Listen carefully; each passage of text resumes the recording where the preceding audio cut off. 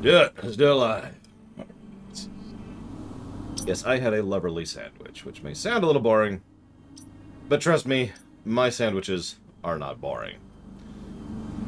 So, I want to show off something. This is what's pulling this map away from 3 positives. Look at this, right? Cool. You know what would make this substantially better? If this was a toggle. If you could just do this as a mode, and it just stays that way forever. Or maybe you could have a toggle for all pickups. Or, you know, all walls, for example. Might be another thing, right? You're like, hey, I want to see where all the beam doors are. Right? Like I said, it's what we were talking about earlier. Proper filters for this would bump this up to a 3 positive map and make this absolutely amazing. As is, it is still a good map. I just wanted to comment on that because I was looking through this manually, trying to find what I've missed on this area. And, you know, I like to say, am I missing any of these? No. But, like, you can do this. And this is why it's like, it's still good despite not being perfect, because you can see there are 2 missiles that I'm missing. That one right there and that one right there. So, there you go, right? Anyways. Don't do it, Peregrine. Don't give in to the Linux side. Okay, so... let's go get that one first and foremost. Anyways, hello, who we got here? We got Walker, we got Mr. Red, we got McKay. Probably very bored watching me by now. We got Peregrine, Nerazaz, Dream Whisperer, Nemesis, Asinius, and no Rax. Very sad. And Loner!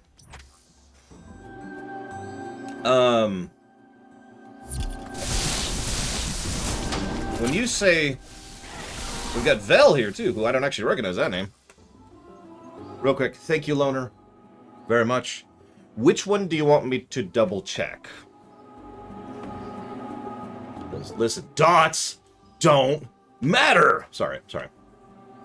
Farscape reference. And Dusk. Dusk is here, too. Where's Loner's name? There we go.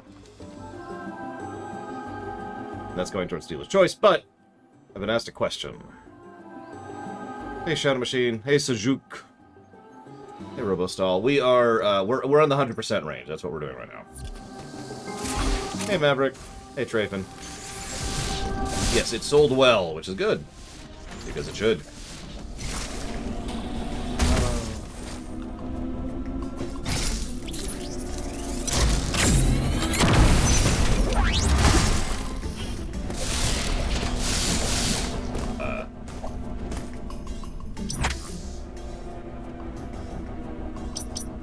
What?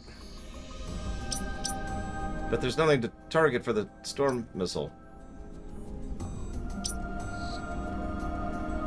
But hold on. Let's finish the loop here really quick. Not dealing with you. Don't have time for you.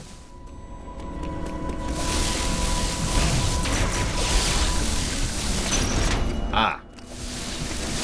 Gotcha. Oh, that's cute. Okay. Well, that's cool. That's not as bad as I thought it was. It's okay. We'll never ruminate on it, Spartan. Literally never. But someday we might streaminate on it.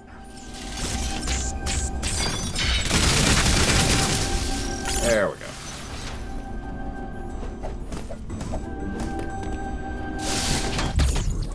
One down. Well, I feel like I just said this, Korkov, but I don't mind repeating myself. I had one of my not famous at all, but extremely excellent sandwiches. And so let's see. Today was a bit of honeyed ham. I honey them myself, so I don't get the store-bought honey ham. I just get ham. Sodium light ham. Let them sit in honey for a while, overnight in this case. And then, so I get like a couple of layers of a slice of ham. Then I put a slice of baby Swiss in the middle. Then another slice of ham. Then another slice of baby Swiss. Then 2 more slices of the ham. Hang on, is this... This is... yeah, no, this works, I think. Then, let's see, so we have some... Oh, what's that called? Maverick, what's the name of that really nice bread at Publix that you like, and I also happen to like?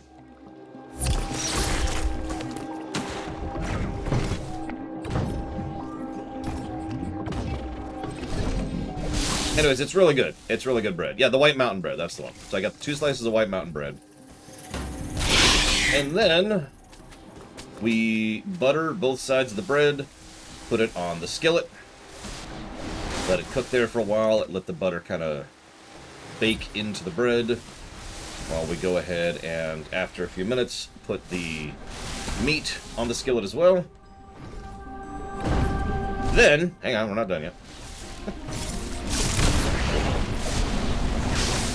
We go ahead and fry up an egg, and then we add some Grey Poupon, a bit of shredded lettuce, some diced up tomatoes, a few sliced and crisp onions. They have to be crisp. It's extremely important.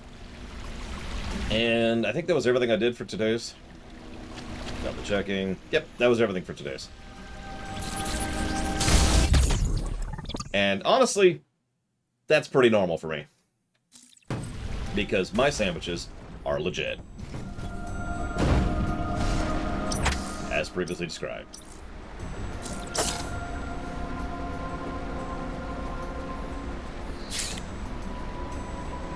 Sweet, Asinius. I do love being alive. I would like to be alive, too, but, you know, that's a little more difficult, right? Oh, it only takes, like, 10 minutes total, and most of that is just with stuff just sitting on the skillet cooking. I think I've said this before, but I'm sure plenty of people haven't heard me say this before. For the longest time, I assumed I was an anti-sandwich person, or that I didn't like sandwiches. And no, it was just that I didn't like whatever you're probably thinking of when you think of the word sandwich.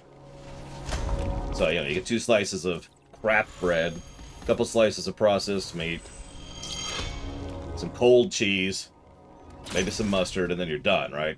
No, that's junk. That's awful. Ugh, throw it out. Done with it.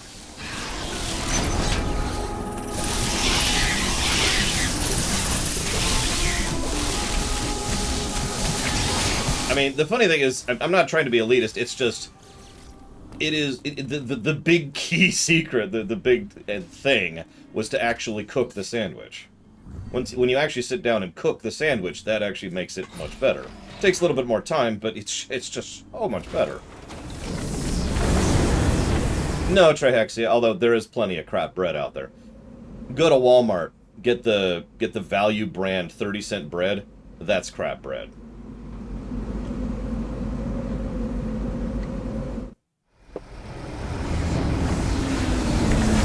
I also don't like rye, but that's because of chemistry.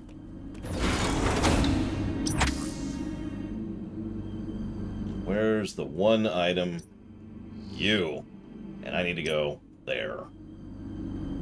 So it's going to be a bit of a trip to get one item, but whatever.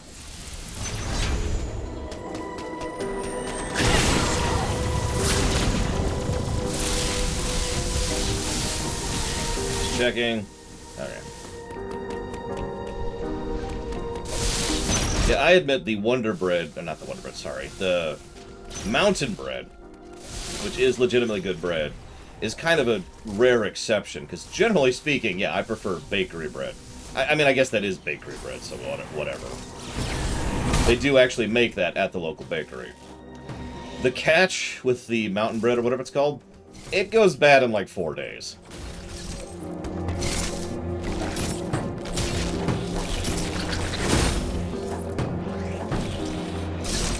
Yes, Trihexia. Otherwise, we'd have beat the game already. I'll tell you what, Robostall. We'll let you live this time, if you happen to like sushi.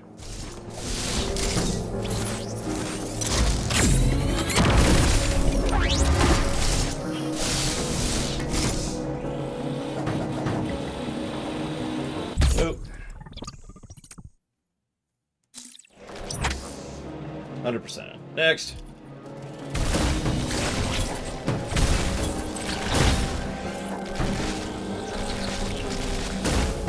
I need to identify. What was that place that had that hell jump from hell? The one that I want to do the least. Yes, this game is getting the sushi tag. Yeah, the mega death shine spark that I failed at several times in a row. like 10 solid minutes. There, thank you.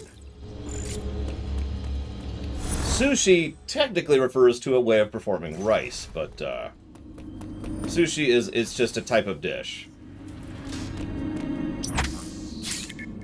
Yeah, I'm gonna need to figure out a way to refill my power bombs. Hello, MJR. Listen, sushi's legit, that's all I'm saying.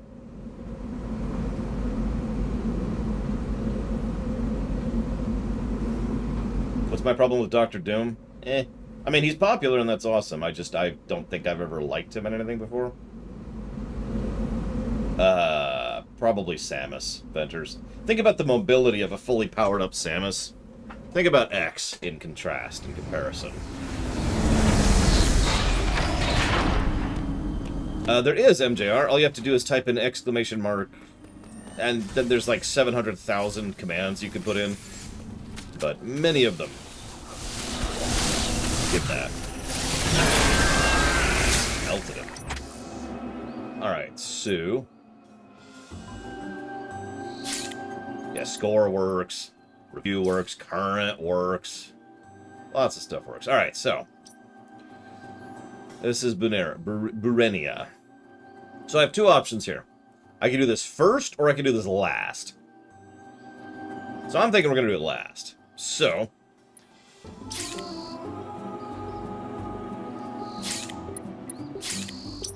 I still can't teleport through teleporter. What am I missing on teleporters?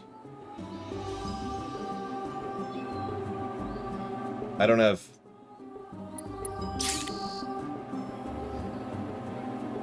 that. I haven't accessed the Cyan teleporter yet. Probably from that. But yeah, that's what I was thinking. I'll do it last, and then I have the option to not do it. So I want to go to Dairon. Actually, I want to go to Ferenia. Which is, up from here. No? Where the hell am I? Nope, I'm right. Up. Yeah. Okay.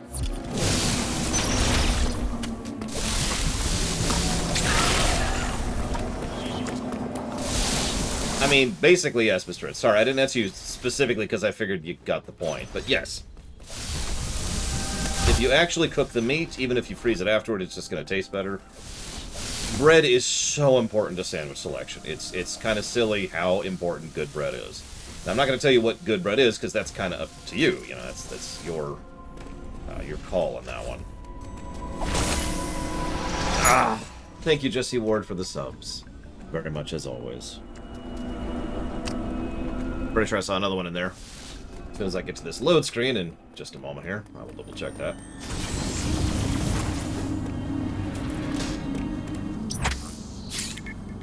As soon as you start adding something to it, Robostone. Yeah, I agree with Walker. When you start actually having good bread, that's when you start making a good sandwich. Pretty much step one. I swear... hang on. There you are, there you are. Well, I don't do bologna. Blah. Blah. Blah. Blah. Is my response to bologna.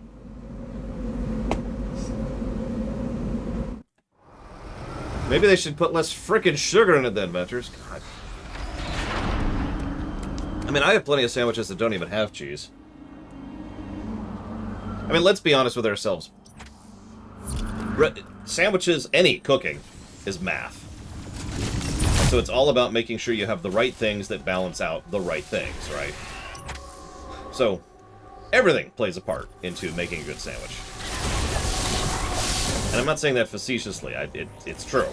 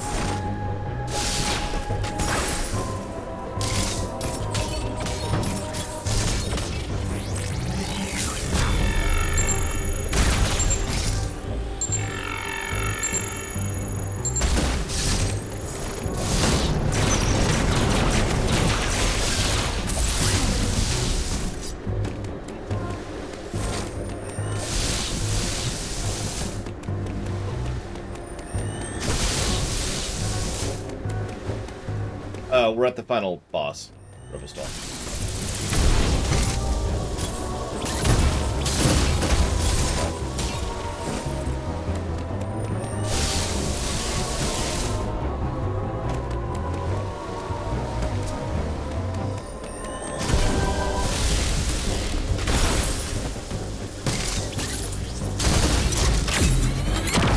Well, that didn't do what I wanted to do.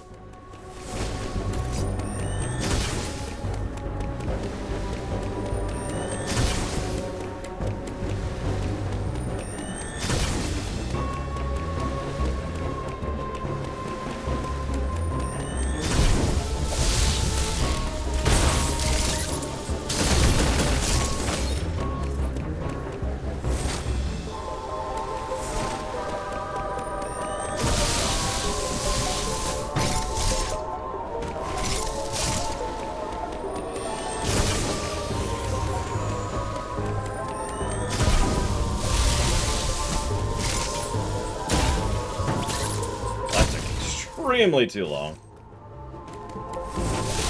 God, I hope not Trihexia. That'd be just ridiculous.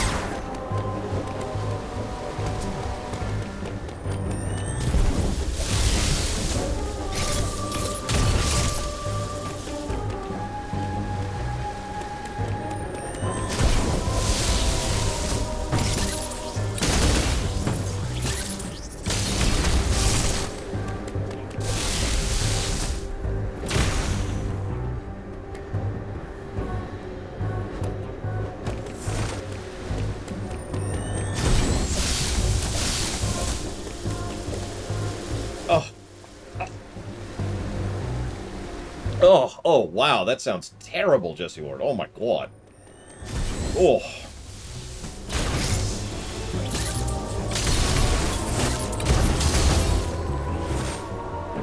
I don't know how to do this. I actually don't know how to do this, because I can't get here in time.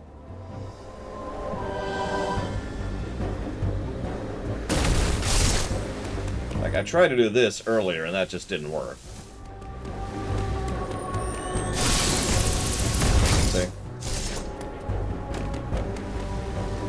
Probably not Trihexia. If I ever get to the point where I can do that, I'm not doing that on YouTube.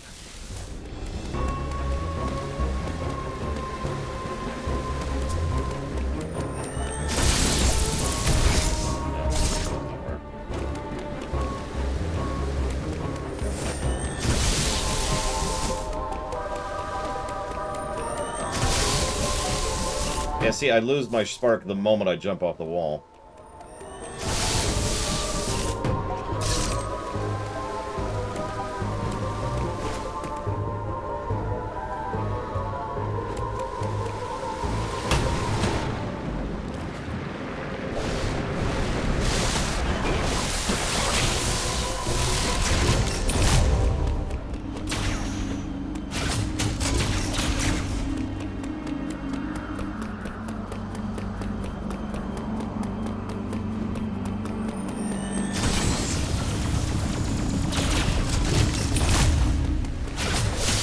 That didn't work.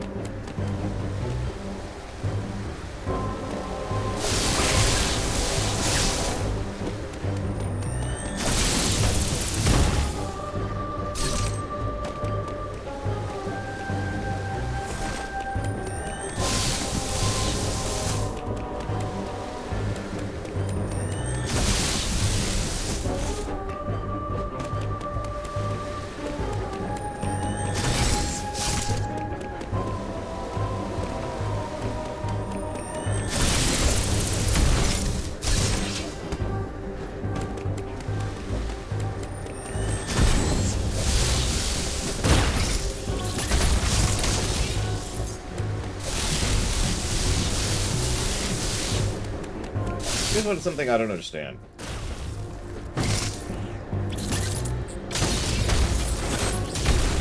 Apparently, I also don't understand how to make that jump. Hang on.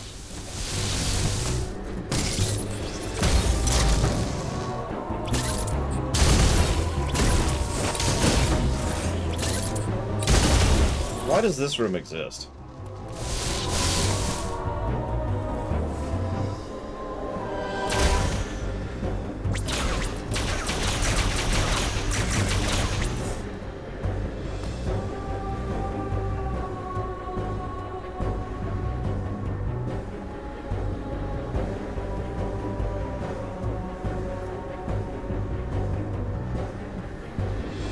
For the slide. That makes absolutely no sense whatsoever.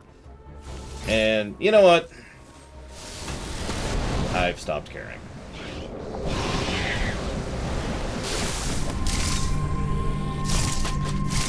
Let's see. So I need to get that one.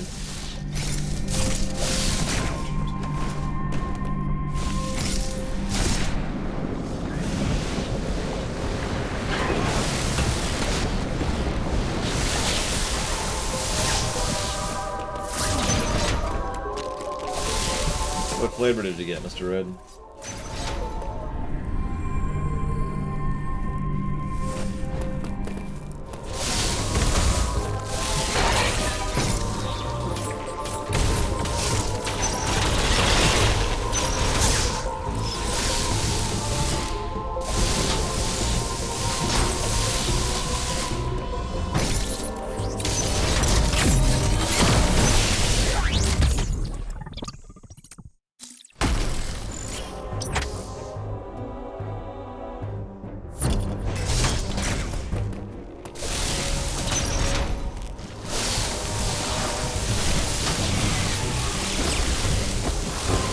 Remember this? We saw this one like, God, forever ago. Very early on in the playthrough.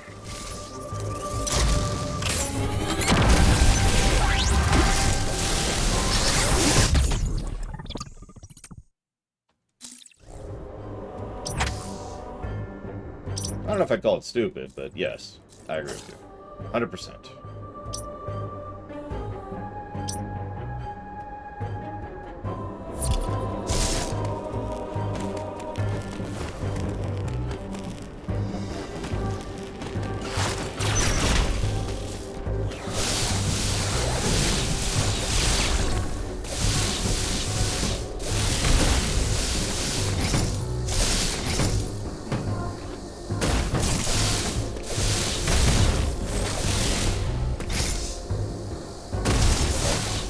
That's cool too. There you go. No, no. Sure, Trayfin. I'm probably not going to look at it, to be completely honest with you.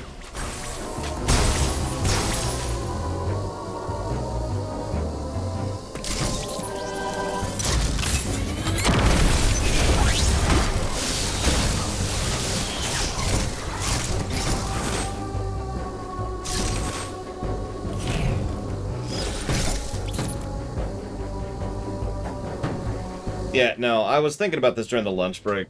100% in games is nice, but I've got other things to do with my time. And just trying to do a trick over and over and over is just not... It's not good, efficient. It's... I can't even use words right now. It's not valuable expenditure of time. There we go, that's what I want to say.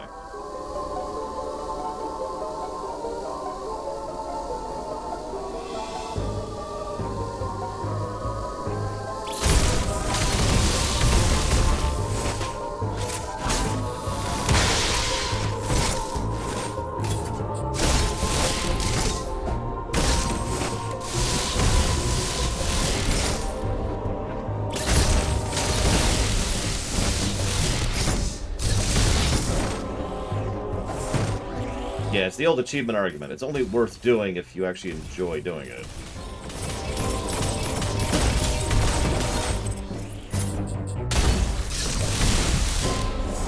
We're on the last boss, hard-boiled one. We're just getting 100%ing. Or rather, 98-ish percenting. Something like that.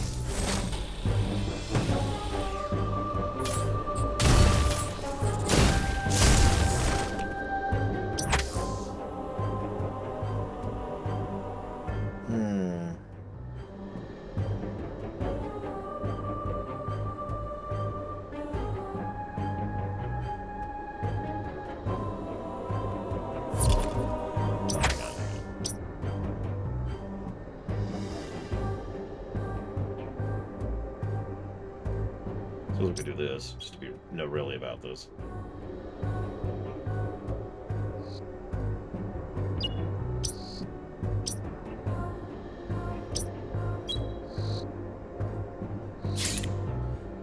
Wrong button. Oh, that's the one I was just failing at. Right.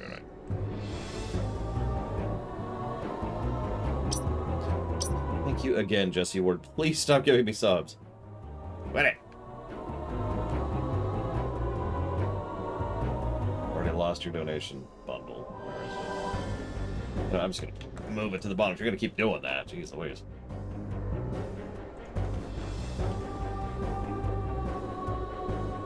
Yes. That's a good example of games that are usually not fun to 100%. Like, I have 100%ed several Final Fantasies. In fact, I've 100%ed most Final Fantasies. And that's not a statement of pride. More like, what the hell was I doing and why am I so stupid?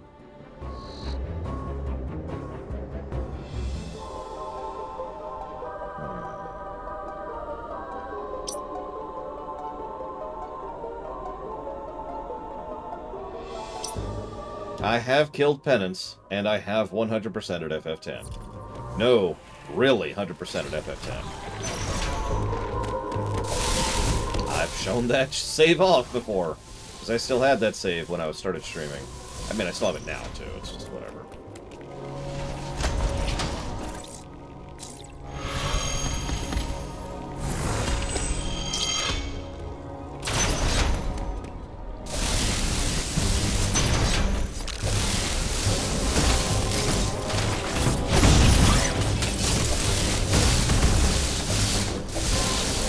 I completely rewrote the entire sphere grid, Mr. Red.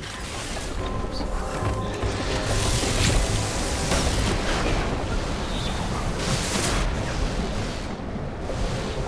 Yeah. So everyone had 99,999.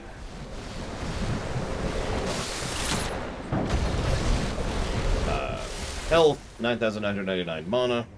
And 999 of all stats. Spirit power up this time around?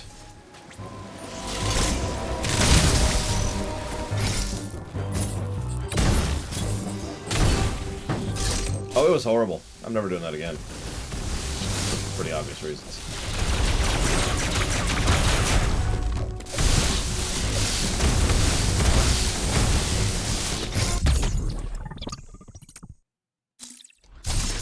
Funny is you actually have to plan it out too. In addition to the ludicrous amount of time and effort that takes, you have to actually plan out which slot goes where, because you actually don't have enough. I'm saying this wrong. You essentially just have enough slots, enough spaces that you can overwrite in the grid in order to max out all stats and have like a little bit left over.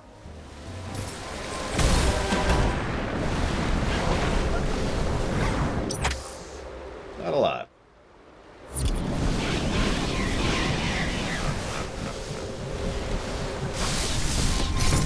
Yeah, you have to optimally place, exactly right. And,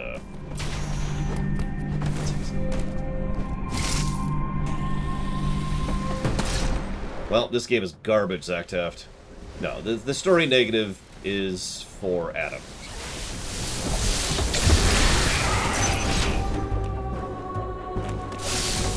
Yeah, you have to take into account optimal placement, you have to grind up your stats on Omega, and grind up gear on Omega, and then grind up items to improve your gear in Omega, in order to be able to start grinding. No, I'm not making that up.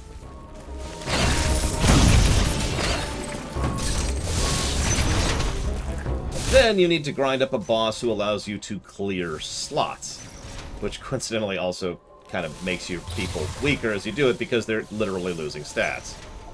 Then you have to grind up the thing in order to allow you to replace those in general. Then you need to grind up a thing in order to, several things actually, in order to replace them, in order to actually replace them with the improved things. Of course I do, Zactef. No. Well, actually, I think the Super Metroid run is on YouTube, but I think it's the only one. Well, at the very least, we should unlock this, so... Also, if you check the Polemic Day stream, you'll see a run of Super Metroid as well.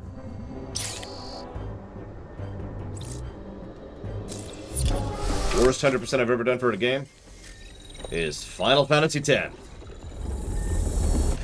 Did I mention that in order to even start the process of grinding, in addition to grinding up levels and items, and then items to improve the items, you also have to run around and capture 10 of every enemy in the entire freaking game, and then defeat the enemies that those unlock, and then capture forwards, and then unlock those bosses. And just, oh, God, it's absolutely ludicrous. Alright, so I am trapped forever. Never to return. Oh, that sucks. But wait!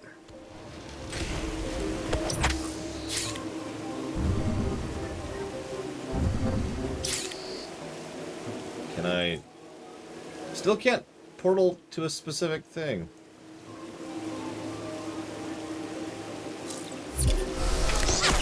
Question mark. Is there another portal I'm missing?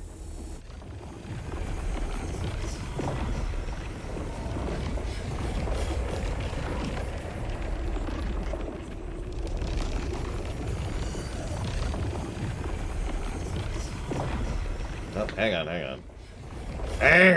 on. Let's figure out what the hell's going on here.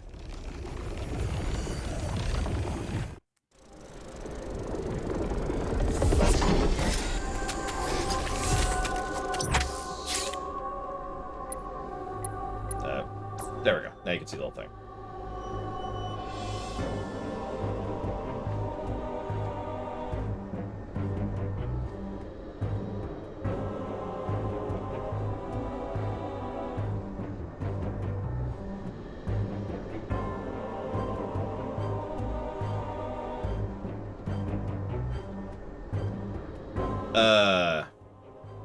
Improvements is a bit of a strong word, Noel, but there are certainly minute changes.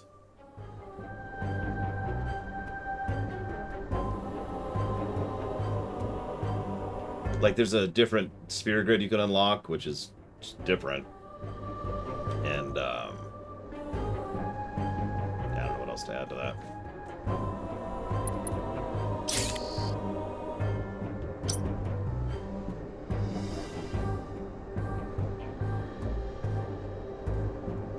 What over here?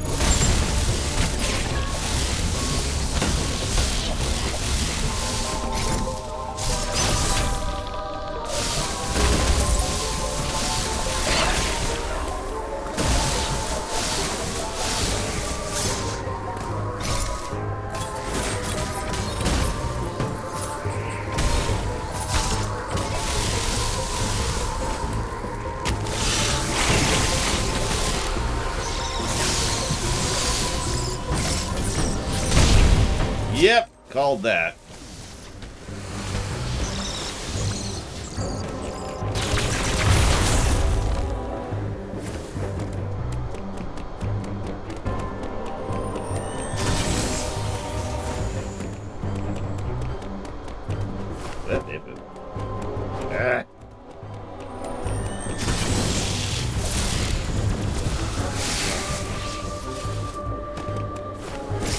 I'm gonna give this like 3 tries, then I'm gonna give up on it. Just so you know.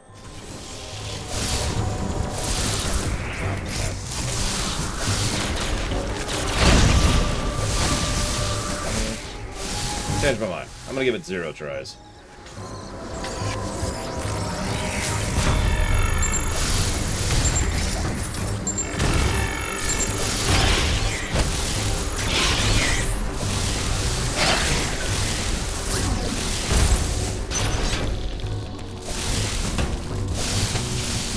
Sorry, I don't mean to sound negative, it's just I've kind of lost interest. Especially given how absolutely aggravating it is to speed charge in general in this game.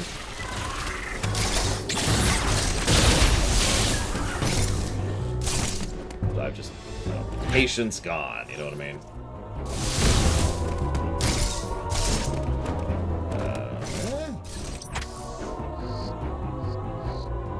Oh, it's up. What the hell was that? Oh, okay, I don't know.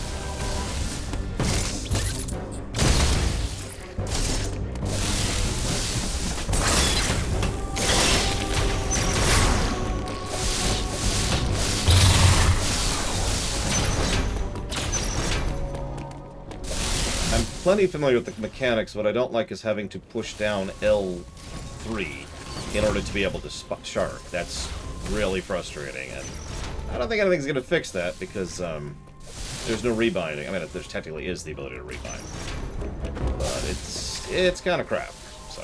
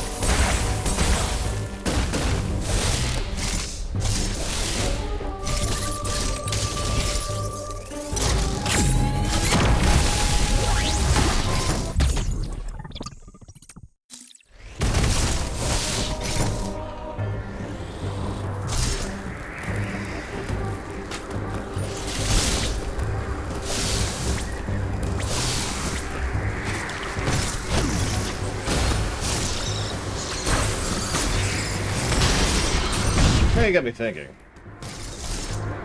How would I rebind it if the option existed? Which obviously doesn't. But...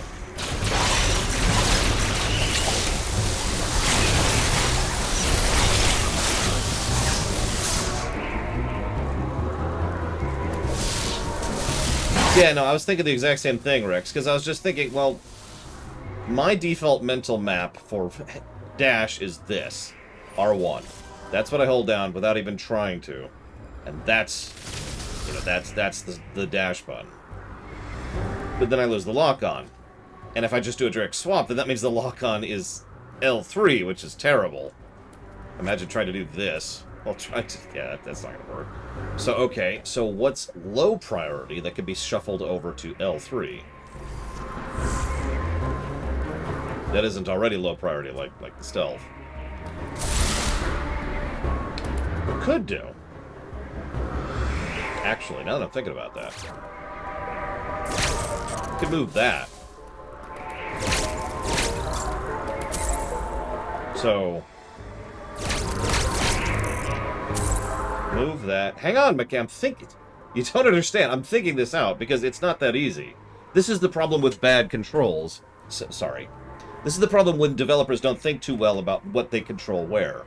Is because you can't, it's not just a matter of rebinding. You have to fix what is where.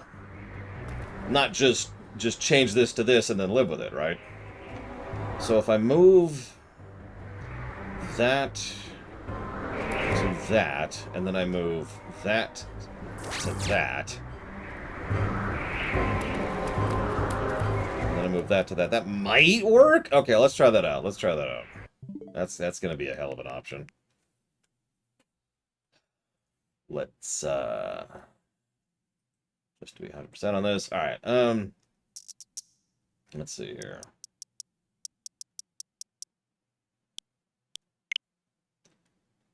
Okay, so I need this, which isn't even on here. There it is. Okay, I was gonna say, McKay. Bear with me, man. Come on. Okay. So let's move that to that. No. That. Okay. And then let's move... I gotta get to the other controller. Hang on. Yeah, that's great. That's great. And then let's move... Jeez, this is gonna mess with some things. Okay. So I need that to be that. And then I'm gonna need that to take over that. That sounds about right. Nope, that's apparently wrong.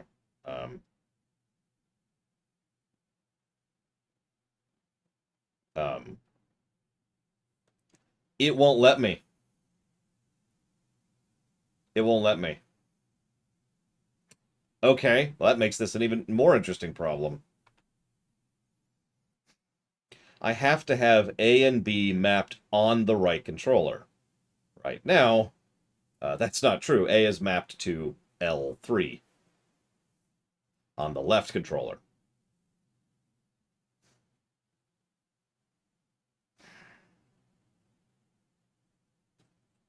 So how the hell do I get A onto the right controller? I guess, okay, so... okay, so let's do R3 as A. Just actually pretty unideal, but it's at least possible. Yep, there we go. And then let's go back to the other controller. Oh, God. Oh, God. Oh, God, that's so terrible. Oh, Jesus. Okay. And then let's unbind L3. Just leave it as left stick, I guess.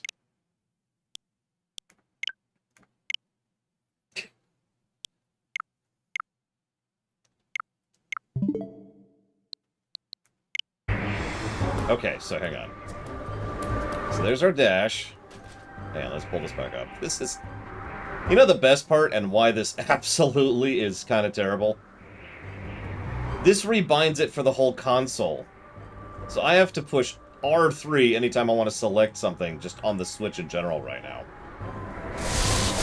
Okay, so there's our dash. There's our charge, which that's okay. And that's just... that. I mean, that works-ish, I guess? Okay, sure. Okay, let's go ahead and make an actual attempt at this now that we have slightly different controls. Yeah, no kidding, McCade. Okay, so... Okay, so I can make it up here. So, okay, let me think about this. So I can make it up to here, no problem. But I cannot progress past this point.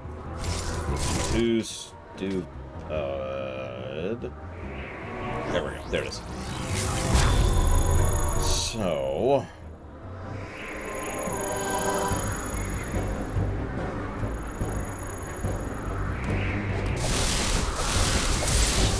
Yeah, I think you're right. I think I have to store here instead of trying to do this. Hey, Deckfish, I'm glad you liked it. And I'm glad you liked the film, too, because it's a great film. Okay, so this...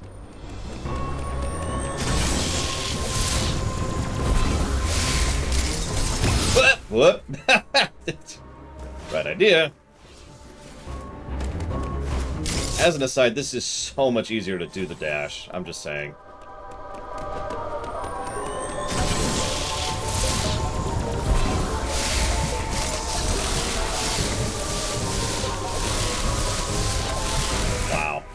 Okay.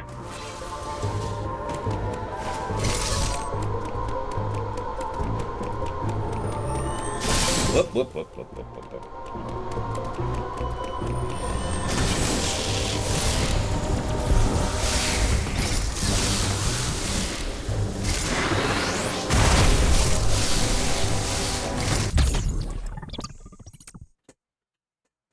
No, the specific problem is and it actually gave me a pop-up for this. A and B both have to be mapped just to the right controller. So B and A both have to be on the right controller, regardless of all other configurations. There's probably something equivalent for left, I just didn't run into that. Yeah, it's a weird limitation. That's why I was like, huh? Like I said, there's a specific pop-up that's like, hey. And it would not let me save the profile.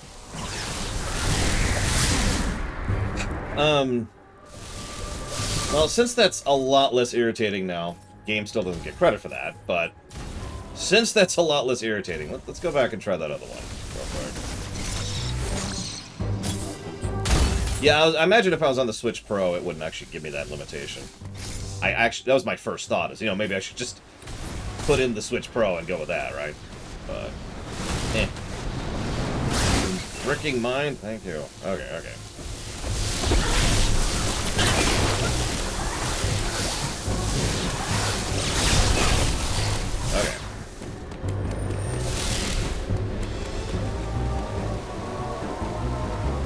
Right, I'm still not actually sure what I'm supposed to do here, so...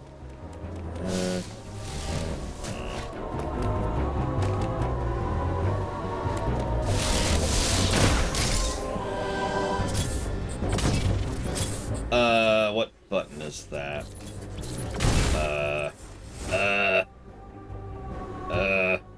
What's my R right now? Is this R? Nope. What's R? That's not R. A is R. So I have to hit A and Y at the same time.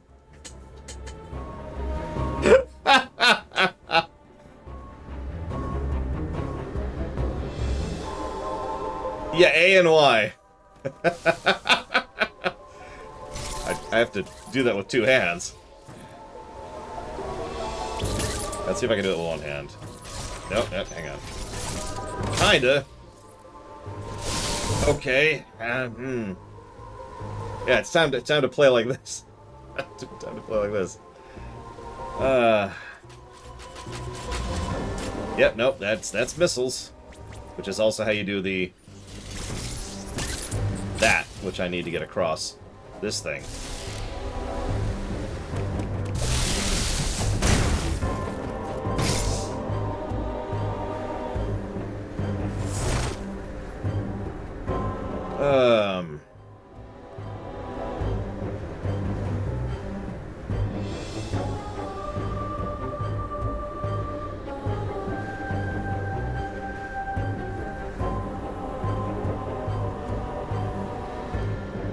The biggest problem I'm running into, and maybe someone could just tell me how incredibly stupid I am, I can't figure out how I'm supposed to do... Hang on. That quickly enough while retaining my charge. Damn it, Jesse Ward. Stop. That just takes too long, and it's easy to screw up, as I just pointed out. Not blowing up the things, getting across, specifically. Like that.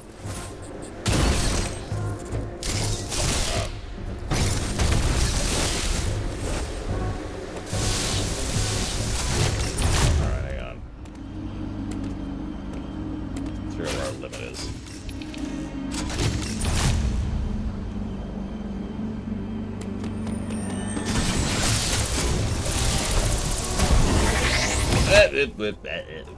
Hello. Hang on. Let's give up on this. That's just... Oh god, what's the A button? Hang on. Let's fix this. Let's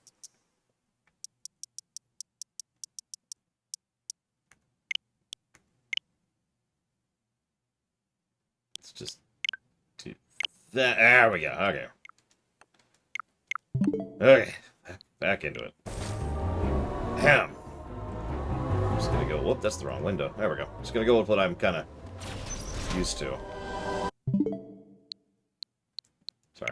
Testing the audio. Don't mind me. Making sure we haven't had any desyncs.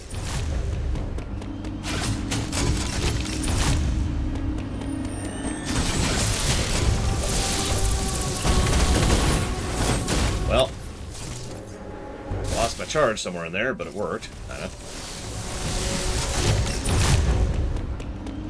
Yeah, damn right.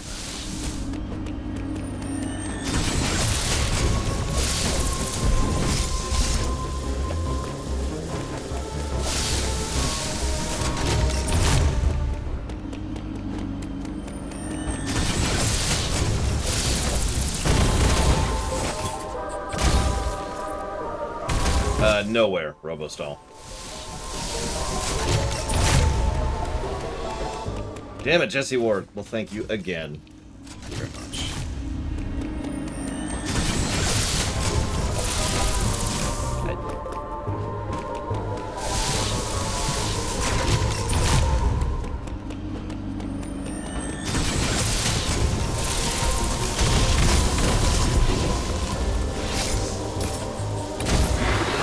There. No, I didn't, Zactaf. Yeah. Look, Revan's got a lot to do, okay? Kind of bored, you know? It's hard being a mega genius. Okay, where the hell was I? Oh, right, I'm actually almost done with Frenia. Woo! Okay, so... what am I missing? Other than a teleporter at some point. Oh my god, my nose! Okay, there we go.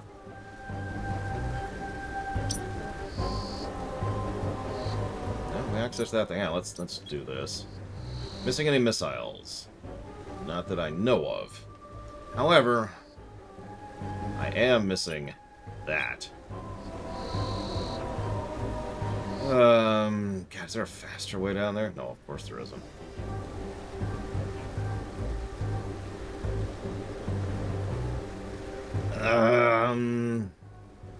That's not it. Well, no, that is still a bit of a trip. Okay, let's do this. Hang on.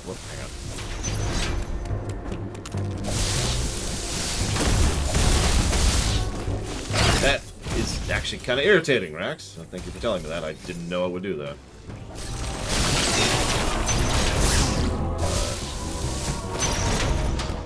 I suppose I should save after that.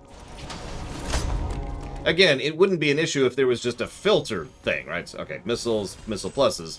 Done, right? You just turn on both and you're good with it. I wonder if they'll patch that in, because, I mean, clearly the functionality is in the game, right? Like, we can access the filter. It's there. The hard part is done. All we're asking for is a slightly different accessibility to that. Consequently, if they patch in rebindable controls, that will be something I will be rather pleased with. I should get rid of that. I don't need that anymore. Is this right?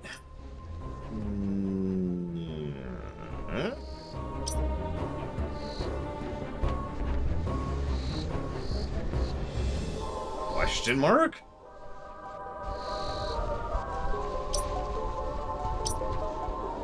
Anyways, this is not the way to go, but...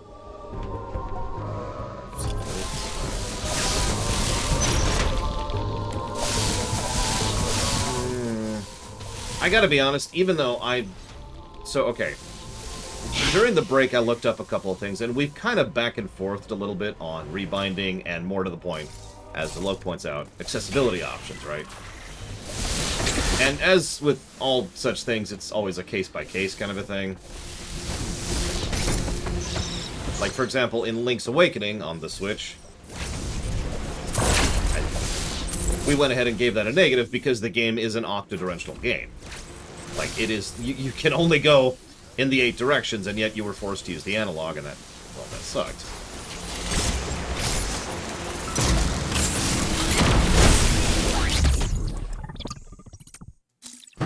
See, that was pretty cut and dry, for example. Here, I don't know, I'm torn. What do we think? And I'm just going to open up the floor. What do we think? Because, to be clear, I don't think the lack of accessibility options, the lack of rebinding is a good thing. The question is it a bad thing? Oh, 100%. Holy crap. What's this, then? I need to know what that is. I need to know this.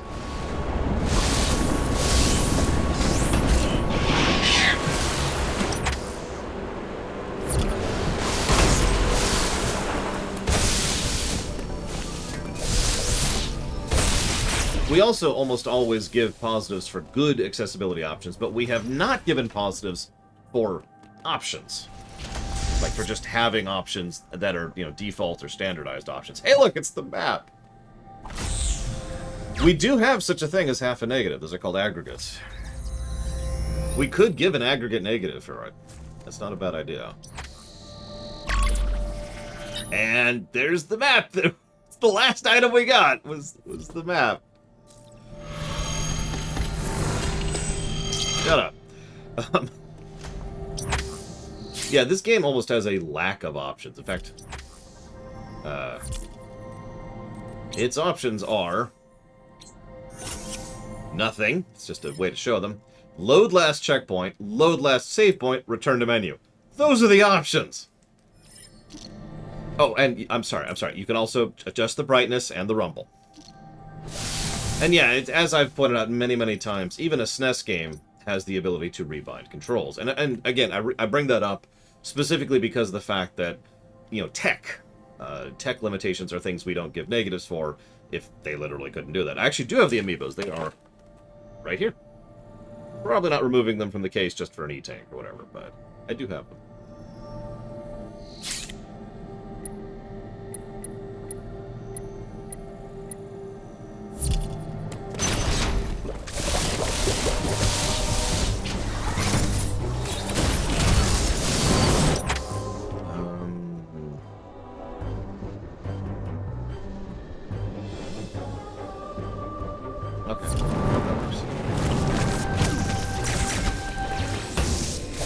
It honestly wouldn't surprise me, Rex, because I know that there are people who have, developers who've spoken about how they don't add rebind options to PS4 games specifically, because you could just rebind controls on the PS4. And as with you, I kind of don't think that's, you know, I don't think that's a good excuse. You know, I don't think that's acceptable reasoning. Super Metroid does in fact have in-game rebind. Hey, remember this jump puzzle? Yeah, that one. I mean, Star Fox has rebind too, to go to another SNES title. I don't think the NES had rebinding. So, like, for example, if we were reviewing a NES game, we probably wouldn't give a negative for lack of rebindings because it's the NES. Also, there's only, like, a grand total of 4 buttons anyways, but point remaining. And yeah, by the way, I've always found it interesting, anybody who plays Super Metroid regularly, what's your control setup? Because we all do something different. Like, every one of us does something different. So for me, R is dash, I put shoot on Y, jump is B, X is deselect, L is up left. Or sorry, X is select, L is up left. And I think A is deselect. That's my setup. My crazy, crazy setup.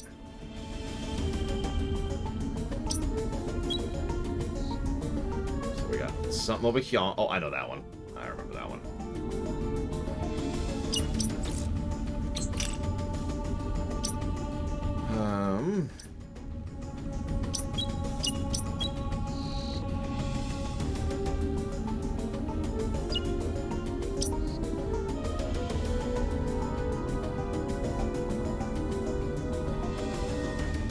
Maybe Dream Whisperer, especially if they didn't actually affect everything. Like, you know, like they do on this one. What's A again?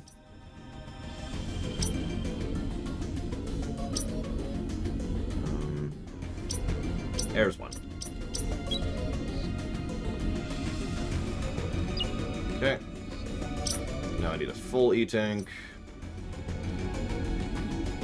Of course, I need to get rid of that, because I'm pretty sure we got that. Power bombs. Okay.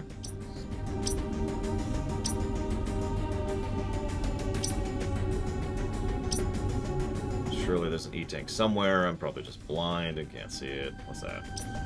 Oh, hello. Oh, yeah, there's that, which I still need to get. And there's probably... Yep, there it is. I remember that one. And, that little thing.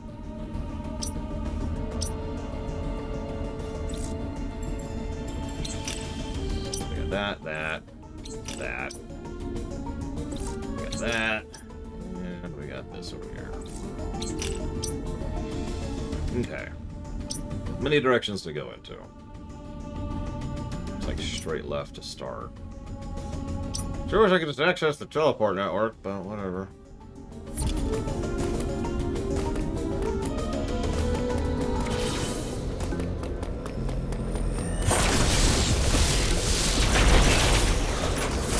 I can't remember if it was Super Metroid or Mega Man X, which was the first game I rebound dash to R.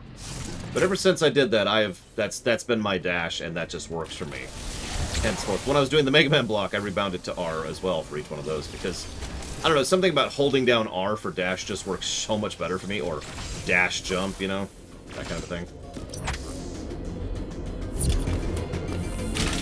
Substantially easier on the hands, let me tell you what.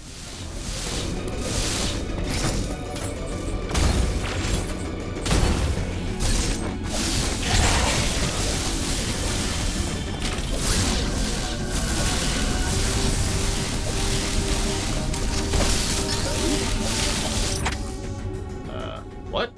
Is that not? Oh, of course I can. Good exit only.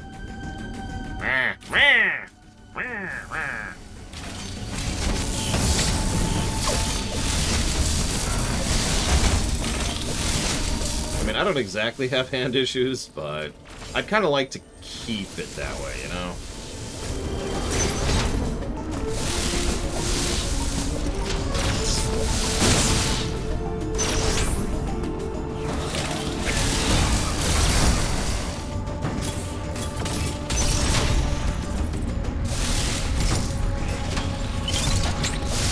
Yeah, dodge on trigger kind of works as well for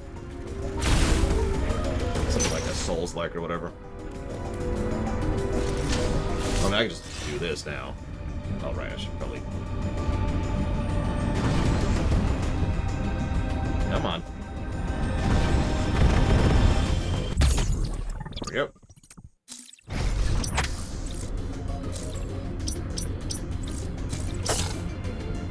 Now, this is an extremely petty complaint, but why do they only allow you to put 6 markers per map? Like, it's not the end of the world, and I rarely need to mark that many things anyways, but why the limitation?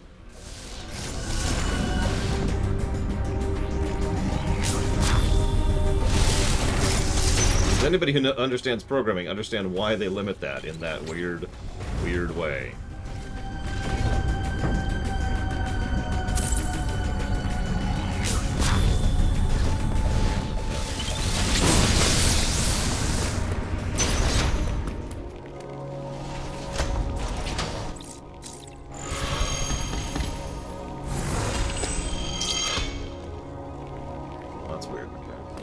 Yeah, like on a Switch game?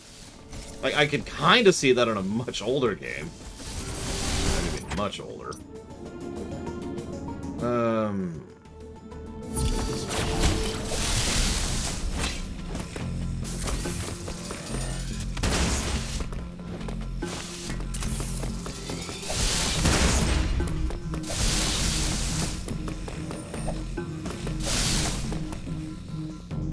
Apparently a potato. No.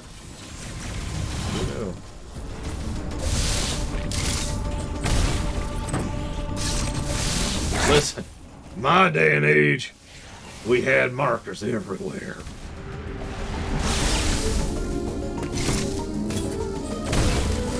Up. All the maps. We used our brains and our pencils. We did it the real way. The American way. Or, I mean, hi, sorry.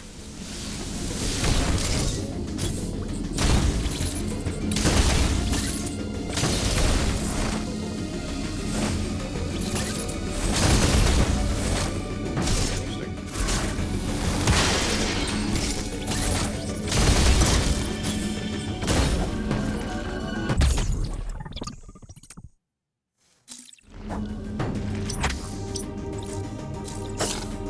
I make fun. I made maps too.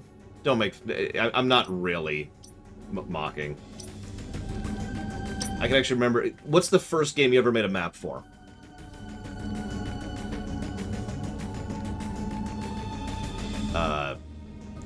Because they became a corporation, Mr. Red. I mean, I could go into a lot more detail than that, but I feel like that says all it needs to.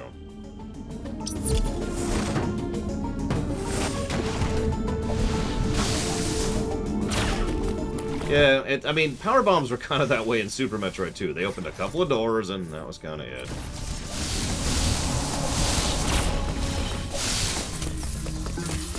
I actually distinctly remember the very first game I ever made hand-drawn maps for, and that's why I was wondering if you guys remembered yours, too. Because you're gonna make fun of me. Oh, absolutely, Zalor. Sorry, I shouldn't say that so dismissively, but yes, the game continues to impress somehow.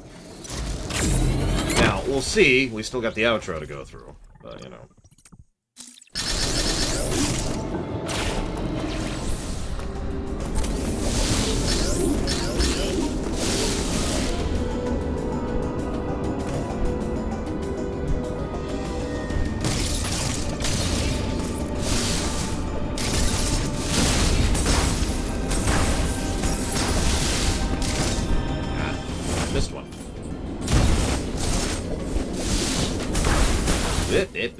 Don't fall off.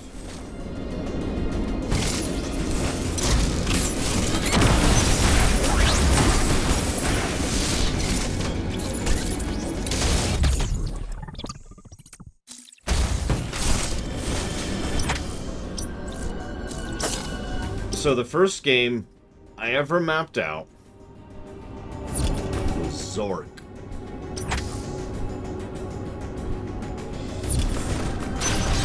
Go ahead, get it out of your system. Make fun.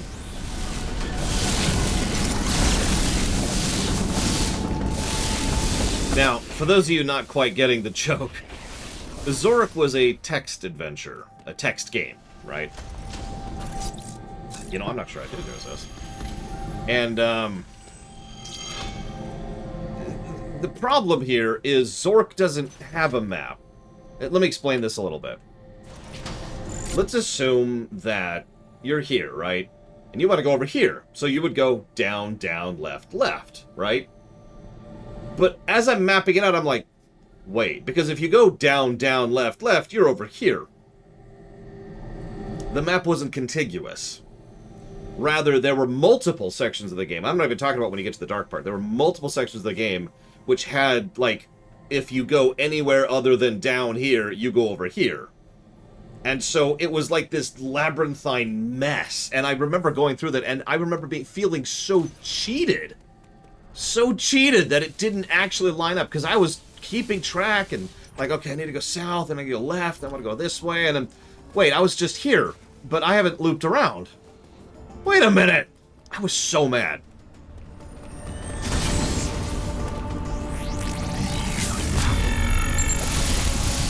So these are, yep, these are speed boosters. Oh, that's okay. That's interesting. Okay.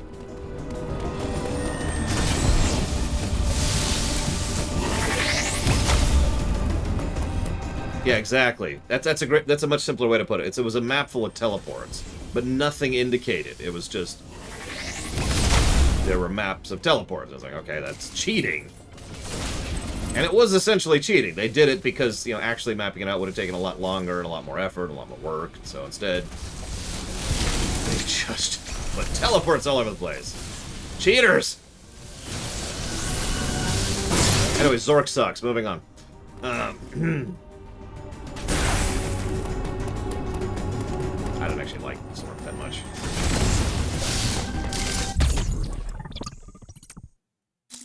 Now, I have played text adventures that are good. Just, you know. Not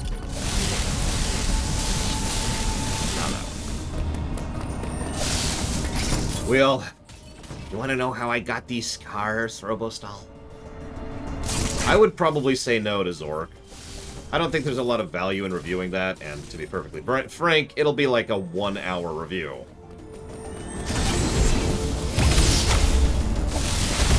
And only that's only because the first 40 minutes will be spent discussing the significance and nature of the behind the scenes.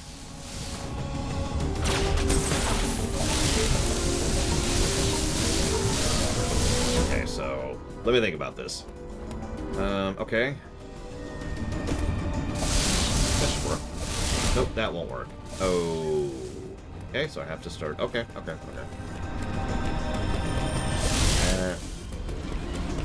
See you around, Trapin.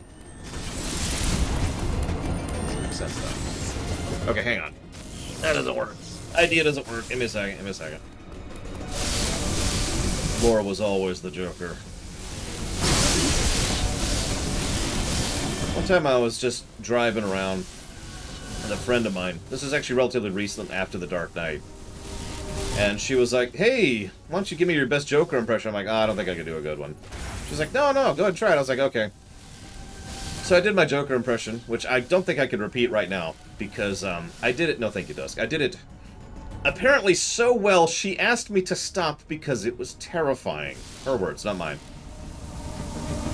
Not sure what I think of that, but anyways.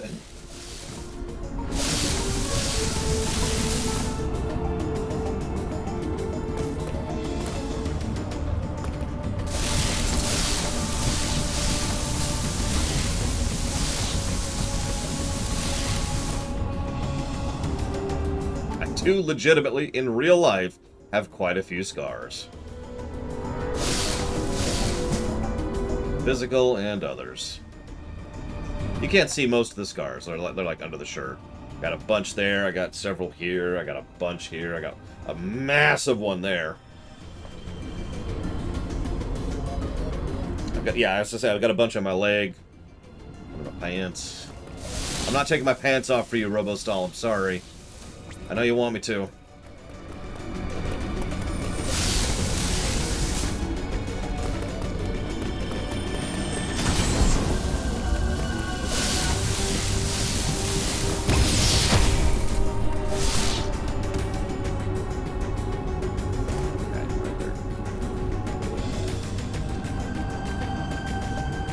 I've also got a scar under my eyebrow. Most people don't see that one. That's one of those boring scars.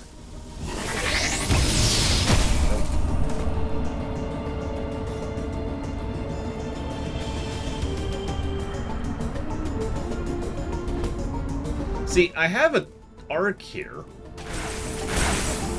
but it doesn't exist. Like, if I could dash from here, like, wonk, and just carry the charge up here, and then about there, and then to about there, and then about there, and then in here. The angle is almost perfect. But, like...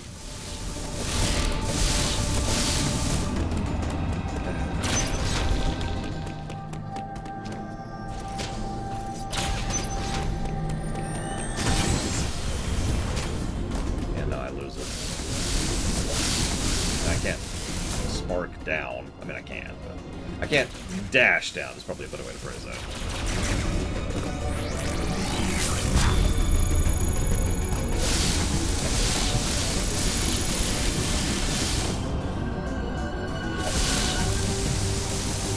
But yeah, the one under my eyebrow is a really boring one. That's just a chickenpox scar.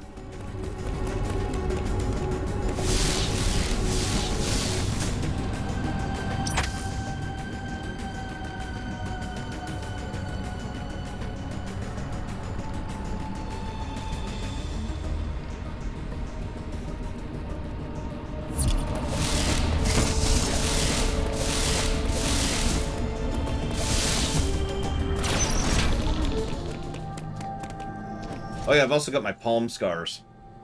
I'm almost embarrassed to admit those ones, but those hurt like hell, let me tell you what.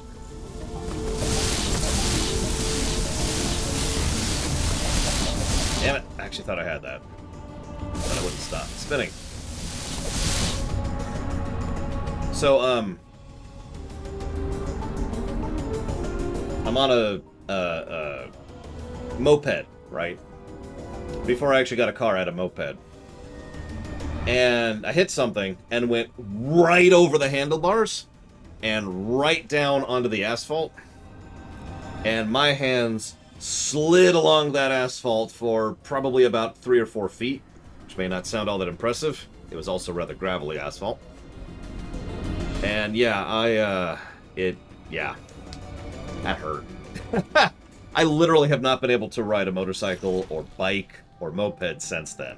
Because every time I get behind behind it, I can literally physically feel what it felt like to go over those handlebars, and it's not a fun sensation.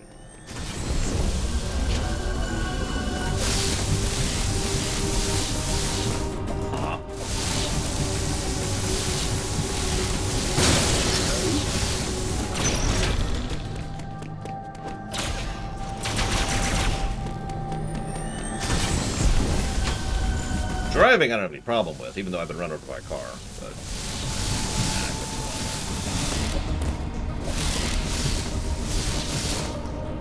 But actually, fun thing. So at that point in time, I already had my desk job, my computer job, where I started doing videos. And let me tell you, one of those weird things they never tell you is when the bottom parts of your palms are mostly exposed, you can't actually rest your hands on the keyboard to type. And so typing gets weird. And then you're like, okay, you kind of adjust to that, and then you have to start using a mouse, which is also weird. I'll go ahead and take a hint, just to not waste any more time. I'm actually out of ideas. I had 3 ideas, none of them worked. What do we got?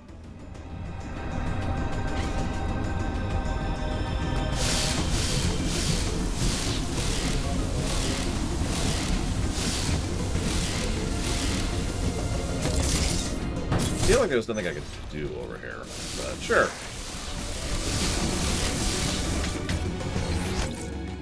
Whoops.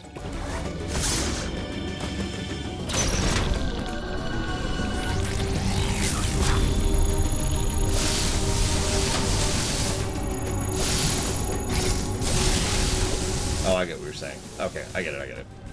I think. I probably don't.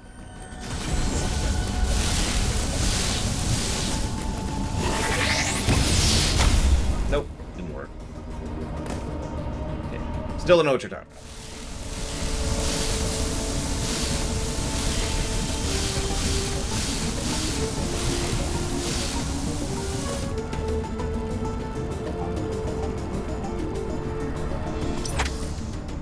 Okay, we can try that. I admit I have no idea how this is going to work, but I'm just going to blindly trust. There's probably something I'm not catching here.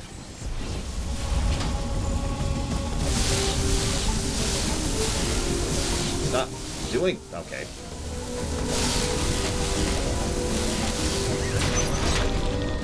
I couldn't stop space jumping.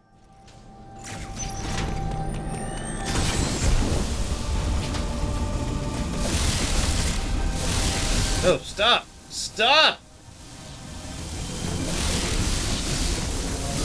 Hang on.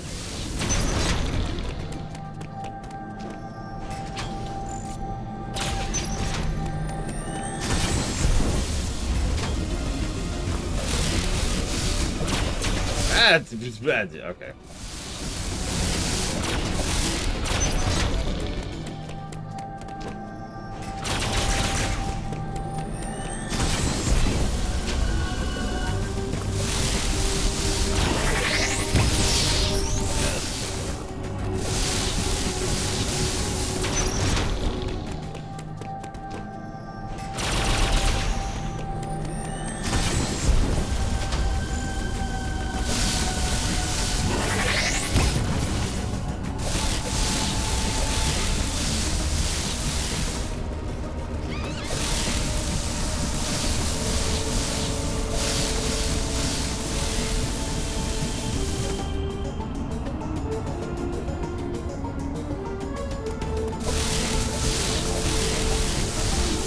Still not seeing what this is supposed to do, to be completely honest, but...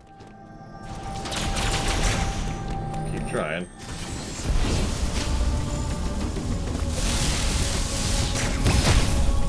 Okay, well, we hit it horizontally. Now what? This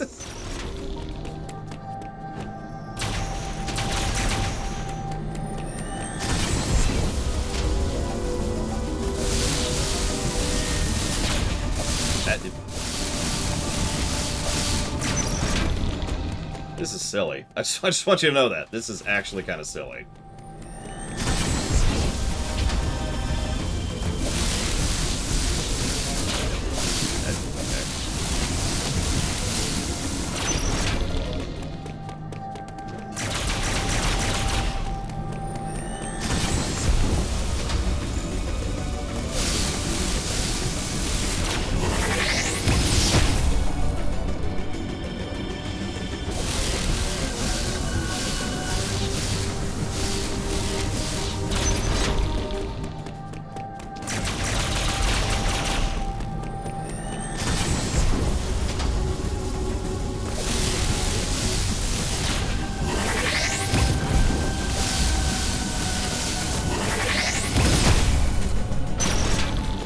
So why do you regain your spark on the ramp? And where do they explain that? We have a category, Zalok, you may be interested in. It's called Information in Game. That, I think, might be a full tilt negative. And by I think, I mean negative to gameplay.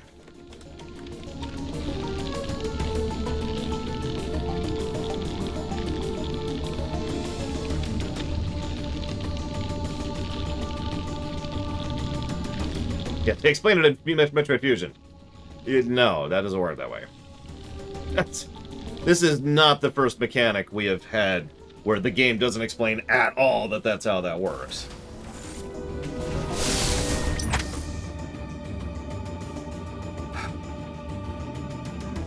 Yeah, honestly, Breath of Fire 3 is a wonderful, fantastic game, but when we come to reviewing that game, the Master System is probably getting the info in-game negative. I've never reviewed Zero Mission, Nero's S, so I have no idea.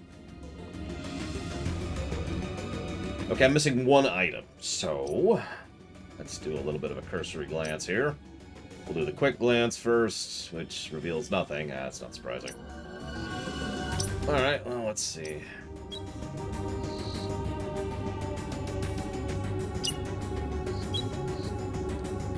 How did I miss that? Yeah, what's funny is Super Metroid actually didn't get that negative because it showed off some of that stuff in that demo screen. That was the defense that game had against that negative.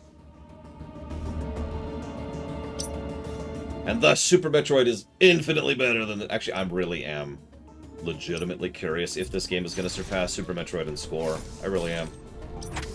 I think it has the potential to. It has a lot of positives, and honestly, not that very many negatives. I don't think it's going to, though. We'll see. We'll see.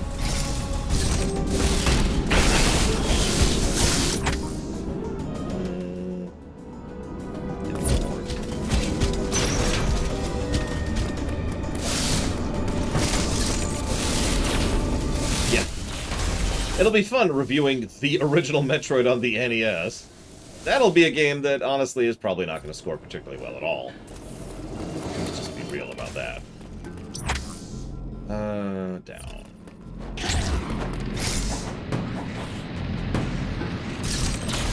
Yeah, we'll see, Justin. I don't know.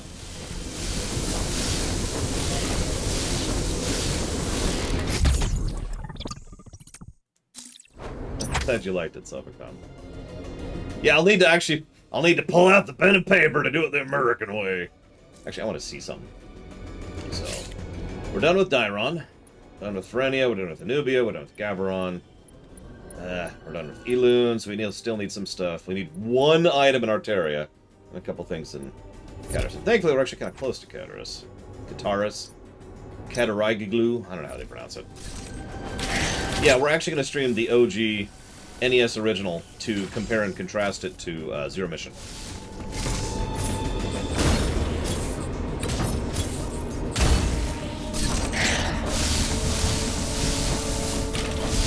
$10 minutes. Wow.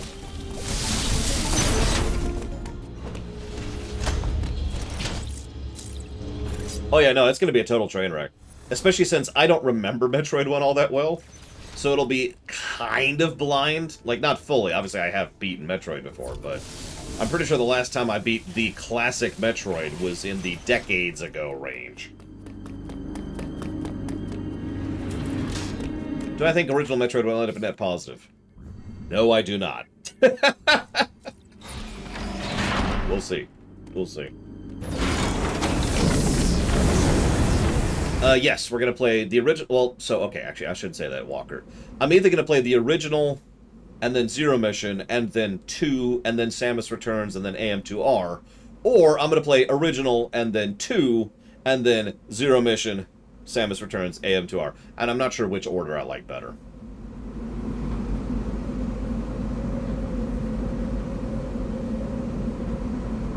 I mean, I will admit, I can actually hear the Metroid... original classic Metroid music in my head right now.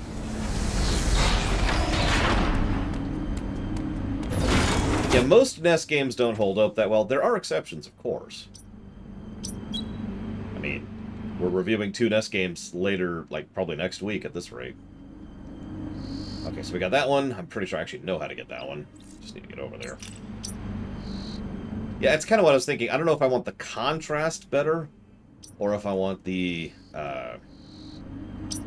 flow of it. I don't know. Yeah, that's true. Mega Man 5 did rate extremely high. In fact, actually, one moment. Mega Man 5 is my 1, 2, 3, 4, 5, 6, 7, 8. 11th highest rated game ever. So, there are NES games that are just that good. And next week we're covering Mario 3. By the way, I am nervous as hell about doing a review of Mario Brothers freaking 3. But we'll see how that goes. Some classics are classics for a reason. Some are not. Well, it's not fair. I mean, they're still classics for a reason. It's just, you know... It's not because they're good. Okay. Okay. Let's just go straight. Haven't I already done this? I haven't. Let's just go straight right. Let's just start with that.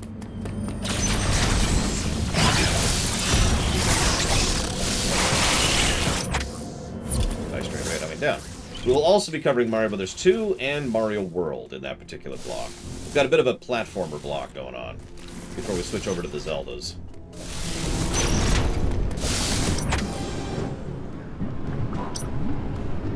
Okay, I do get that. No, Mario Brothers 2, FM Greg. I admittedly have no interest in reviewing Lost Levels, but more to the point, nobody's ever suggested or donated towards Lost Levels. No, this is not a suggestion. I'm not joking. I really have no interest in reviewing Lost Levels. It's a map pack for Mario 1. 2, but yeah.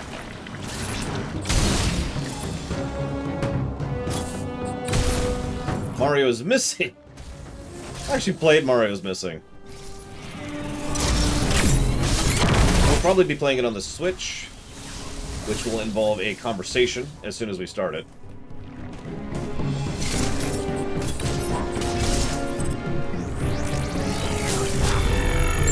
If you're wondering, the conversation will be whether or not we are reviewing the Switch version, because that's kind of going to change the review a little bit.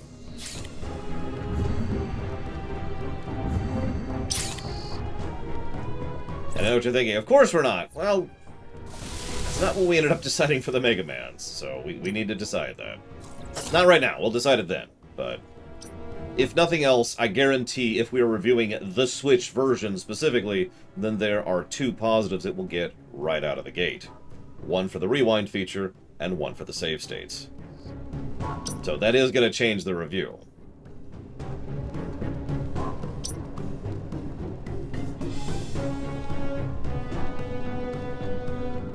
So I'm just thinking.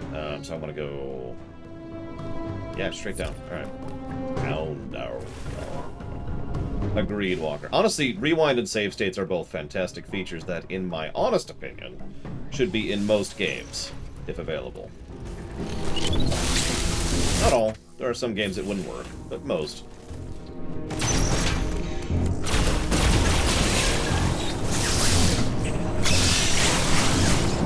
Don't make me show off my Kaizo Mario TAS.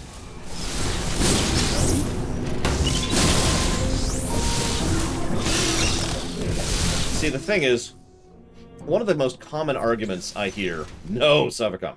One of the most common arguments I hear against doing proper difficulty in a video game, and I mean this legitimately, I don't mean like elitist dicks or assholes or anything like that. No, like an actual argument against proper difficulty.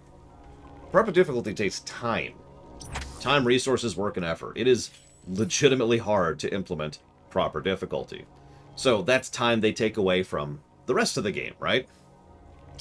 Valid argument. Save states and rewind do not. And that's the funny thing.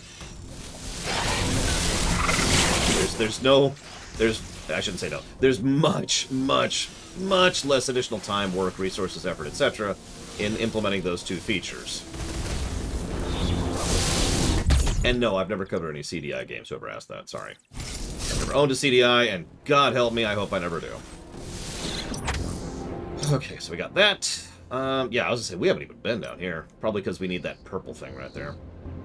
Or over here, I think is actually where we want to be for that.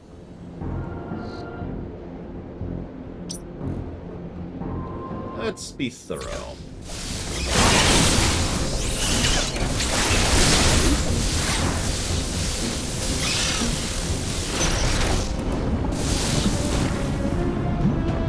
Anything?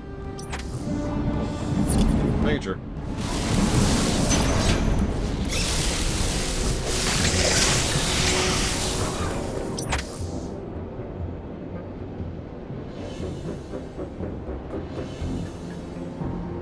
Yeah, no, I guess this is the route, I think.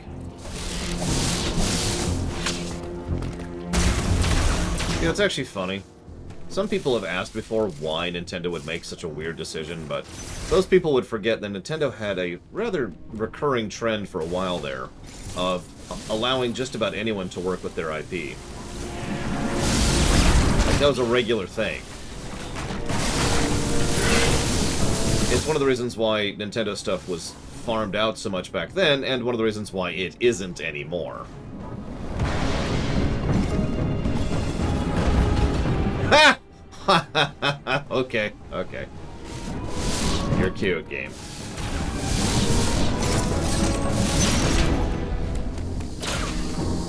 No, that's valid, Rax. Which, again, was the original argument we had for the Mega Man games. And then I was argued down from that, which is fine. It just pushed up several of the Mega Man games up in overall review, because duh.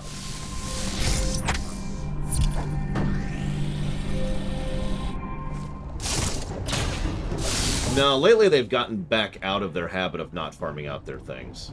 Hey, look, it's Kraid's armor.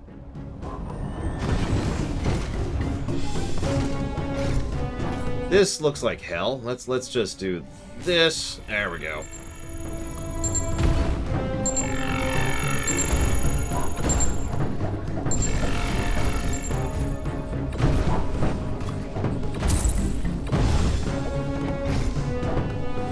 Okay, I take it back. This is nowhere near as bad as the one in Super. Anybody ever play Super Metroid Impossible? Where there's one where you have to do multiple frame-perfect tricks? Or fall and probably die in that particular maze? You know what I'm talking about? Yeah, Mega Man 1 would have been a net negative without the version we were reviewing.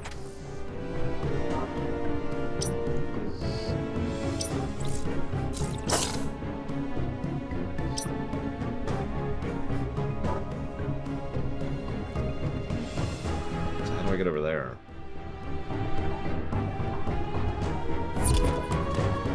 Don't ask that question, I'm just... Sorry. I shouldn't ask a question out loud to myself and presume that you will somehow understand I'm not talking to you, I'm just talking to myself. I sure hope so, Korgoth. I forget if it's on the list or the queue, but it's one of the two.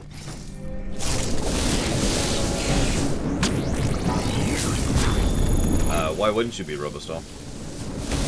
You know, one of the earlier lessons I learned as a kid? You don't have to be good at something to enjoy it.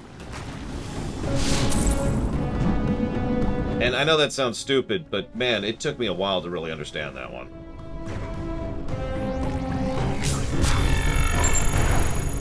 Ah.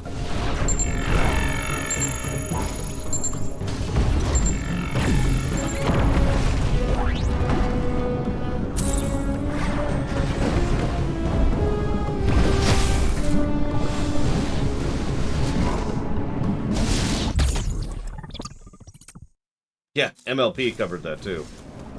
Another way, MLP is awesome. Okay, so I got all this stuff down here. Still need to go get that. I feel like there's something else I'm missing.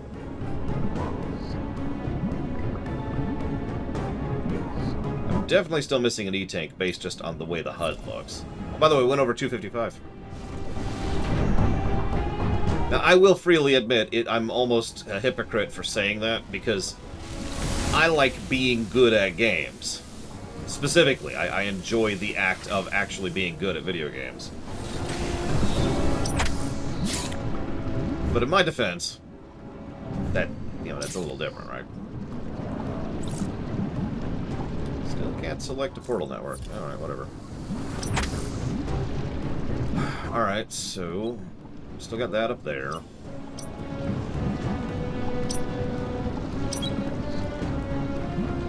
Where else we haven't been yet? But, there it is. I knew there was another one. We'll just put a generic marker there, and a generic marker there. There we go. That's 3. Boom, we're good. Let's do it. Yeah, this is why the map is 2 positives, right here in a nutshell. I'm going the wrong way. Where am I going? This way. Assuming it'll let me. Might not. You know what? You're exactly right, Ross. I may not have beaten all of Bloodborne, but I came damned close. It does not want to let me up there. There we go. And no, Potato. We're going 100%ing first.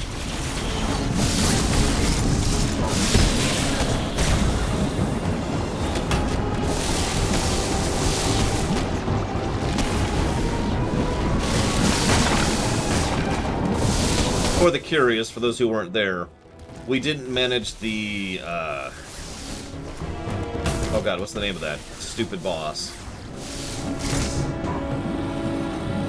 Or, spoiler, we didn't beat stupid boss or spoiler without calling it a friend. Orphan, thank you, we didn't beat Orphan or spoiler. I was gonna say that name, though. Did we use the red teleport? I mean, it looks like we did. So far, I think Ravenbeak is a kind of a non-character.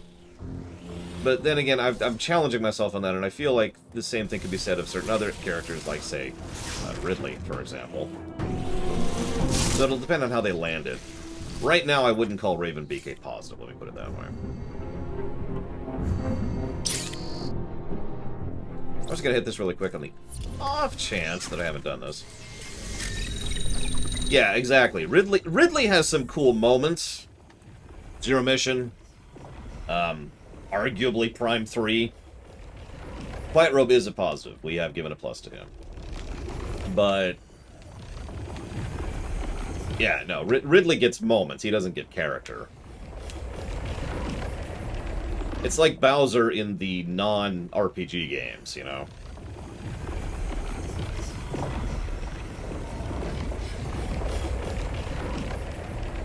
See, I could tell you a terrible joke right now.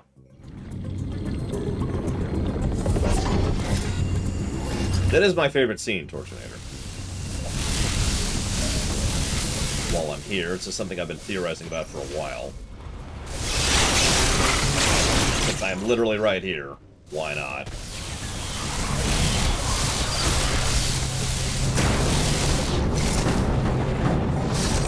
Okay.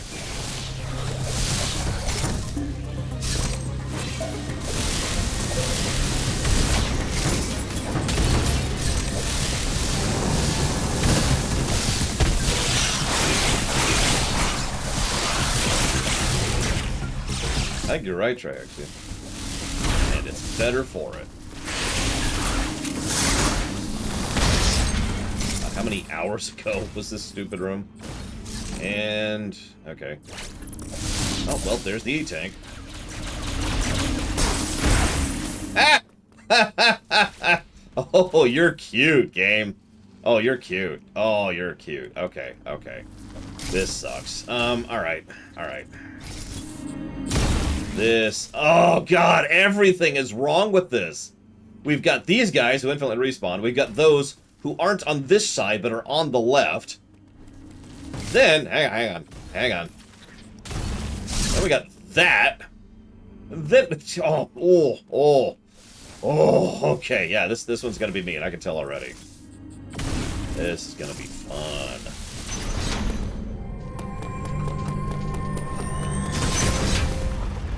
Is there anything else up here? Okay. That.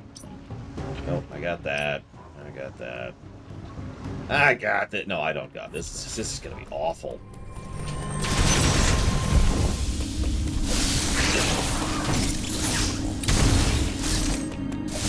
Yeah, no, okay, so...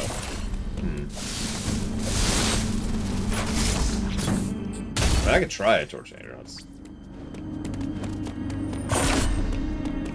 what I would probably do is do it this way.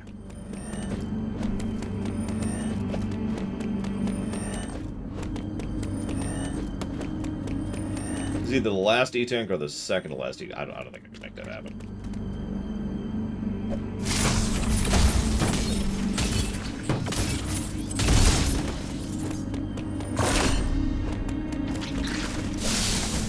Oh, I get you. Yeah, okay, I get you. I get what you're saying. I don't think that's possible. Ooh, okay, hang on. Samus. Okay.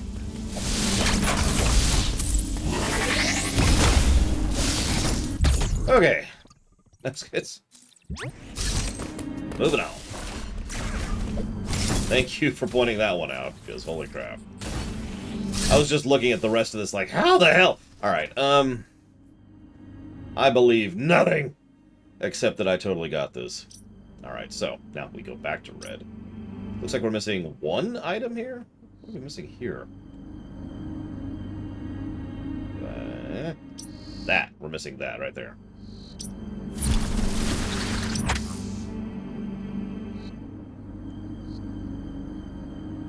Honestly, that's not far, so... yeah, let's just do this. Yeah, it's not far, and I'm pretty sure that's the last item we need, and... oh, come on, I can tell... okay, fine.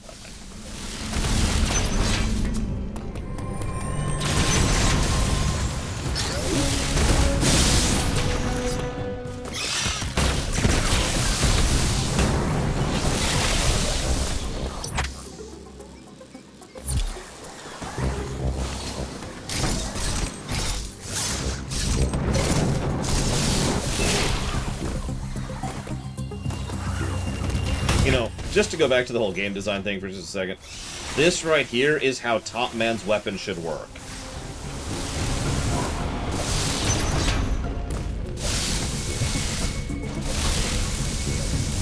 I mean, obviously that's not the canon in the comics, but I mean, who reads the comics anyways, right?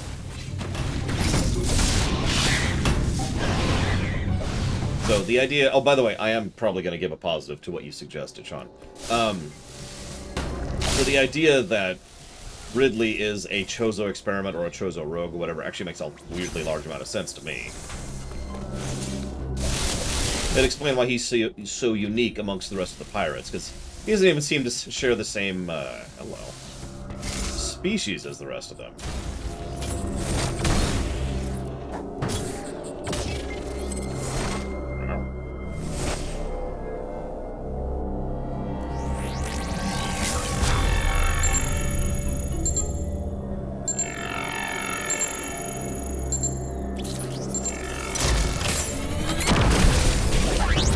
I thought.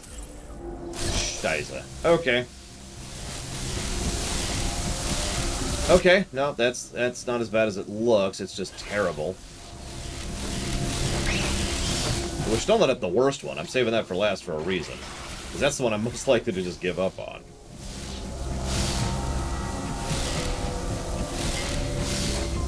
Yeah, I feel like here's where I want to do that.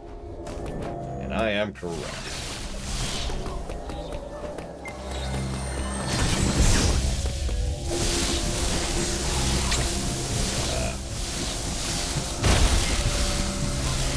Lining it up is going to be the interesting part. Looks like...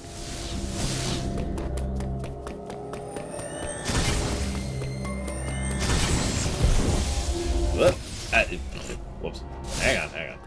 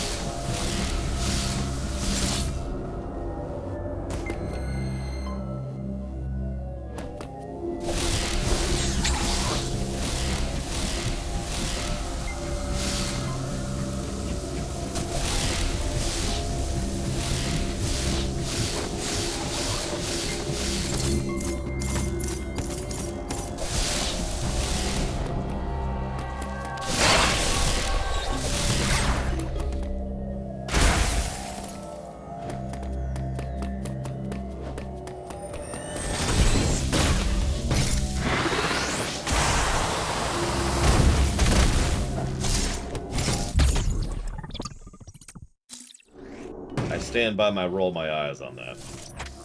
100%.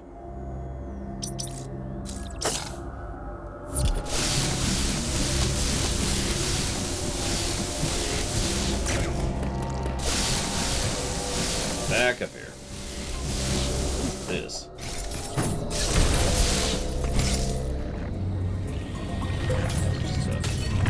Not a shortcut, I'm guessing? Well, that's convenient, because that's exactly where I'm going.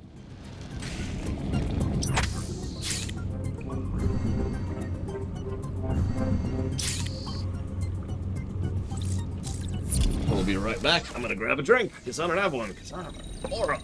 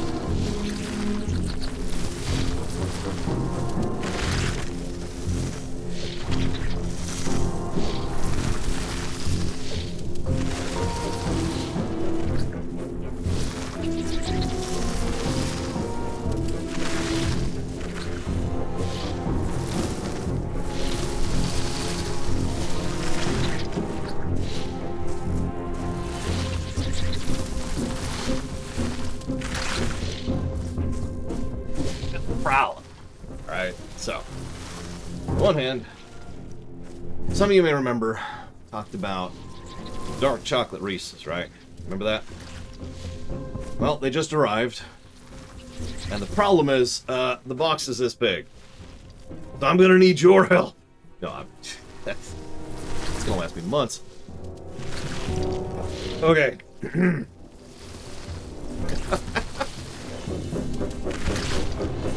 Alright. Where the hell were we? Right, we were finishing up this zone. Why would I get coffee, Ross? Who in their right mind would drink coffee?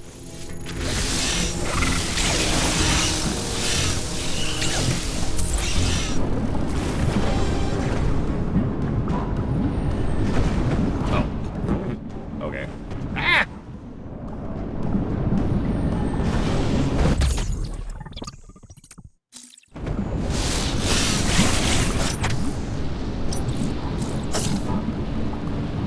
Okay, and then we need to go to the other ones.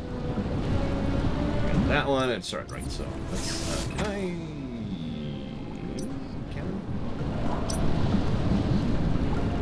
Yeah, I can. No one saw Savicom. No one who liked X-Men The Last Stand, definitely.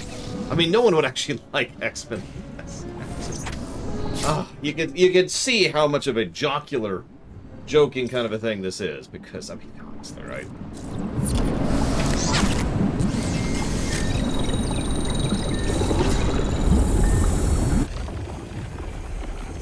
But anyways, the cold coffee was not great, but it wasn't terrible.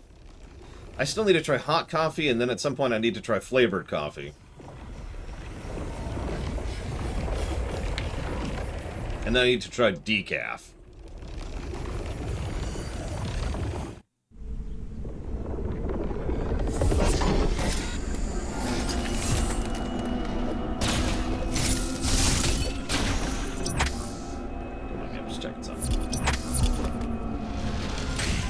Congratulations, Rax!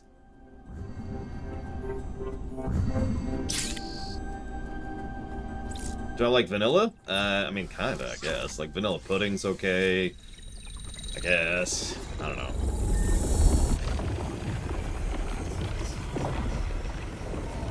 Ugh, excuse me.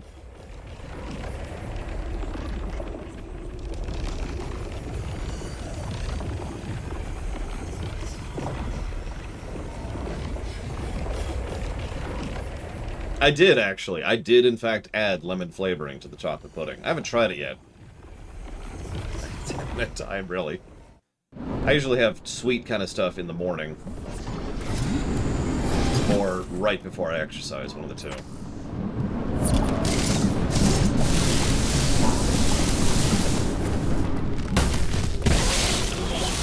Morning, so. Hang on, we haven't saved in a long time.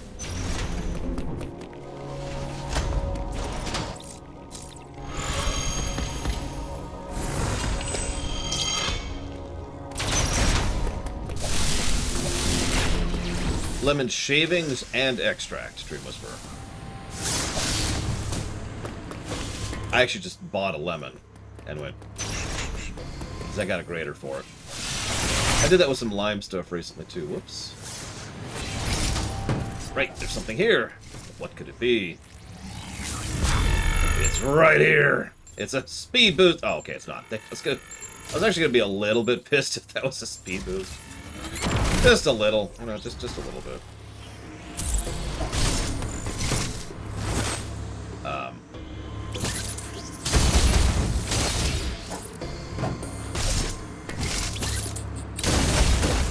This is not.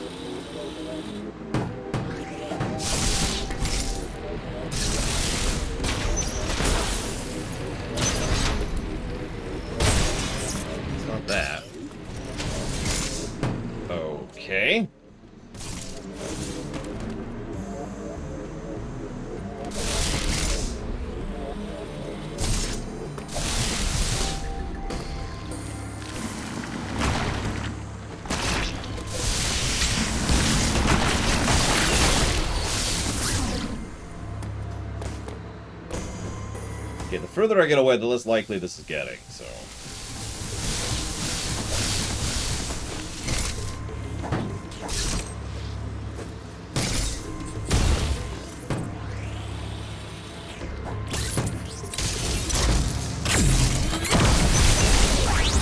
Nope. Mega Death Destructo Bomb does not break blocks that break the moment you step on them.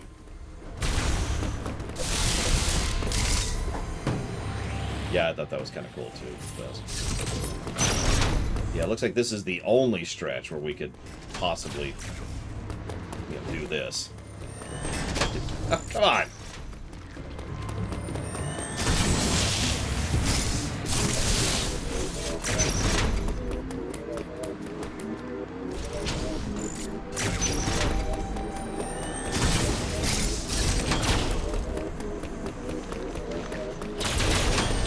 Oh, God! Come on! Finish closing. There you go.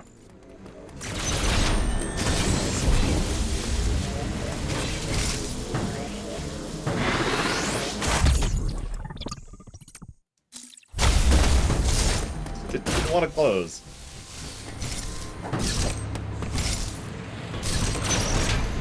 I mean, honestly, yeah, no, it being Phazon makes perfect sense given the whole Aurora thing in Prime 3.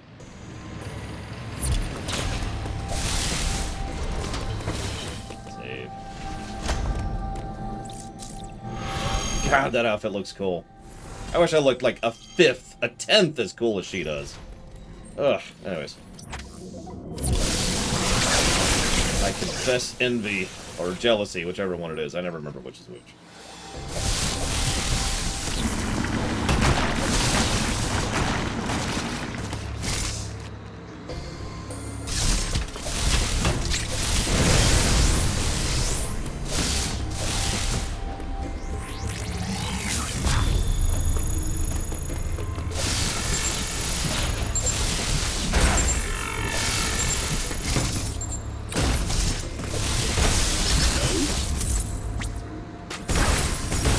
I got this one before. It must have been right before a death.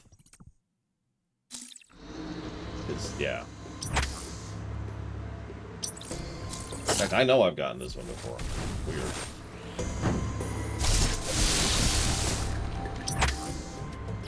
Whoop, thank you.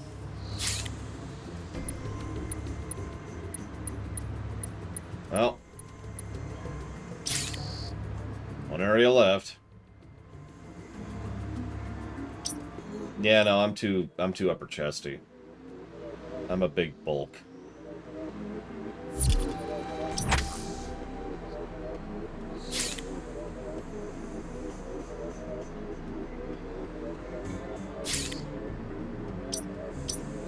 Ironically, I'll go right back to where I just was. I think I do. I'm gonna laugh if this is the wrong way, but whatever, let's go!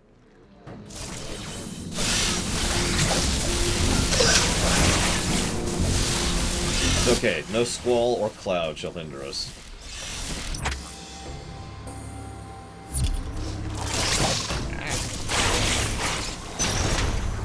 I don't think I can pull off the Zero suit. Definitely too bulky for that.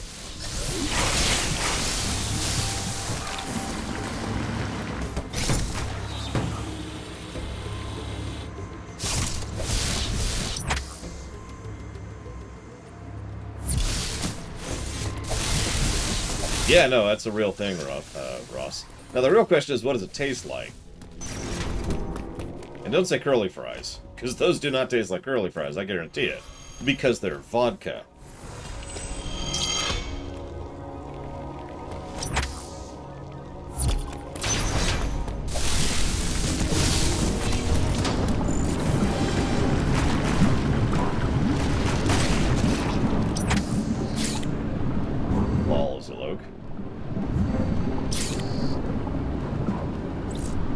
Honestly, Berenia is better visually, but I think Meridia is designed slightly better. That being said, I also know Meridia like the back of my hand. And even to this day, I struggle with it because Meridia is mean as hell. I don't think Berenia was as mean as it, so... in the interest of fairness, I would say Berenia probably wins overall.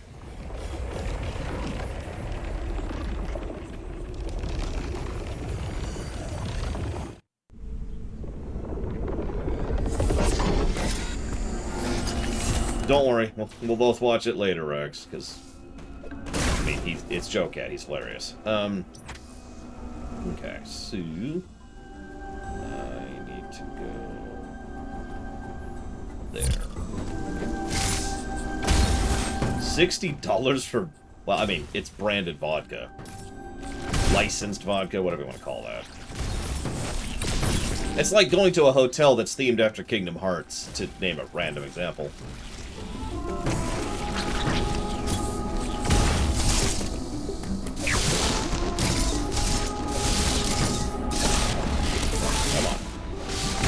Come on! Hang on, so I want to go this way, actually.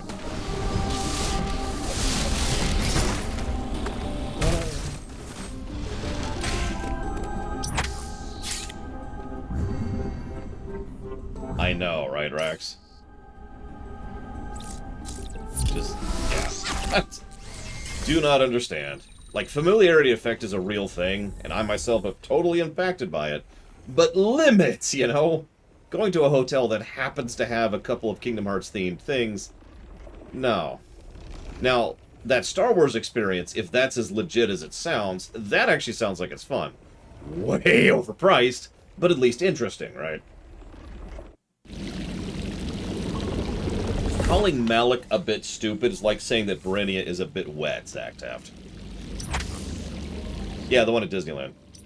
Where they actually have, like, people who do events and stay in character, and they have little activities for you to do and stuff like that. You know. Like, that sounds cool. I don't know if it is. I haven't been. But at least on paper, I'm like, yeah, okay.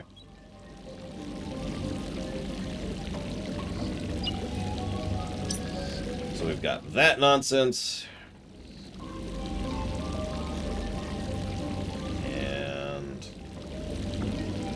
Where's hell? There's hell. It's right below us.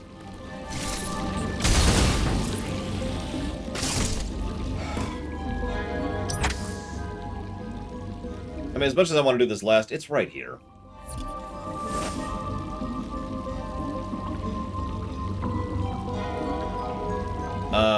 Slowly increasing terror, I think, Trihexia.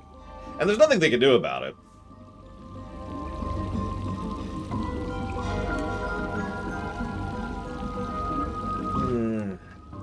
Alright. Okay. This is totally gonna suck so hard. Well, ask me again in about an hour when I'm done doing this puzzle right here, Asinius.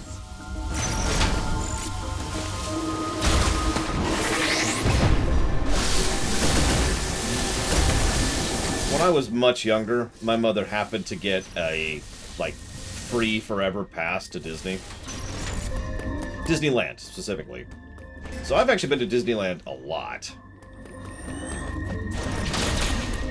You know what's really irritating? This, right here.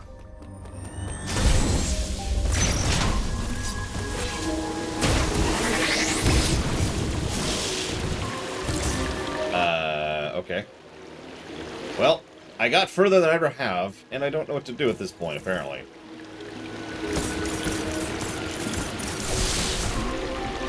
I was expecting to hold it and then bounce back, and then I just lost the spark, so... Let's see. Let's take a look at what's coming up here. So, obviously, it feels like I should either charge the spark right there and then go for it, and then not do what I just did, and not do that or that, and then go for it here. Or I don't have another idea. So, let's do it. But yeah, this is stupid. There is no need for this. This is a perfectly difficult challenge. You don't need to make it irritating to even start, you know?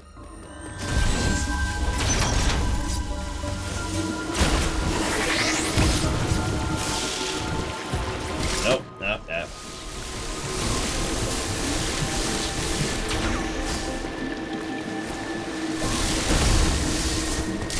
I would actually agree with that, Metroid Hamsling. This feels like...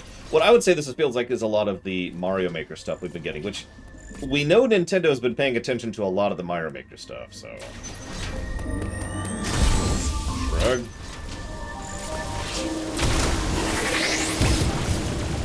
Ah!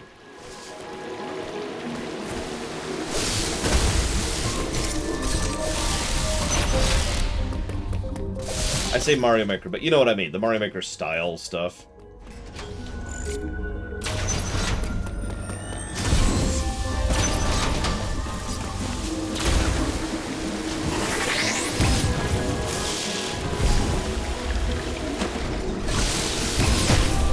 Yeah. That isn't actually what I wanted to do. Well, the first thing you do, Jesse Ward, is you rob them blind. Then you kill them. And then you kill everyone. And then you wake up. The end.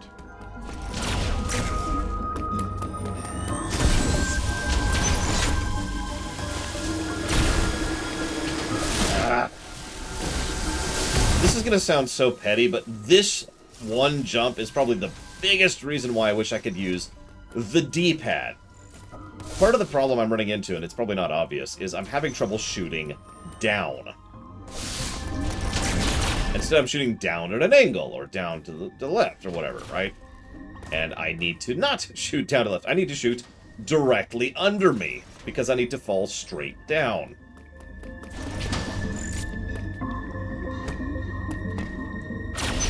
Probably not, Rax. Not for something like this. It's an analog input.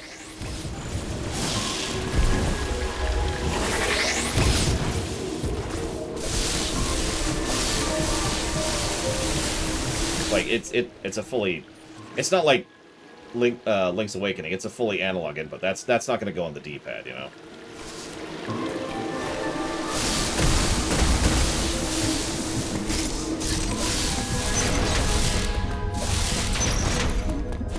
That's probably why they do it that way. I'd still rather have my... I guess that would be 16 directions, which you can get total if you really work with it right, with the D-pad. Instead of having this, but whatever.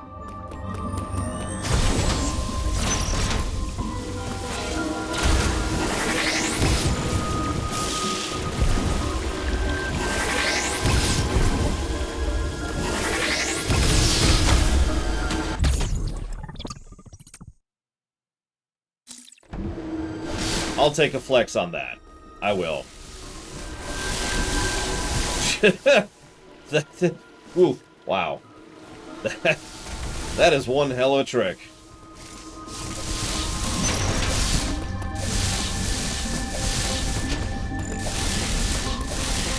Probably never doing that again. Come on. And all that for 10 missiles, right? So now I just need whatever that is. So how the hell do I get down there? Looks like I just... I'll go this way.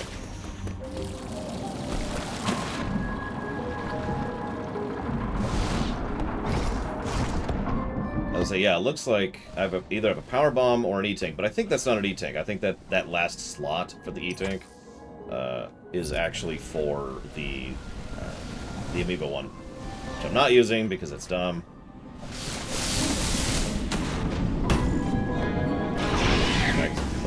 Maybe I could get it through the container? I don't know. So many dead creatures. Oh god, stop grabbing thing. There we go, there we go. Okay.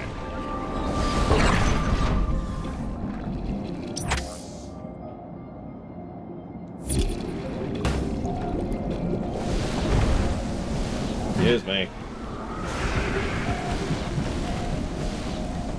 Screw attack. Because screw you. That's actually why it's called that. I don't know if you knew that. The best part is this is just going to be a joke after all that nonsense. It's just, and... Oh, of course I had to say that. Alright, hang on. It's decided to mock me.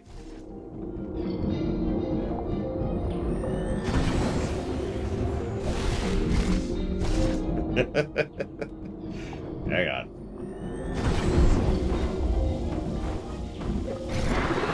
Give me that.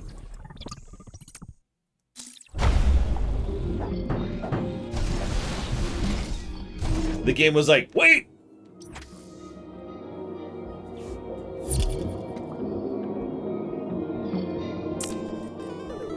Hang on. Which one gives the E-Tank? And thank you, Gingaman, very much, as always. Much appreciate.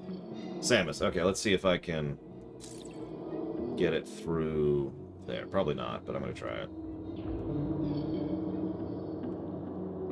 I don't want to pull it out of the box. Yeah, I don't think it's gonna make work. Ah, well.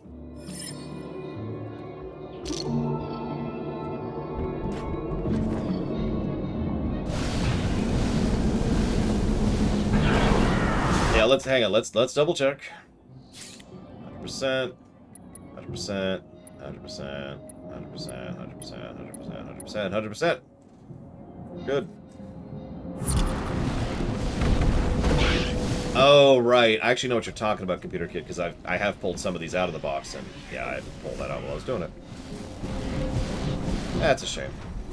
You're probably thinking, why don't you just pull them out of the box? I mean, I want to do that someday, but I kind of don't want to do that here in this crummy apartment. You know what I mean? Like, I'm happy to have a studio behind me, but that's not my studio. You know what I mean? Bit of a mental difference there.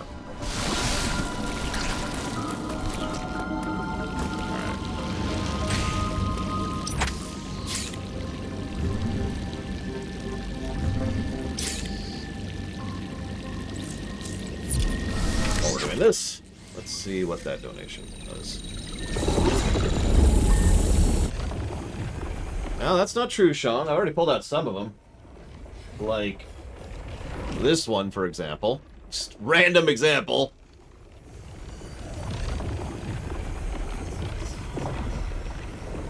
Ah, so it looks like Metroid Block and Dealer's Choice. You got it, Gingaman. Give me one moment here. No, that's the Samus Returns one. It's stylized just like the front of the box art.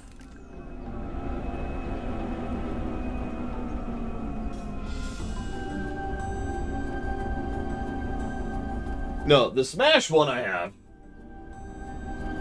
is that. It's actually the only Smash amiibo I have.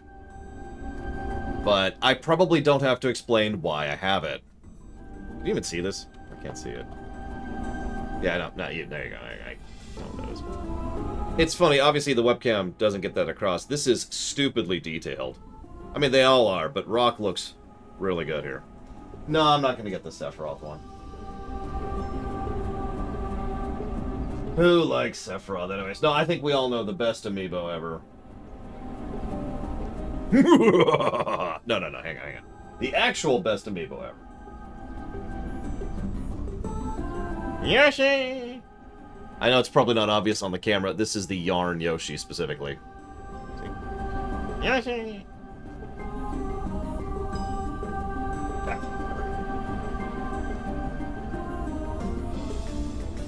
You got it, Trafin. Thank you for watching my show. Metroid Block. Done. Alright. One thing I've kind of gotten into the habit of doing, because I feel like it helps the overall pacing and tempo of these streams, is I kind of want to do the audit before we do the outro. That's been a pretty regular thing for the last, like, 20 games. I think it works well, so let's do the audit. Let's do it. Right here, right now. Oh yeah, let's save. That's a good point. Hang on. Can't see the screen now, because it's on my preview pane over here. Where's this save? Looks like up and left, I think.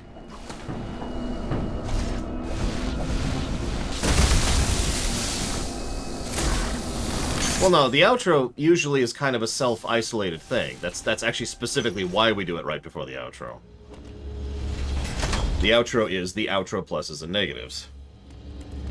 Now, it can change our feeling on characters or moments, but it very rarely does it. And if it does, it's easy to go back and just edit what's already there, right? Here, let's get you slightly better music. Let's kill this guy. Very important. RNG manipulation. Okay. Audit. So.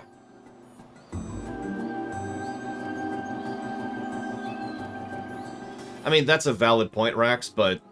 And this is me trying to have confidence in myself again. I think at this point in my life, I am capable enough of looking at Mass Effect 3 and saying, this game kind of sucks, before we get to the outro. And then we get to the outro, and then it's like, okay. Which is important, because I didn't used to say that, and by that I mean I didn't say that once. And... Anyways. Write down the date, because we're totally beating this game today. Story. Now, we've kind of covered a lot of the story. M-E-T. We're going to put it right here. Right next to Nier Automata. That works. Metroid Dread. Give me a moment to add it to the gameplay axis as well. Yeah, we're doing the audit. We're doing it live. Again, this has been pretty normal, doing it right before the outro. Yeah, here, you don't want to see me. You want to see that. There you go. Alright, so. Story. Animation. I believe I've actually already given a plus to animation for narrative. Mostly Samus herself, but there's a lot of good storytelling just from body language, you know? So, yeah, no. Plus to story. Animation, definitely. Atmosphere and tone.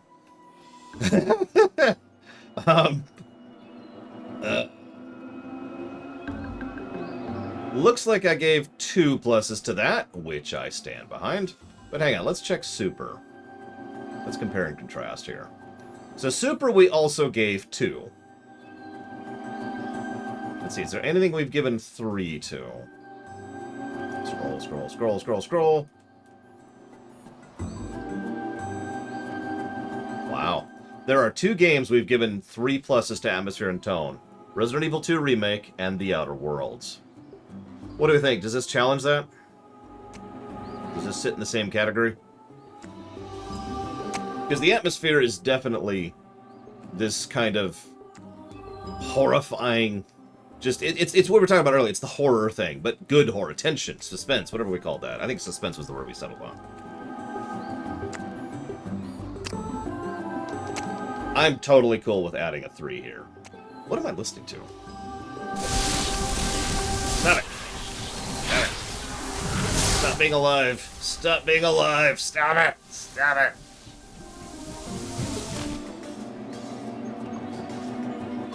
Does it tell in Super? Well, Super is only 2. Although, we apparently are doing an audit run of Super. And we haven't reviewed Fusion, so I have no idea. I'm fine with making this one of the 3s. I think it does hit that level. Of the complaints I have about this game, the atmosphere is not one of them.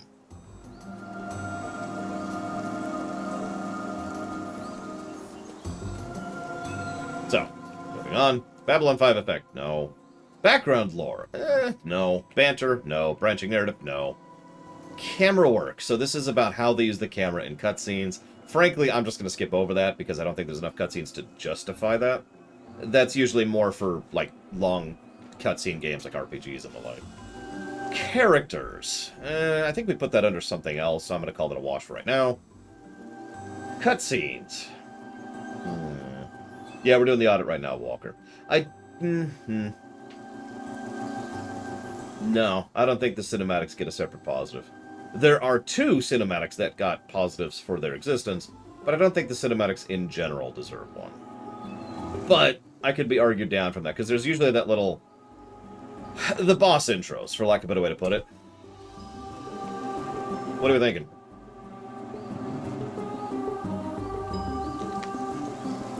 It's actually one of my favorite songs, too. There's one I like better, but it's all the way down in Brenia, so...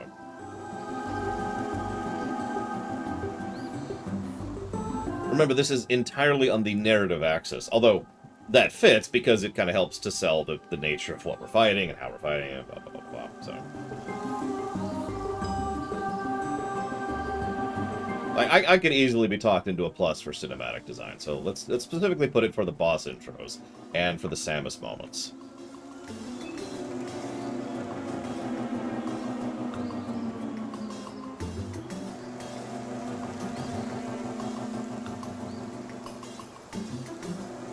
Okay. Nope. Nope. Dialogue. So, this...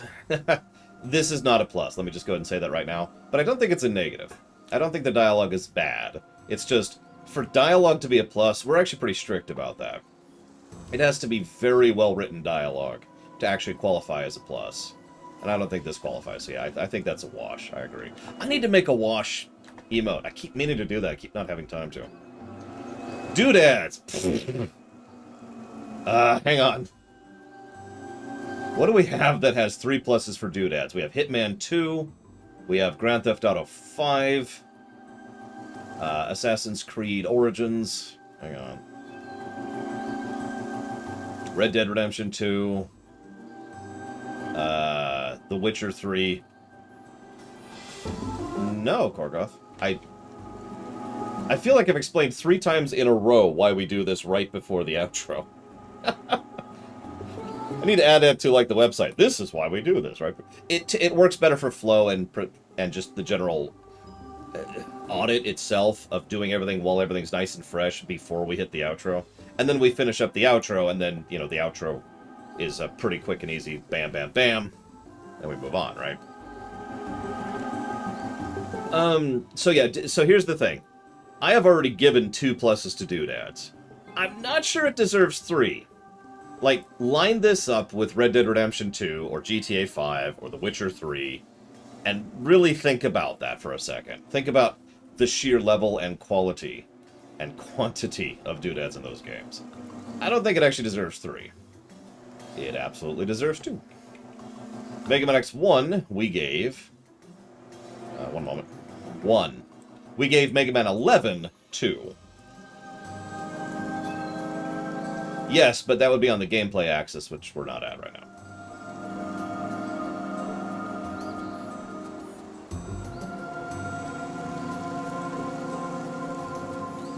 Voice acting, we're not there yet, but it's something to keep in mind, so don't lose me on that. You're absolutely right, Shadow Machine, but that's exactly my point. Why they're better about doodads doesn't really matter. What matters is they're better about doodads. No, it's okay. Just keep it in mind. Keep it in mind for when we get to those things. I like to do these in order because I'm organized and stupid. External continuity. Duh! Yeah, no, that's a big plus there. I mean, this directly ties into Fusion in a big way. Arguably ties into Prime 3 as well with the Aurora units. But definitely ties into Fusion. Yeah, so, duh. Moving on. I can type. Here we go. Fake drama. Nope. Foreshadowing. Not really. Humor. No. Integration. We did give an integration plus, didn't we? Yes, we did. Right there. Internal continuity. I'm not feeling that one. But I am feeling the intro, which we did give a plus for.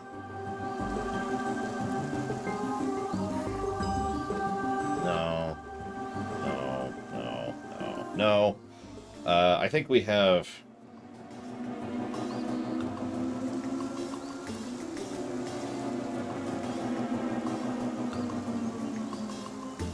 Do we have that? Sorry, I'm looking at moments. I know we have at least 1 moment positive. Which is hysterical, because one of the biggest things I've heard people complain about is the thing I gave a plus for! But, whatever. I don't care.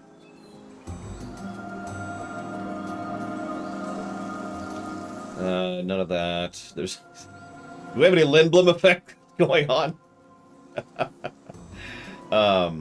Outro. We're not there yet. Pacing. Not really relevant. Padding. Not really relevant. Plot, I think, is a wash, personally. As we've said before, plot is just not where the Metroid games shine when it comes to narrative, you know? So that's just whatever. There's no Princess Peach section. Since there is sound design. Really good sound design. I'm actually let's see. Yep, definitely a plus to that. Outro is going to... So, in a game like this, the outro is the final stage and the final boss. So, like in Super Metroid, I'll tell you that from experience, Turian and Mother Brain. That's the outro. Oh, and the escape sequence, obviously. In the narrative sense, it also includes the ending. But the outro, what an outro is and what an intro is varies from game to game, which is why I use such generic terms, because then we can define them on a case-by-case basis. One moment. I'm checking something. Where's Resident Evil? Yeah, that's what I thought. And Subnautica is the other one. So do we think this game's sound design pertains solely to narrative, which is about tone and flavor and atmosphere and environment? Do we think it contests Resident Evil 2 Remake and Subnautica? Those are the only ones we've given 2 pluses to sound design for story.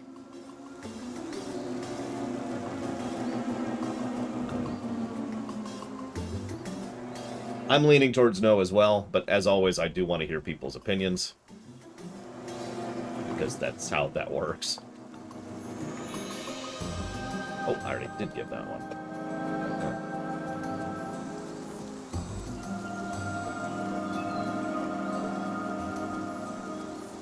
Man, I'm happy, Spartan, to hear that. That's ridiculous.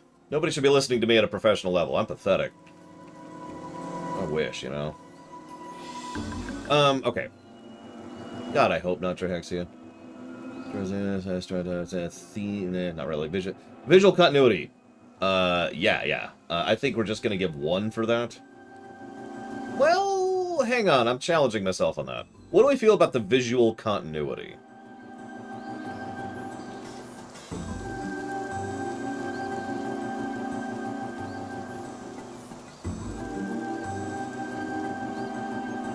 So, for those of you not aware, visual continuity, as it's presented to narrative, is about being fully aware of where you're at and why and how. That kind of sense of geography as you're moving through it, you know? So you can kind of get a feel for that kind of thing. Most Metroid games would probably get a visual continuity plus. Several Mega Man games get that, you know, like as you're entering the castle and then moving through and then descending to the depths, like that's kind of a visual continuity thing. I think the question for me is whether or not it's 2 positives. Hang on, what have we given 2 positives for visual continuity? I don't think we have. We might not have. We have not. We have never given 2 positives for visual continuity. That's probably the purview of something like a Dark Souls game, honestly. Yeah, I was thinking about the teleporters thing, which are pretty mandatory for the movement and flow, as well as the machines that carry you to and from. So I think I'm okay with just 1 there. I think I agree with that sentiment. Visual storytelling. Yeah, no. Duh. In fact, feel free to test me on this, but I gave the full 3 pluses to visual storytelling. This is one of the better ones I've seen ever. This is right up there with Ghost of Tsushima. This is up there with Horizon Zero Dawn. Have we given anything else 3 pluses? What's that one? Super Metroid! We gave Super Metroid 3. So, yeah, no, I stand by that abso-freaking-lutely. This is some of the best visual storytelling I've seen in gaming. This is awesome. And yeah, most Metroid games are gonna shine in visual storytelling. So, absolutely. Voice acting! We were just talking about that. Now, there's not a lot of voice acting, but at the very least, Adam has already gotten a plus for his voice actor. So I've already jotted that one down.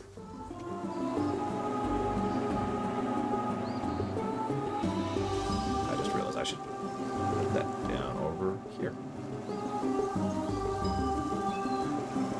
I mean, Samus only had 1 line. That's not really plus-worthy. Unless she talks in the future. We could jot down, like, a potential, depending on if she, you know, does anything like that. What's the name of the... What's the name of the Protoss land?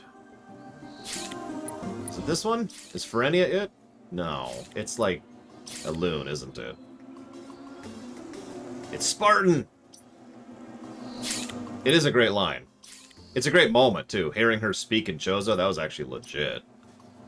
Thank you, Spartan, as always. You can't see it, but I'm bowing. Thank you very, very much. I will put that towards Halo Wars 2 as requested. If I can find my mouse. There it is. WoW spoiled me. I have an add-on in WoW that allows me to track my mouse. There's a little graphic that shows up wherever your mouse is.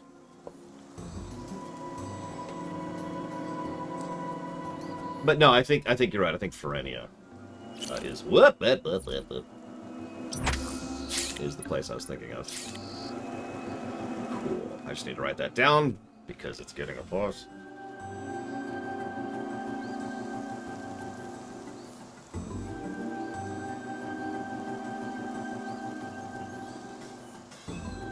See you around, Walker. Do have a good one.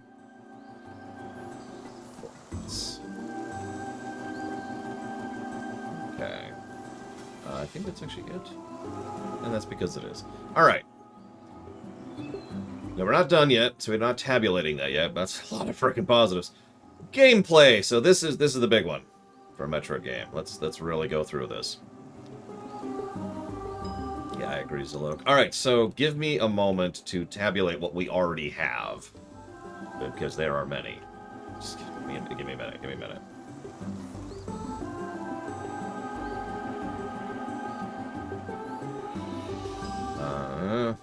Okay, and then go here.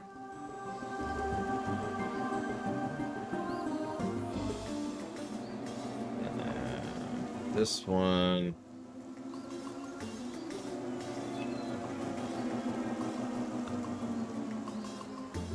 Yeah, this game, this is such a good game. I'm sorry. Can I just quietly gush about this game for a minute? Yeah, someone don't let me forget to think about Asinius' point, because this is when we would be bringing that up, is during this audit. So it's a moment. Just over here.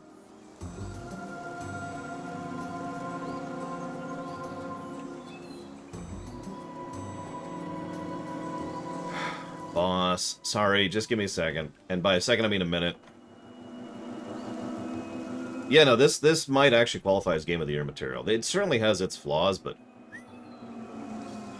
What games came out this year? Help me out in chat, for real. What games came out this year while I tabulate this? Put those there. Actually, let's put that under encounters. That's a good way to put that. Let's go ahead and do that under quality of life features. And then that goes under enemy variety. Oop. So there's guidance again. Metroid games should get 3 guidance and flow of exploration games, or games. Pluses. We'll see if this one deserves it or not. Guardians came out? I thought it wasn't out yet. Holy crap. Resident Evil 8, which I have no interest in. Ratchet and Clank, which I haven't played. Far Cry 6, which I haven't played. Forza Horizon 5, which I haven't played yet. Deathloop, which I haven't played. No More Heroes 3, which I haven't played. Balan Wonderland, which is garbage.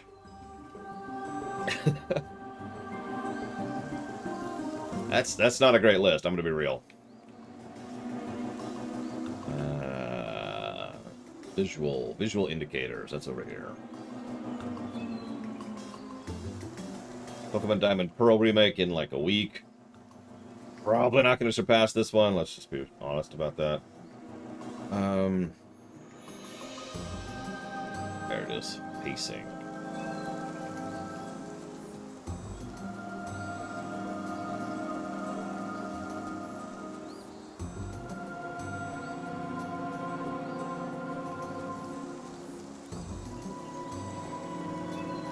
Monster Hunter Rise. I don't even know what that one is. Guilty Gear. Don't know that one. Mass Effect Collection. Doesn't count.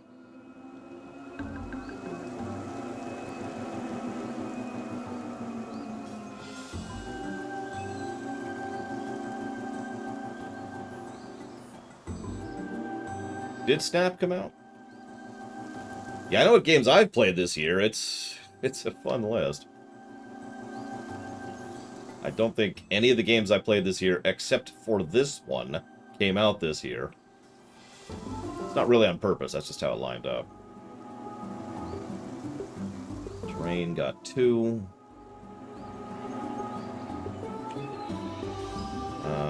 Backtracking got 2 and is in the contest for 3. Ooh.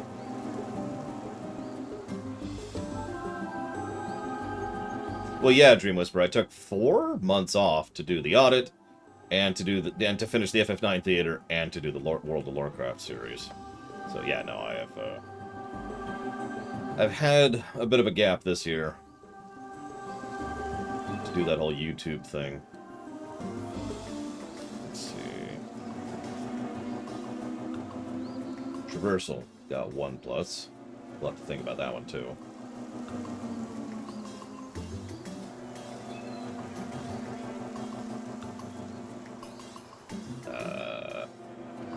Where's Traversal? There's my Traversal. Under T lore. Traversal starts with a T. That's true. FF14 Endwalker. Oh, that's going to be funny. Will FF14 Endwalker surpass Metroid Dread in score? That's going to be weird to keep track of.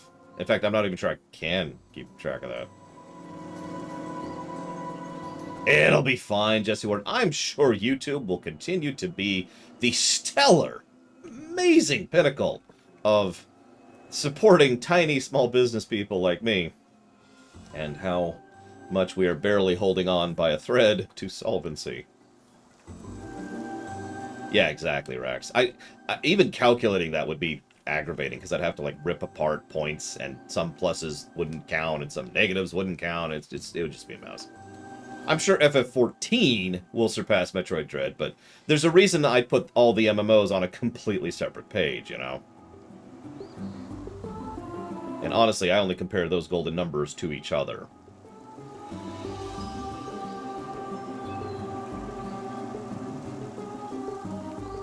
So that's going to be a mission here. Sorry, I lost my train of thought here. I should shut up and stop and get this thing over with. Yeah, we're going to have several conversations, because MMOs are so dynamic by their very nature. They're supposed to be. They're supposed to keep updating. They're supposed to keep patching. And yeah, they really should be considered and carefully calculated on what we consider when and how. I've heard the argument that we shouldn't divvy it up per expansion, that we should just say, this is for FF14, and even though we review an expansion, we don't distinguish, you know what I mean? So it's just... In other words, it's at the moment we review it, which is problematic in its own right, because, I mean, like you say, if we reviewed the game, what, 2 years ago? There would be no flight for ARR.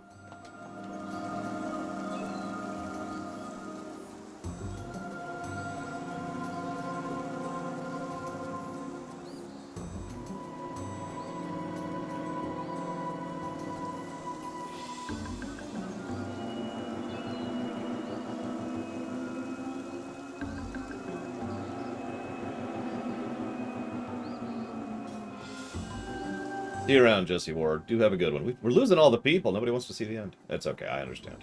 Nobody wants to do the audits with me. I mean, Fire Emblem Three Houses is going to be one game, but that's very, very different.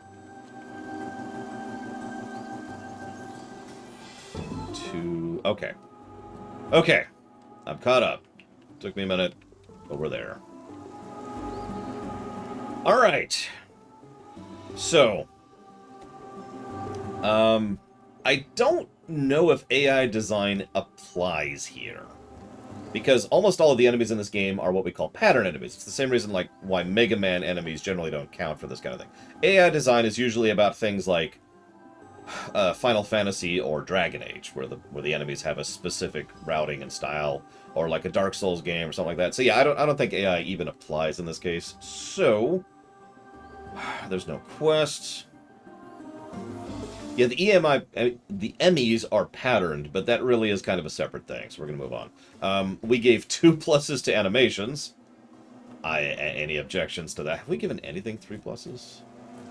We have never given 3 pluses to animations on the gameplay axis.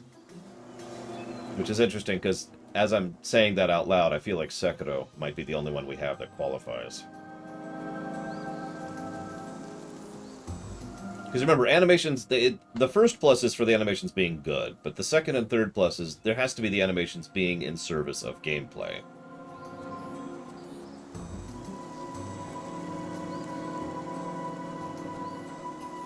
I'm comfortable. Ghost of Tsushima also had 2. Double checking. Yep, also got 2. If we push this up to 3, we're gonna have to go back and give 1 to Sekiro. And honestly, Odyssey. Did we give Mario Odyssey 3? Hang on a second. Is it under M or S? It's under S. There it is. We gave Super Mario Odyssey 2. We could adjust this right now on the fly. We could just give Odyssey, Sekiro, Ghost of Tsushima, and Metroid Dread 3. And, I mean, Devil May Cry 5 might actually qualify as well now that I'm saying that out loud.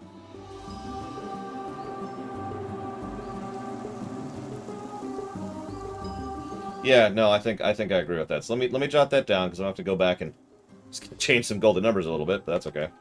So, hang on. So we got Mario Odyssey, Sekiro, DMC 5, Ghost of Tsushima, and this one. Which, this one I can just write down right now.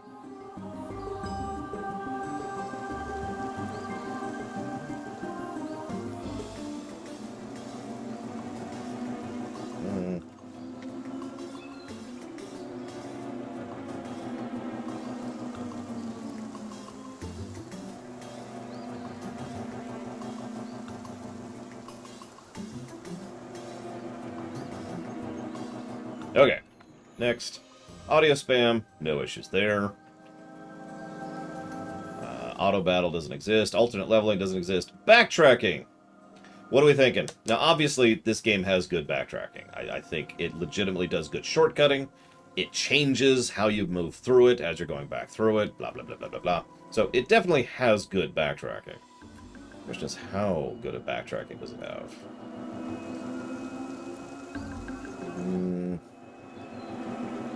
We have never given a game more than 2 positives for backtracking before. Contrast. Or for consequence, or however you think of that. Might be another thing that requires an audit, but...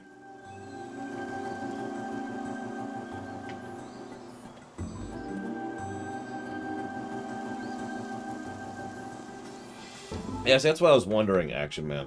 I feel like giving this 2 pluses is valid.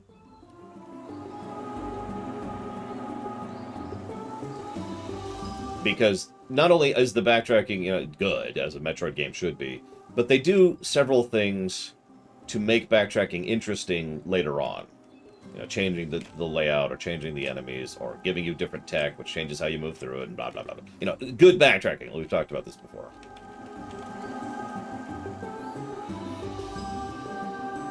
And yeah, I will agree that much of Metroid Dread's enjoyment on that is bad. I think let's stick with 2. Let's stick with 2. Let's just stick with that. Bestiary doesn't exist. Bosses we've already covered. Let's see, double checking here. We gave a plus to the Dragoon fights and the bots. The experiment number Z-57, Kraid, and that's it. Is that it? Are those the only bosses? Not counting the intro boss? And the final boss, obviously. I guess that's it. So let's think of no bugs, no builds, no built-in cheats. Camera doesn't apply. Water boss. Oh yeah, the tentacle thing. I think I would call the tentacle thing a wash, personally. That's why I didn't even jot it down.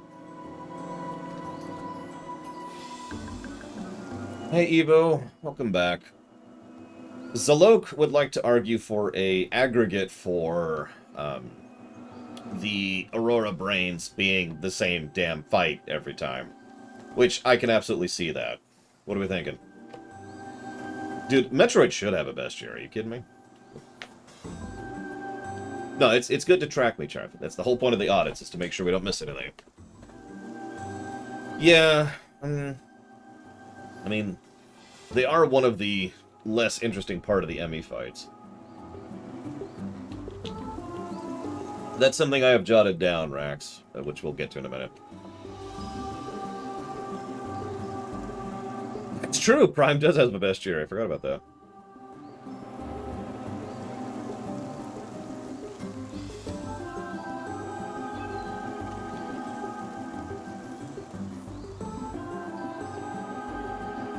Oh, absolutely, Robostall. Absolutely.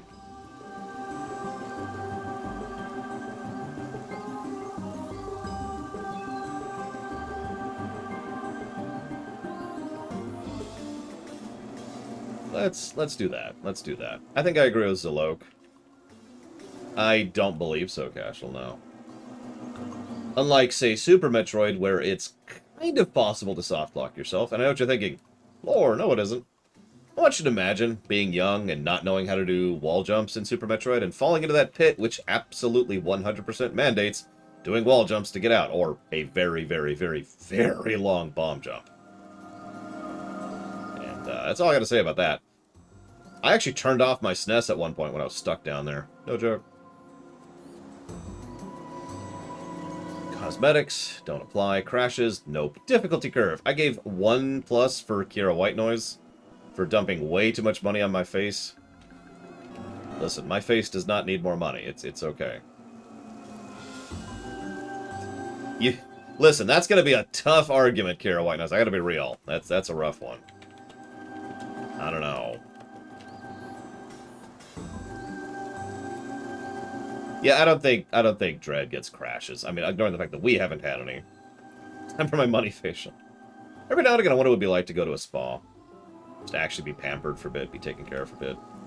I mean, I haven't even had a massage in, like, 25 years?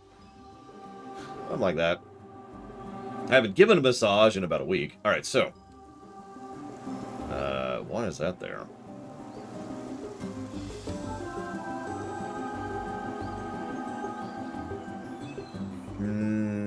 No, Trihexia.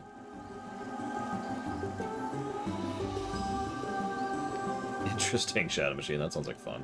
Durability doesn't apply, and counter rate doesn't apply. Enemy variety. I've already given 2+ to enemy variety. Question mark.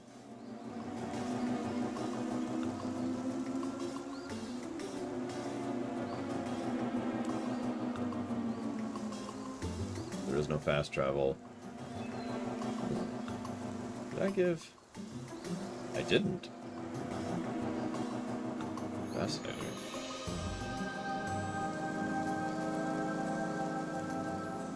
What are we thinking? While we're thinking about that, I'm going to go ahead and bow for Kira White Noise. Even though you can't see me, hopefully you can tell that I'm bowing. Thank you, Kira White Noise, very much.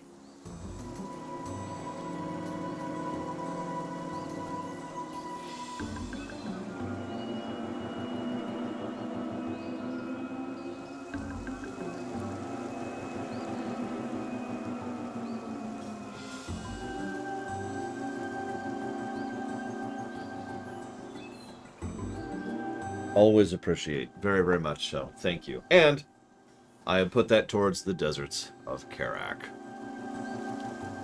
Probably not, no, Mega Man. Not unless they're dull or overdone or there's something bad about them, which I don't think applies here, so no issues. Where am I? Where am I? Oh, I'm way over here.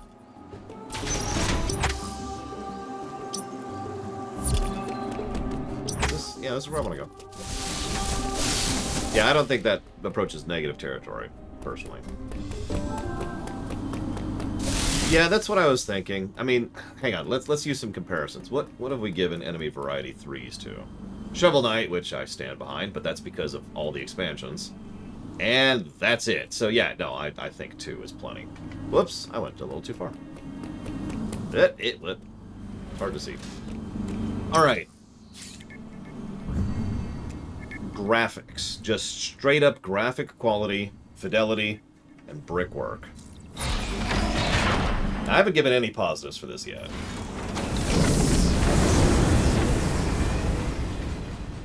So what are we thinking? How good do this game look?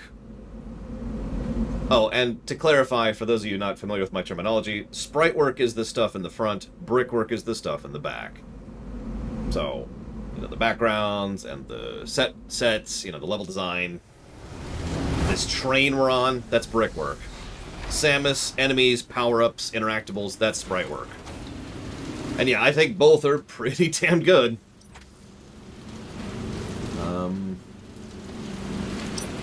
Yep, nope, that's where I'm going. Yeah, no, this is a gorgeous game. Not exactly the first game to look so good on the Switch, which always amuses me just a little bit. Like, we were just talking about how this game isn't super well optimized, and yet it sure doesn't look it.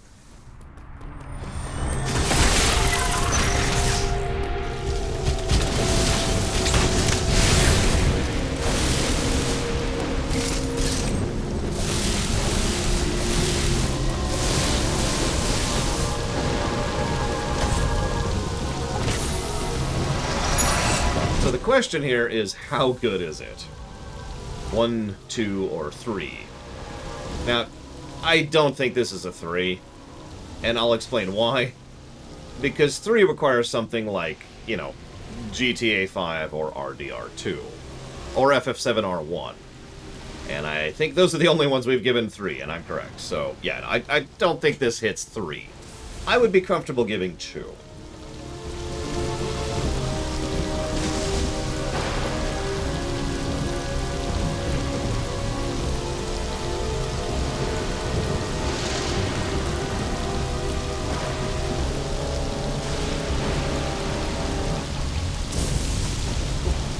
Yeah, if this game maintained its level of quality across a game that was that huge, yeah, no, 3+ is done.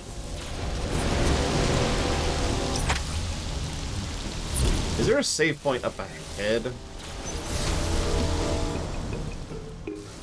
Oh god, no, I'm not ready. I'm not ready. I was looking for a save point. Okay. Where are we at? Okay. There's no grinding. We already gave guidance and flow of exploration 2 pluses. Is there anything we've given 3 for that? Yes, we have given Super Metroid 3 pluses for guidance and flow of exploration, as well as Doom Eternal. What do we think on that one? 2 or 3 is really what this question is. Like, this really boils down to, does this game do the guidance and flow of exploration thing, indicating where you should do exploration indication, funneling, you know, all that stuff. Does it do it as well as Super? That's really what that boils down to. And I have to admit, I kind of think it deserves the 3. I'm kind of with you on this. It's almost subtle in how overt it is. It's weird. You know what I mean. You've been watching the game or you've played it. You know what I'm talking about. It's like, go here. Except, you know, it's like, it's not the end of the world, right? In your own time, at this thing, you can go over here too. Oh, you can't actually go over there. You can eventually go over there. There we go. Okay, so yeah, no, let's do it. Second guidance, or third, excuse me, third guidance.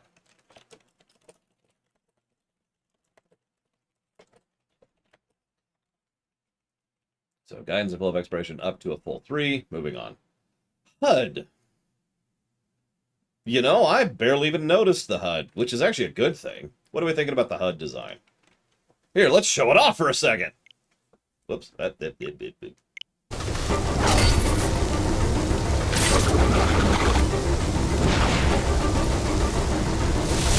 the HUD is literally just that thing in the upper left, and the mini-map whenever I pop it out. It is very non-intrusive. I mean, A+ for HUD is totally valid, I think. Whoop, that's the wrong button.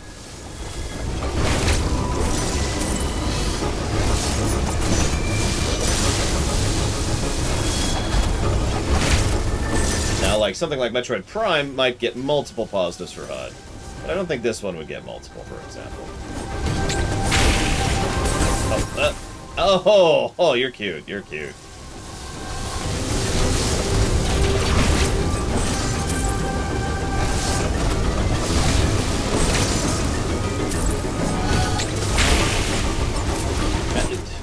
Damn it!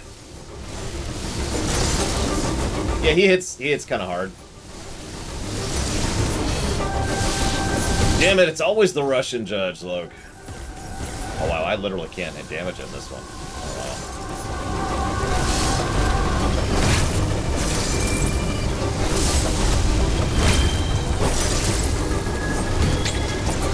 It doesn't help that I'm playing off of my preview pane right now, which is like the size of my hand. Anyways, let's just kind of give the HUD a plus.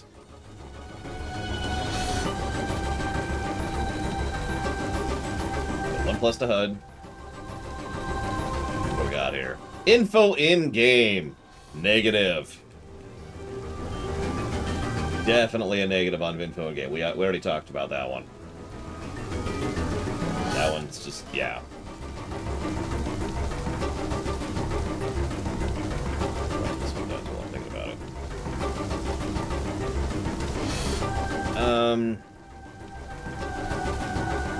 Yeah, that.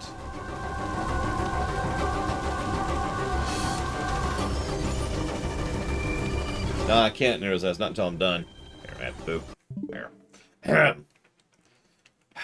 HUD. Okay, info game. We already gave that plus.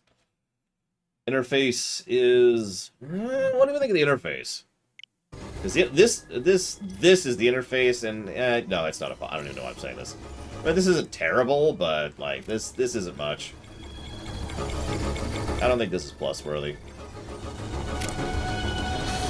Especially given how very few options it has. So yeah, no, we're just gonna move on that. Call it a wash. I really need to come up with a wash emote. Intro, we already gave it +2. Yeah, no kidding, Rex. Itemization. This is actually pretty important for a platformer, especially a Metroid game. Itemization is about how often, so the stuff you refill with off of enemies, and of course, far more importantly, what's actually distributed throughout the world in terms of power-ups and abilities and so forth. What are we thinking about itemization?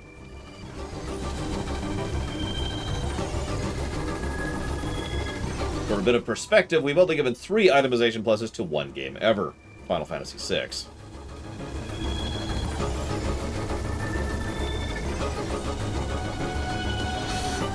If you question that, you haven't seen my review on Final Fantasy VI.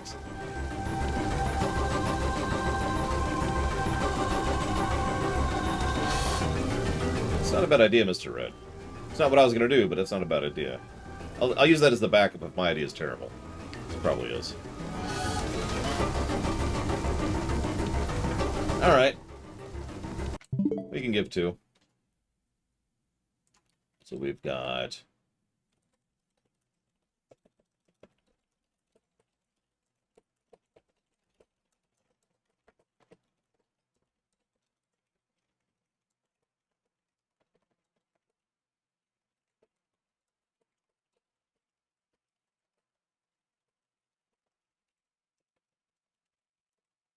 Okay.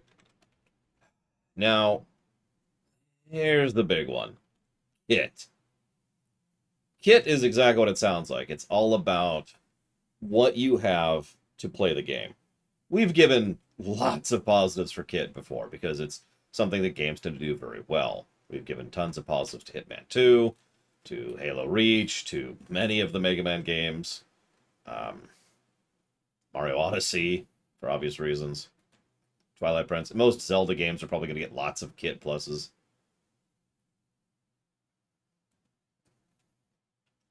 And of course, the Super Metroid didn't get any Kit pluses. Yes, Robostal. Go ahead, get some straight. It's okay. We're about halfway through the audit. And by halfway, I mean like 3/4 of the way. Sorry. Let's be more accurate here. So we have the Speed Booster, the Grapple, the Scanner, the Diffusion Beam, the Plasma Beam, the Ice Missile, the Super Missile, the Cloak, the Dash, the Morph, the Bomb, the Magnet, the Double Jump, the Storm Missile, the Space Jump. That's our kit right there. Now, a lot of that's kind of basic, so it doesn't really get pluses, but there's still plenty of good kit here. The Storm Missile is great, the Dash is great, the Cloak is nice, The scanner is excellent. The speed booster is okay. The slide is good. Didn't I say slide? It's right here. I must have just jumped over that. Oh, I didn't. I didn't write it down. I'm an idiot. Space jump is exactly what it sounds like. Screw attack is exactly what it sounds like. The screw you attack. So, I'm not... This is going to sound strange. I don't think that's 3 pluses. I do think it's 2. I think that's 2 pluses of Kid right there.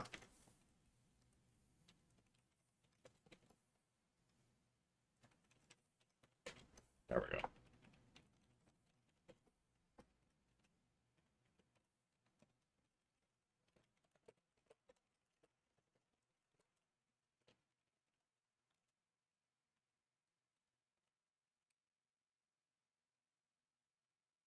Waiting to hear anybody disagree with me on that. Levels and stages. Oh my gosh. Okay. Okay, to really discuss this one, let's die.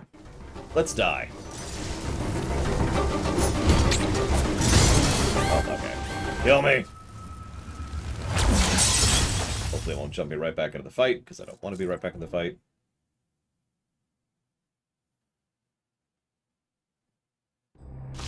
Hey! Okay. Alright. So this is the hard one. This is kind of more for people who've played this game. These are our levels. Verenia, Dairon, Arteria, Kataris, Ferenia, Anubia, Garavan, and Elune. Now, I'm comfortable giving a plus to all of these. Do any of these deserve 2 positives for general level design and level quality? You know, the stage is what this boils down to.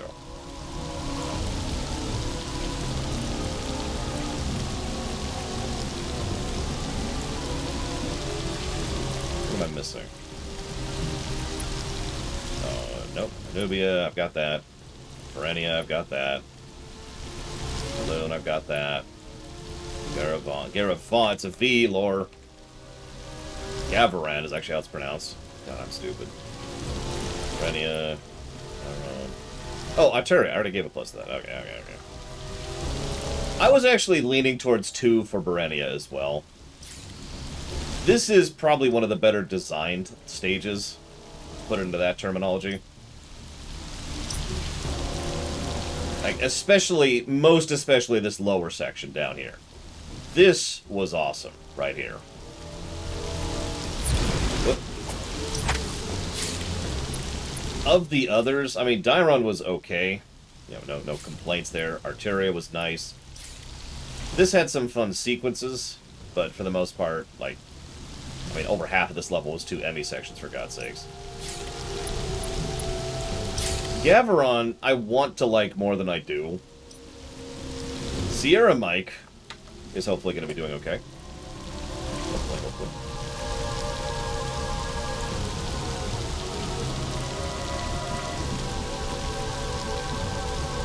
Thank you, as always, for the sub, Sierra Mike, and I do hope you recover swiftly and without incident.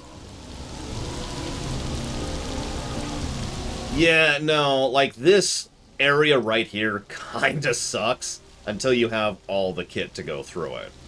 In fact, if you remember, there were several points where I was literally locked into not being able to go the right direction, and had to do the LTTP loop, for those of you who know what that is, and I guess I should explain it for this. In LTTP, it's possible to get to a part of the game and, you know, not be able to get there normally, and so you have to kind of go all the way around. And this section definitely felt like that. I'm willing to pull back the positive for this level, because that was just, whew, I don't know if it's negative worthy, but I'm absolutely willing to pull back that positive, because that was just, oof.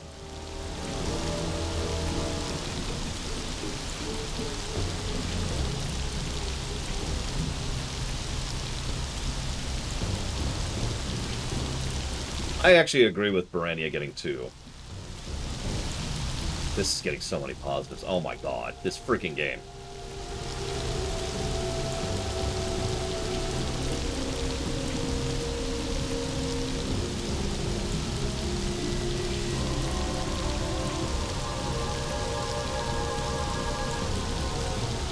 Yeah, definite. Alune is going to get a positive despite being so short. To respond to, I think it was Mega Man who said something about that. Got it. Buying Mr. Red a Switch. No, I'm not doing that. I shouldn't say that. Yeah, exactly. Because of the X. Because of the X parasite.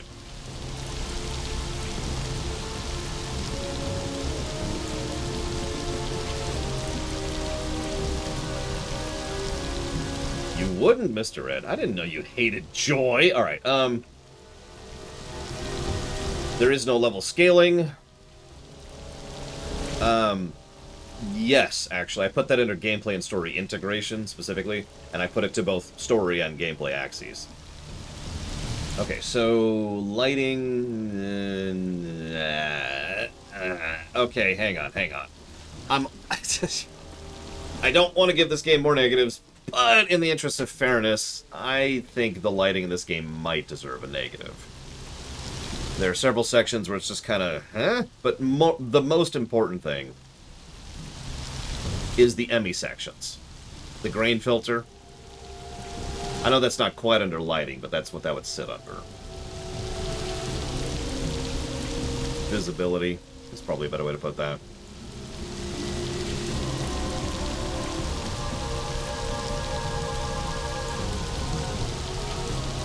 Did we give... Yeah, having a toggle for film grain would completely remove that problem, as toggles often do. Game designers, take note.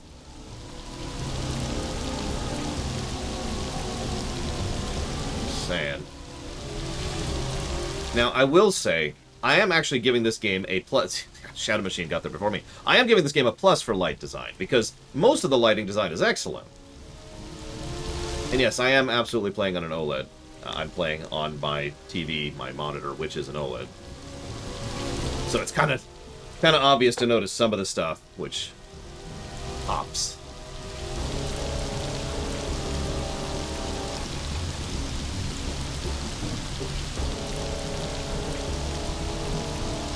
Whoops.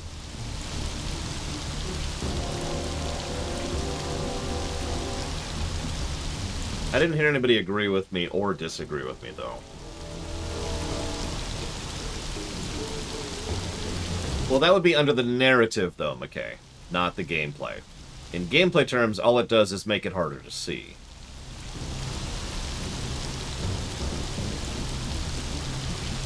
Yeah, I'm not giving a plus to OLED. for pretty obvious reasons. I mean, we could argue that. I could see an argument for that, but that's not. Did I already? I did. Okay, good. Let's get rid of that. I'm okay with calling the film grain a wash. It's booze. Or putting it in an aggregate. Yeah, there are several platformings which are just... Like, there's a few sections where I jumped into a platform because I didn't quite realize that that black square was a platform. That happened to me a couple times on camera.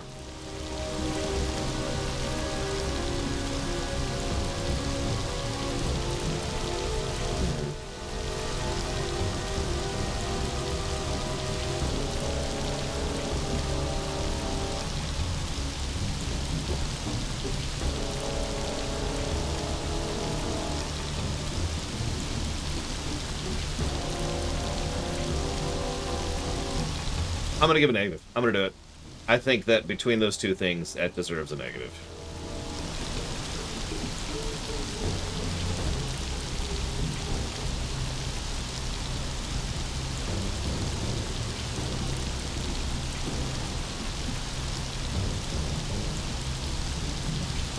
We already talked about the map. If the map had the filter, I'd give it 3 positives without hesitation. It doesn't, so it doesn't. Check 20 is good, but not great. I already gave that a thing. No mod support. Where's our mod support? I gave 1 plus to music. I'm fine with sitting on just 1. I don't think it really deserves any others. New Game Plus is something we don't know exists. So...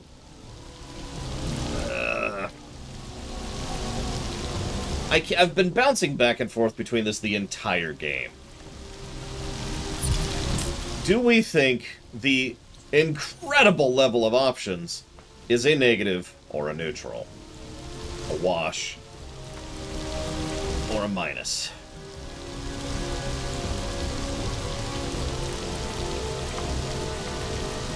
Let's just hammer this in right here. Let's decide on the moment. Right now. Bam.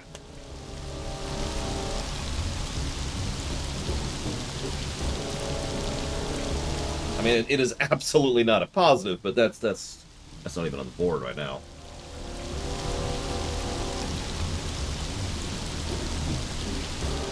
Well, Super Metroid offers rebinding your keys.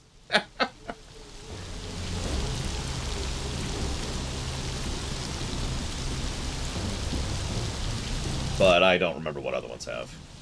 Yeah, no audio balance. The total lack of audio things, which is just weird. Mega Man 11 had the 3 audio sliders for sound effects, music, and voice, just to speak of a game we were just playing a couple days ago. No language options. No filter options. No rebind options. No chromatic filters. Anything like that.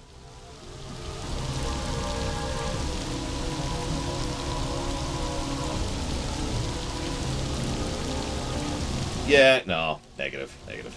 It's okay. It can take the hit. It can take the hit. It's got this.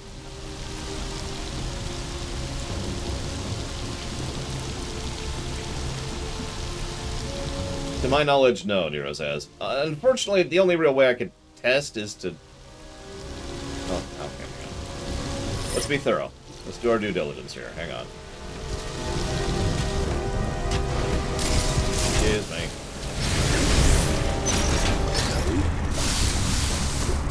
Damn it, Saluk. You're supposed to agree with me no matter what I say. Wait a minute, that's not your job. You're supposed to disagree with me whatever I say. Good job, Saluk.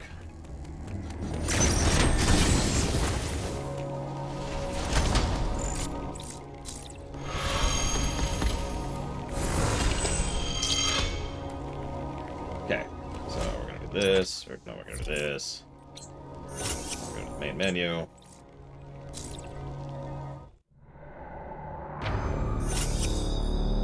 Hey, check it out, we can copy. I saw options, and for just half a second, I'm like, yes! There's actually... no, there's no options. There are no options. 12 hours, wow.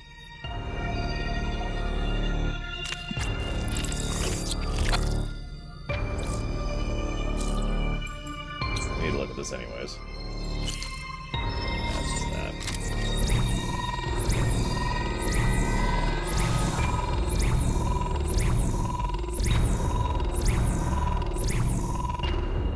Okay, we'll get to that later. We apparently unlocked everything because we have items 100%. L to the O. Yeah, okay, total absence of options. Negative, moving on. Outro, we're not out yet. Overworld design doesn't actually apply here. None of that, none of that. Okay, so here's a big one that I've been debating for a while. Replayability. Now, is this game replayable? Duh! The question here is, how many replays does this get? That's what this boils down to. For perspective, Super Metroid got 2. Most games get 2. Very, very few games get 3. Like Hitman 2 got 3. Final Fantasy V got 3. Disco Elysium got 3.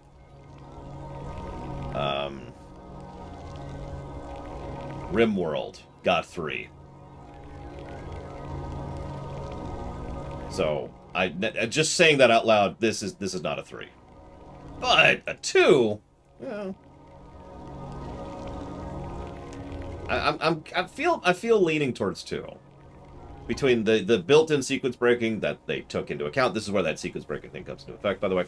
Between that and between just it's a freaking really well done Metroid game. And again, Super was a 2. And Space Cadet is awesome.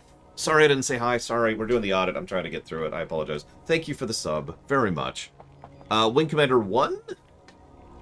We have several on the list. Yeah, I think this game is absolutely at least as replayable as Super. And I hope to be able to replay it someday. But, yeah, no, two replays, done.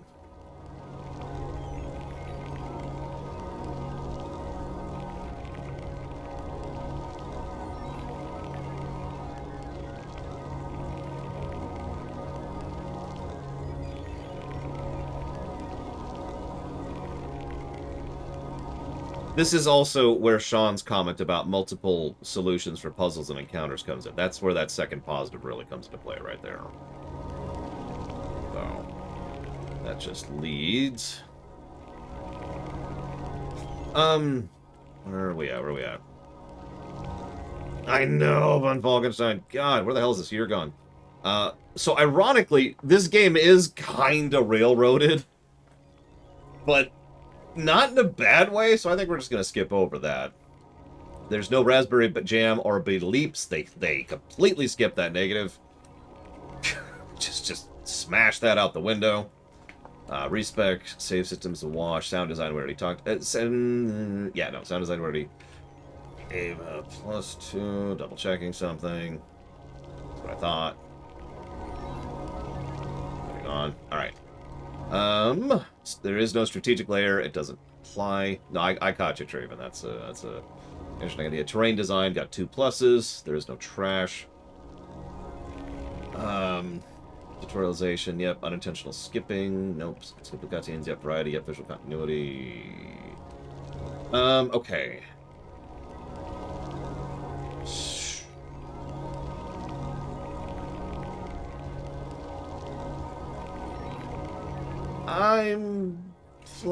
So visual continuity is kind of a weird one to discuss. It has to do with how you can see where you're going and how that informs your navigation of the game. It's related to flow, it's related to guidance, but it's about literally how the game looks and how that informs your decisions on where to proceed. It doesn't apply to most games, so we've only covered it a few times. But for example, Sekiro is a good example of that, which got 2 positives, because at any point in time in Sekiro, a lot of the visual design and the camera design and the layout of the areas was all about, here's where you can go, here's what you can do, right? Stuff like that. Subnautica got 2. Super Metroid got 1. And there's a bunch of others that got 1. Celeste got 1. We even gave 1 to Banjo-Tooie.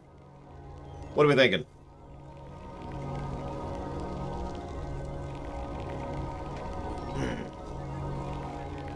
I will admit, I'm willing to give it 2, and a lot of that is entirely because of that mini-map up there. As I kind of mentioned earlier, I spend a lot of time when I'm just navigating, watching the mini-map. But the fact that it keeps track of me so smoothly that I can literally just watch the mini-map and navigate the game is interesting in its own right. I can also just watch the game itself, and it probably hasn't been super obvious, but today, I have just been navigating. How many times have you seen me go, okay, and then just go, right? And I just started playing this game yesterday.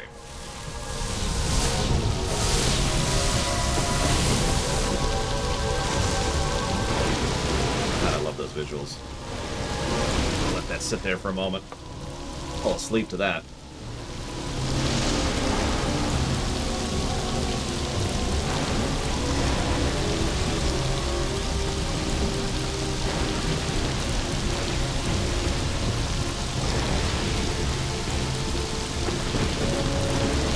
And yes, Russ, sorry, I did give it plus for checkpoint. Just 1.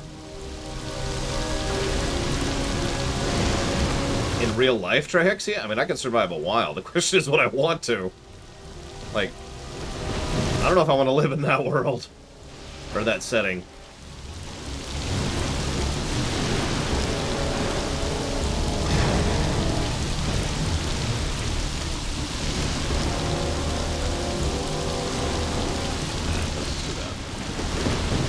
I'm not hearing any other thoughts on that, so I'm just going to let that sit for the moment.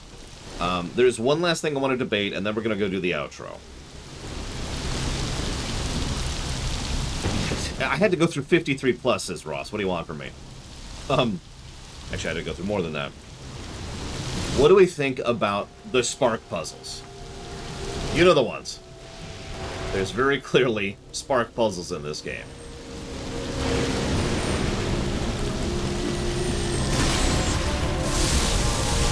This is the one Asinius wanted me to cover.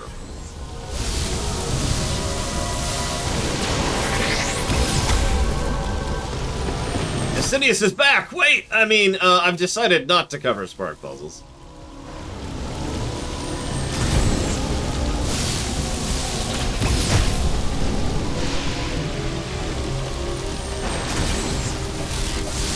I was actually thinking about this, pretty much on the entire route up here. Yeah, I'm kind of with Zalok. Now, we have actually given some negatives that kind of counterbalance this, so what I'm thinking here is I think I'm going to give A+ to the spark puzzles, because they are well designed, they are varied, they're fun, and they would be a whole lot more fun if the controls let me enjoy them. As we've showcased several times, these controls are, well, problematic, I think is the word I want to use here. Like, I know Samus likes to dance, but yeah, no. But yeah, we've kind of already covered the negative, so I'm totally cool with giving the positive, you know? Because I think if this... Let me put this in plain language. If this was Super Metroid, I would love the spark puzzles. If that makes any kind of sense.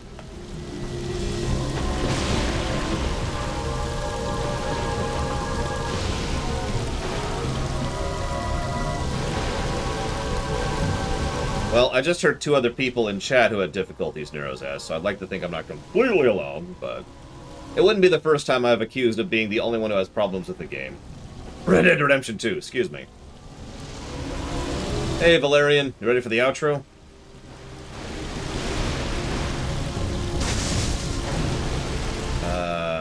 That would be under... right there. Secondary. Put it right there. But no, I absolutely think it deserves the positive. I do. There's some good stuff there. Now, we have 2 things built up into an aggregate negative, which I don't think fill up a full negative.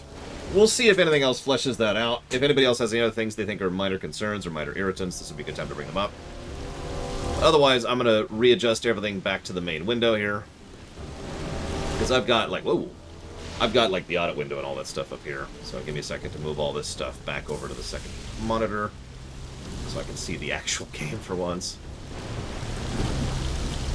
Been playing on my tiny window for a while now. Ah! Okay. God, that looks gorgeous! If only you could see it as I see it! Okay, let's go fight this boss. Hey, Grand Spectre. Oh yeah, I'm not doing my due diligence. I apologize. This is so irritating. I keep thinking if there's a way to automate this, you know? And near as I can tell, there isn't.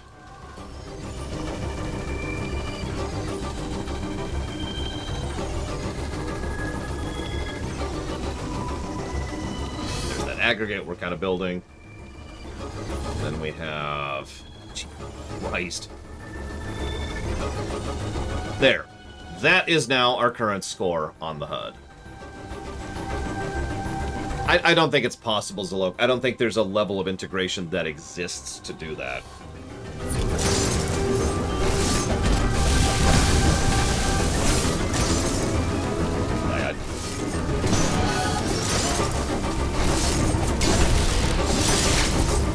We're talking about me manually writing down pluses on a document and then chopping down, you know, pluses or minuses. Oh, damn it, I couldn't remember. I don't use the grapple. What do you want from me? I play Super Metroid, I don't use the grapple.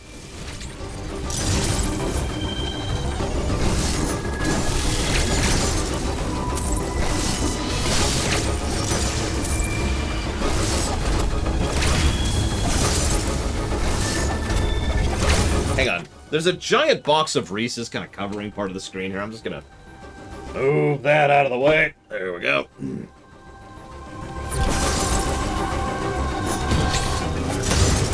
Well, that sucked.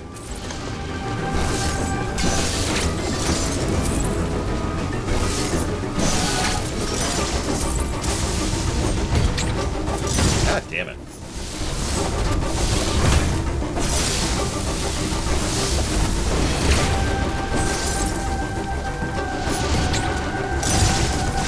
What? Okay, hang on. The timing isn't what I think it is. Give me a second. There we go. So I'm gonna go and deliberately die.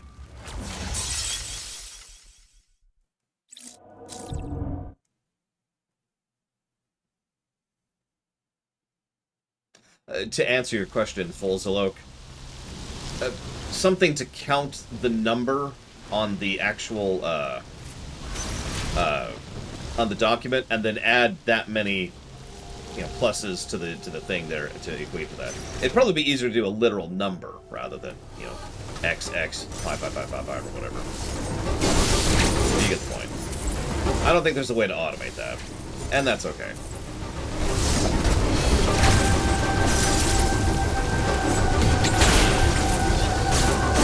Okay, that's... I thought that was the it looks like the grapple button. I'm not sure why that didn't grapple.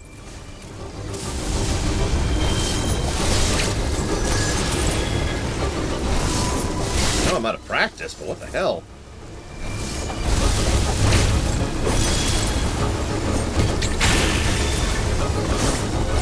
Okay, that... Why isn't it shooting? What am I doing wrong there? There we go. There we go. Okay, I see the problem.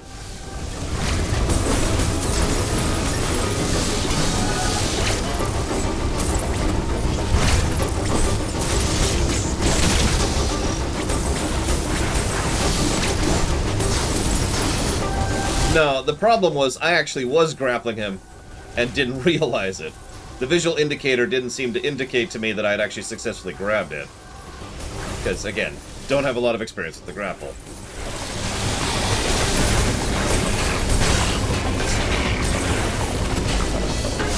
Up here.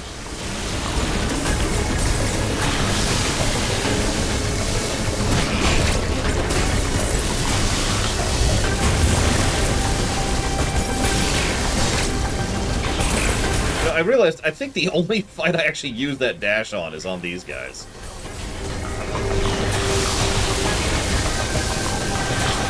Oh, you son of a submariner.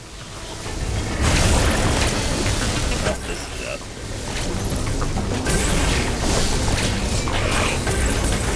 I guess that's not true. I use it on the Chozo bots, too.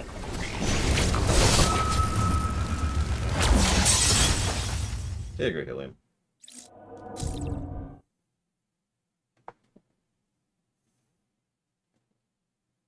Take 3.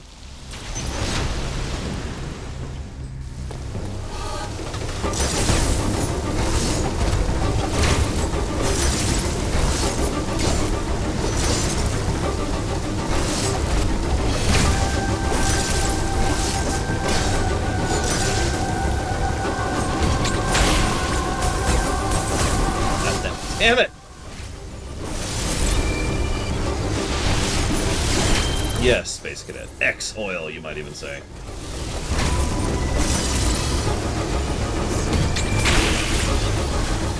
There.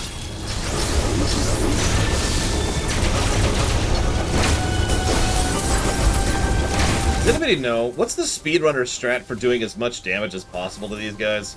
I'm actually curious. Is it ice? Is it the trio?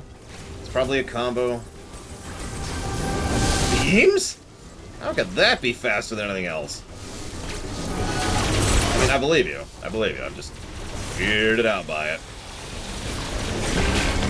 That's why I asked, though. Because I've been sort of defaulting to missiles, assuming that ice super missiles are the best damage, but, how do I know?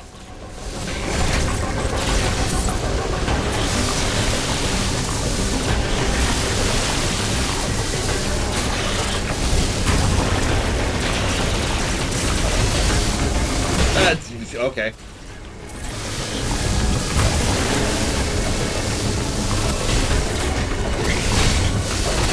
Okay, that's getting old. That's getting really old.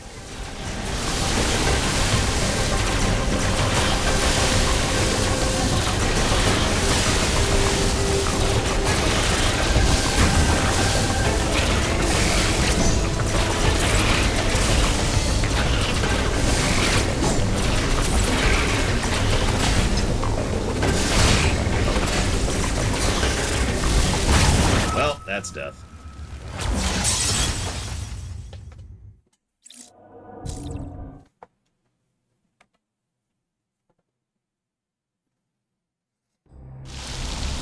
I don't think I'm going to try to mash quite that fast. I don't feel like hurting my hands today. Oh, wow. It blocks the thing that goes through other things. That's actually kind of impressive in its own right.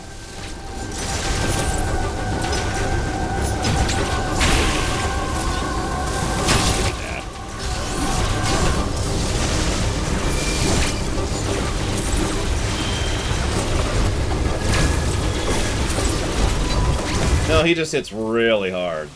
Keeping in mind I have almost max health. Damn it. Okay. Once you actually took the bait.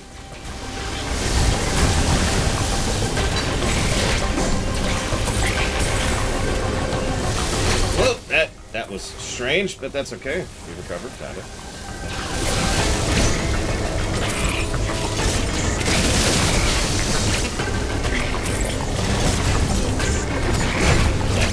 We're gonna stop trying to do that. A little bit too squirrely. Ooh, yeah, we're gonna stop doing that.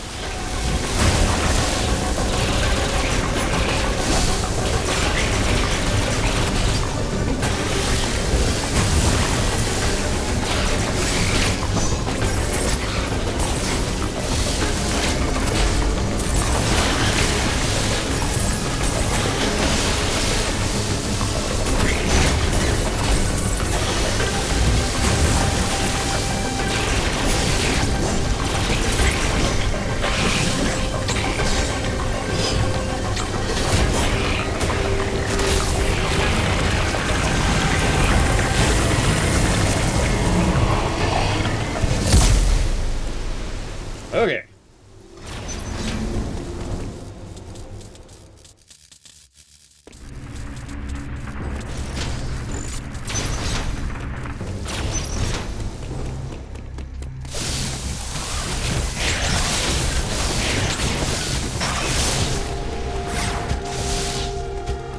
I guess we're already full, but whatever.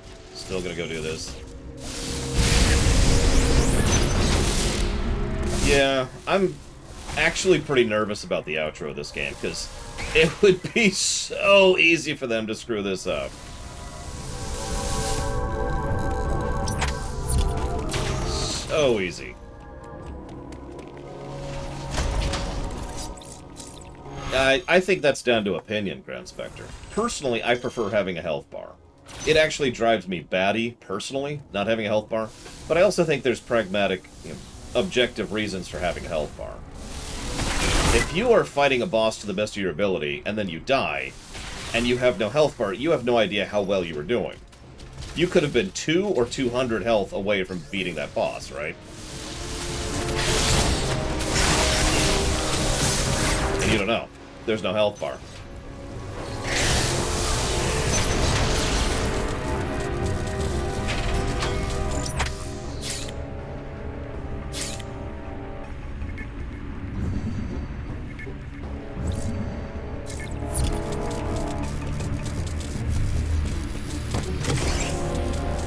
Yeah, so probably the actual ideal would be something visual that indicates that they have a health change. And a health bar, which is a toggle. That feels like the ideal for me, personally.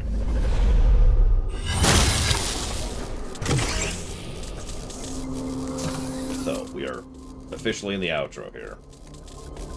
Let's do it. Idorash? Nice place.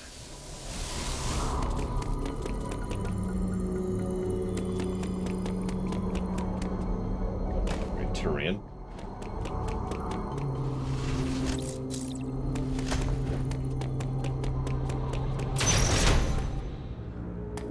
There's our no really safe point.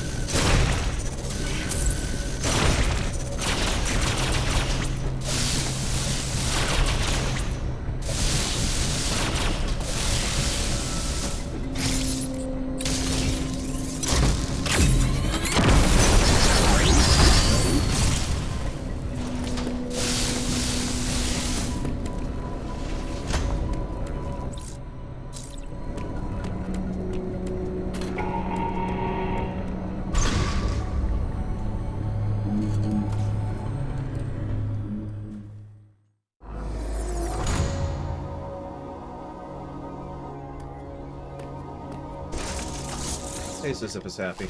Uploading data. It appears your Metroid DNA has caused you to become a Metroid. Ordinarily, this would have happened immediately after the DNA transplant. Your Thoha genes must have slowed down the process. They were the only tribe capable of controlling the Metroids. Though you possess their DNA, you are not a Thoha. Your physical prowess suggests that you must also possess Makin DNA. Yeah. Metroids are programmed to identify Makin as enemies. This suggests one thing to me. It is very probable that your metamorphosis occurred as a result of Raven Beak's attack. His presence awakened the Metroid's killer instinct. Since then, your metamorphosis has accelerated. It can no longer be controlled. You are now a Metroid, Samus Aran. Your very existence poses a grave threat to the galaxy. However, there is no need to fear. You can still contribute to galactic peace. You need only use your new powers correctly. Can I just say how awesome that is? Because of how damn rare that is? No, seriously.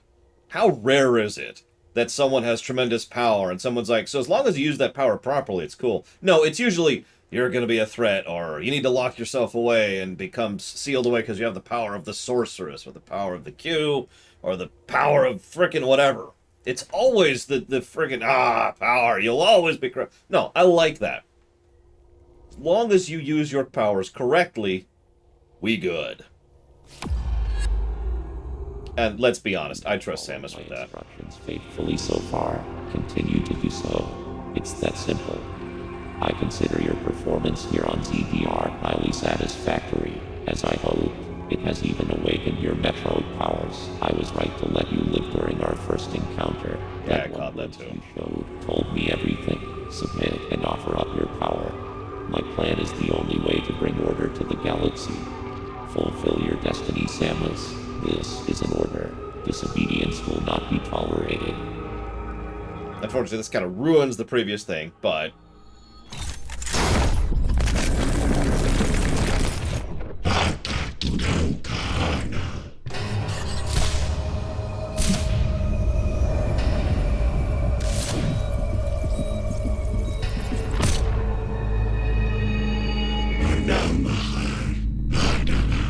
Lore shock.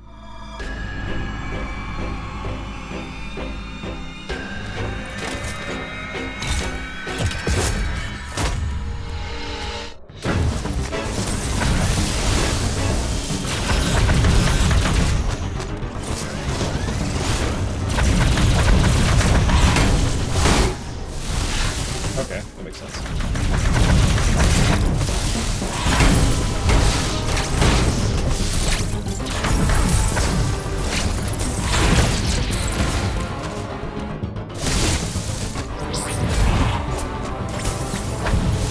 Okay, no fair throwing black holes. That's just faux pas right there.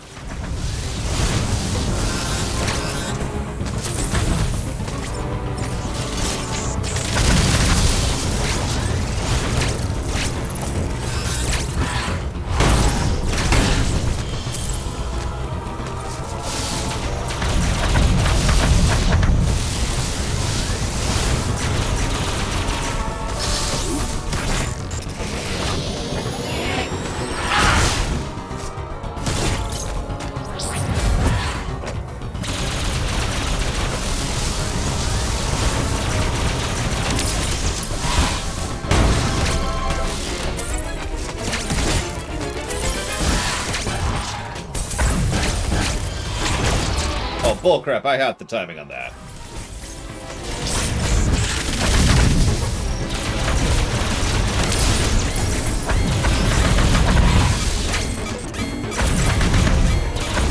Pretty sure I haven't actually done any damage to him yet.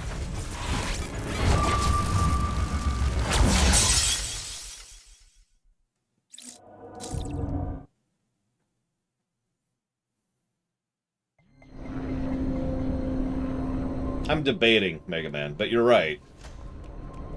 Which is doubly interesting since they made a point of actually having him call her lady, because that's what the anime I did. We'll see what they do with this after we kill Dad here.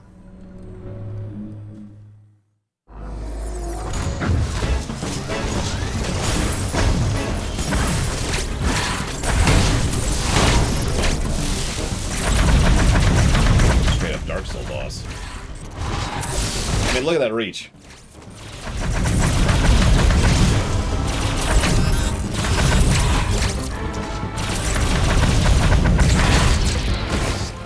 Okay.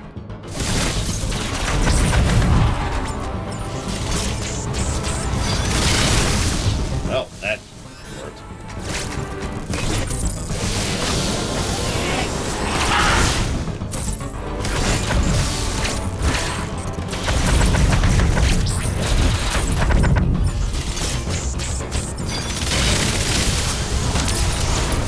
To me.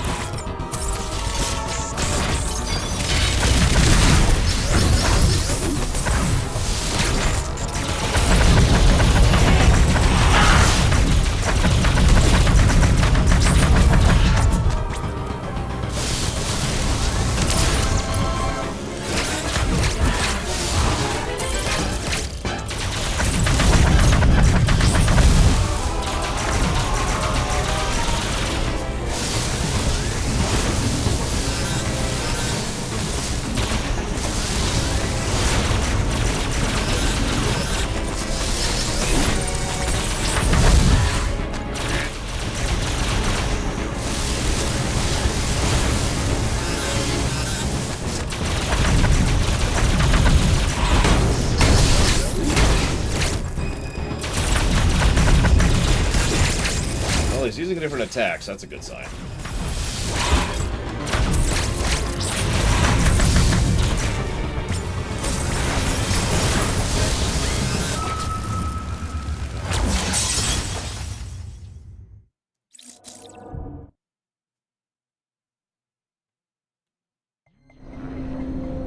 Hang on. Yep.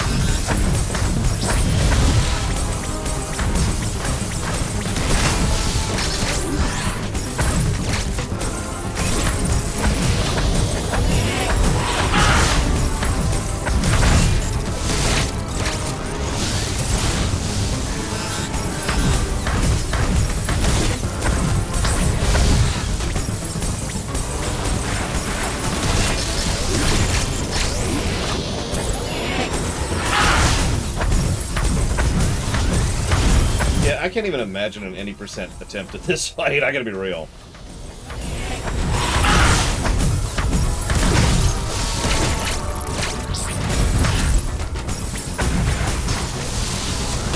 Damn it.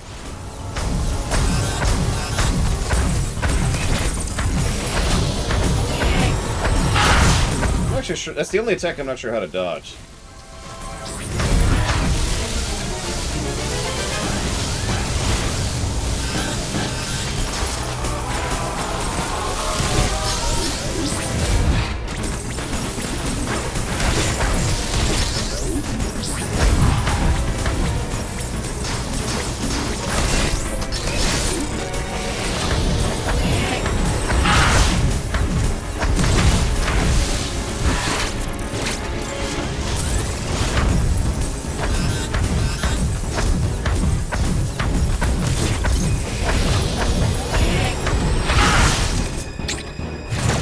Wasn't ready.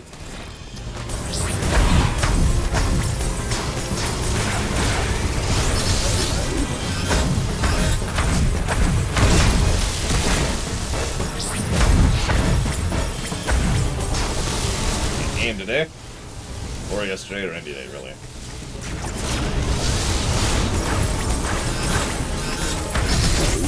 feel like this is a Platinum Games game. You know, fighting a big angelic warrior against the clouds. Come on.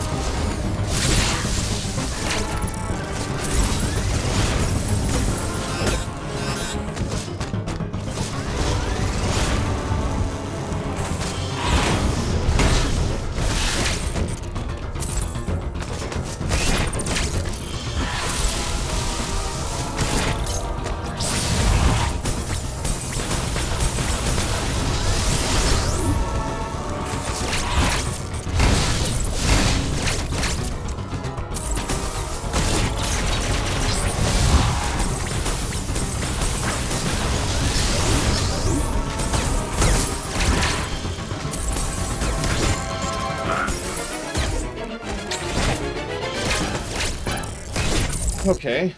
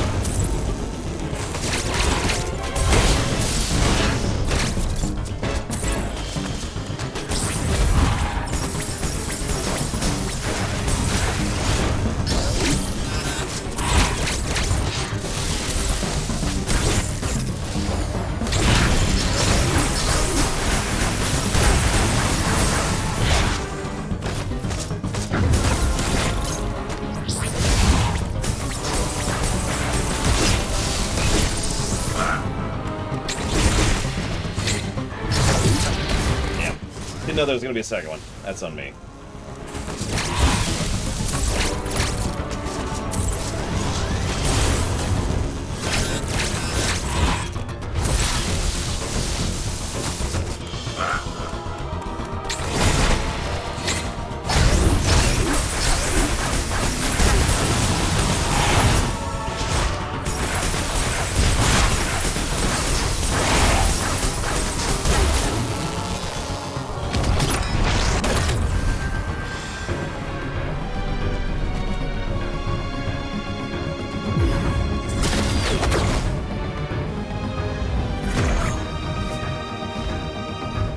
Well, shoot.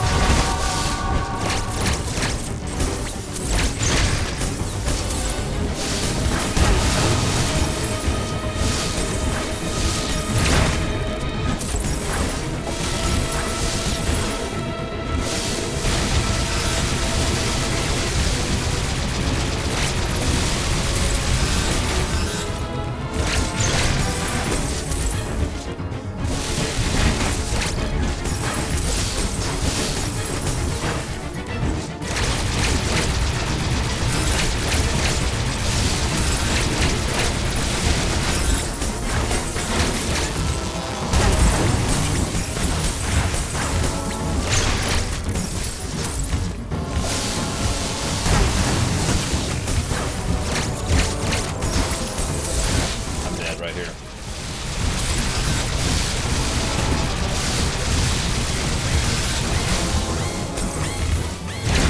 Yep.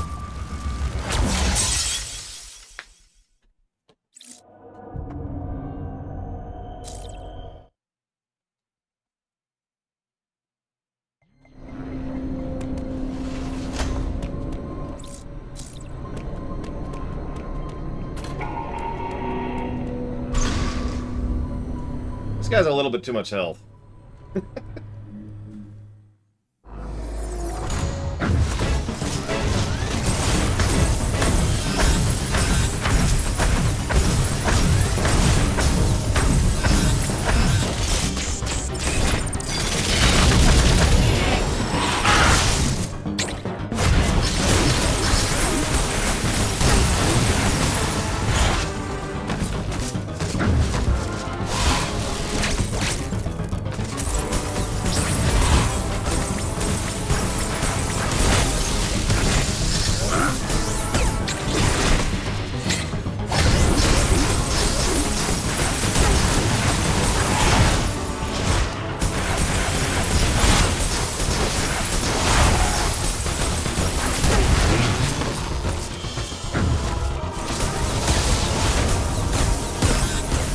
Already in phase 2. Pay attention, Lauren. That was that attack. No, please, or don't. That's cool. That's awesome. That's a lot of health lost for no good reason.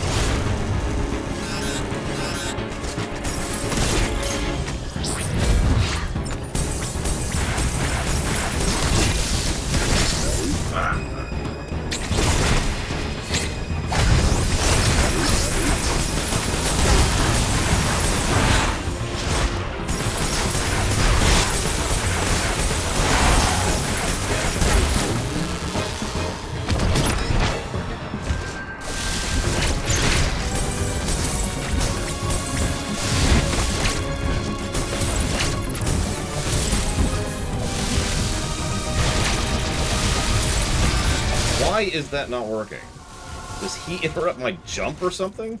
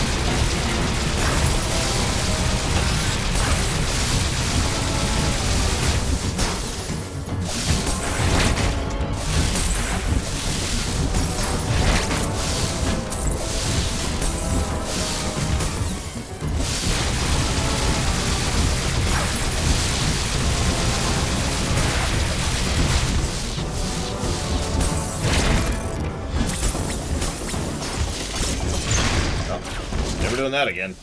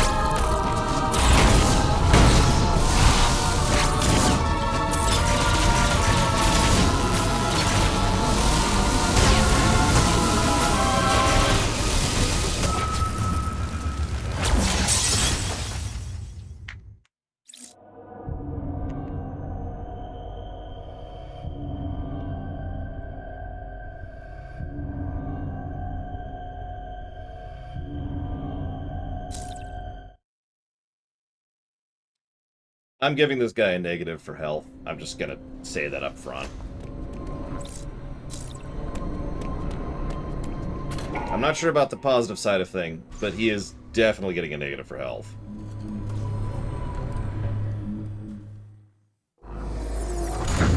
This is why.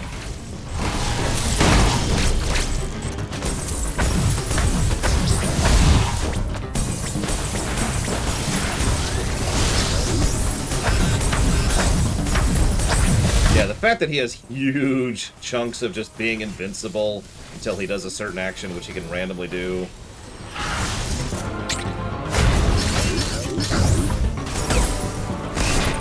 Yeah, sure.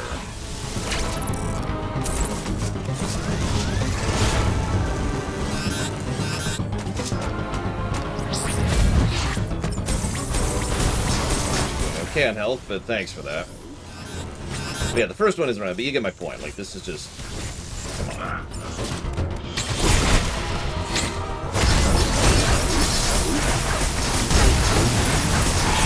I tried Missile Storm, and I'm not going back to that. I lose too much mobility, and I have very little healing.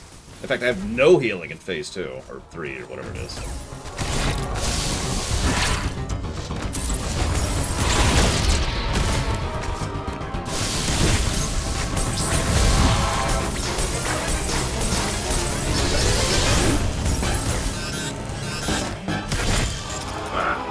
Hey, Baron.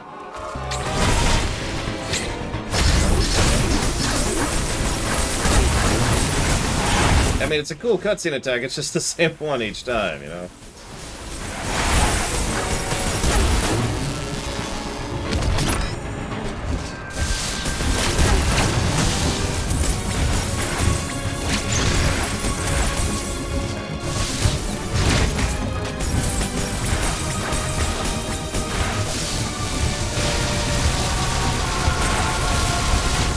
I admit I play this phase a little bit cautiously because, you know, there is no healing in this phase. I say as I get hit twice in a row.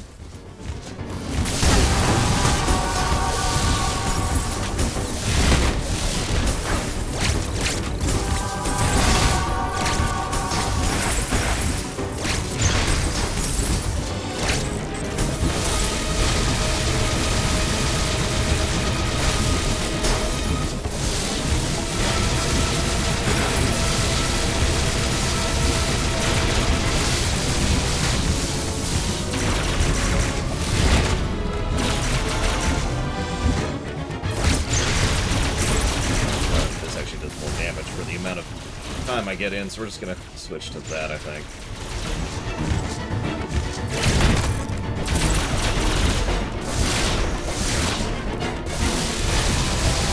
Well, if I die too many more times, it's going to start hurting my hands. So that's going to suck because, well, I don't have a solution to that. Other than to stop playing for a while, which isn't what I would call good streaming value. God damn it. I hate how he interrupts your freaking jumps.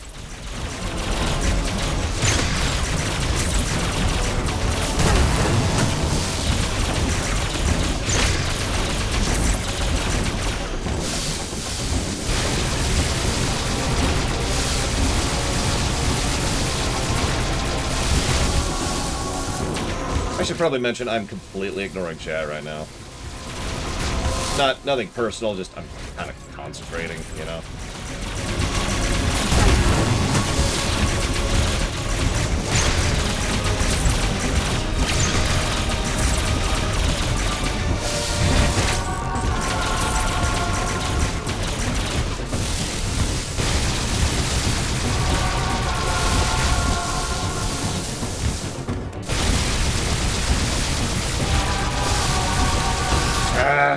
Fine.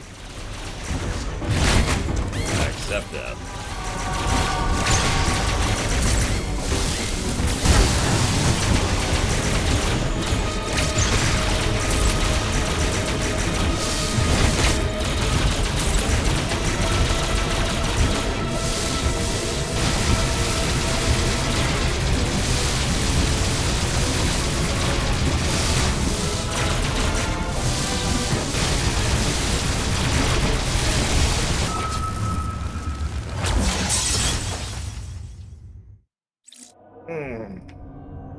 BRB.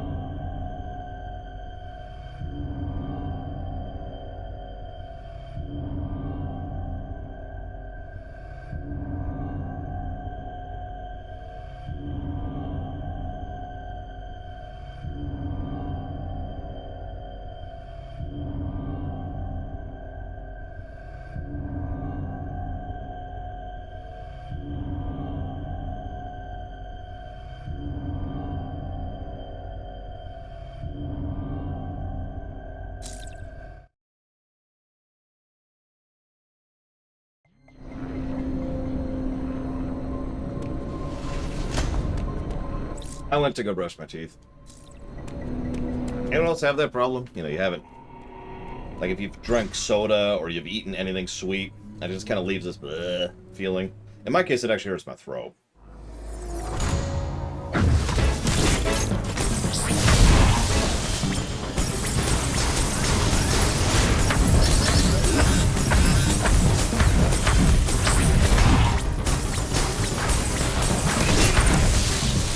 Honestly, I figured I wouldn't have to, you know...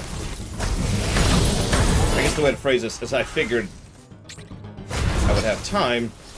I figured I would have beaten the boss by now, so I didn't think I needed to go brush my teeth. And then 4 attempts in, it's like, okay, yeah, fine, I'm gonna go brush my teeth.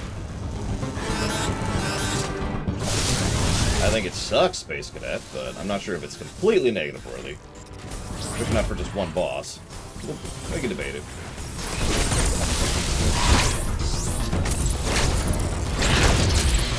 Wow, you almost never use that attack on me.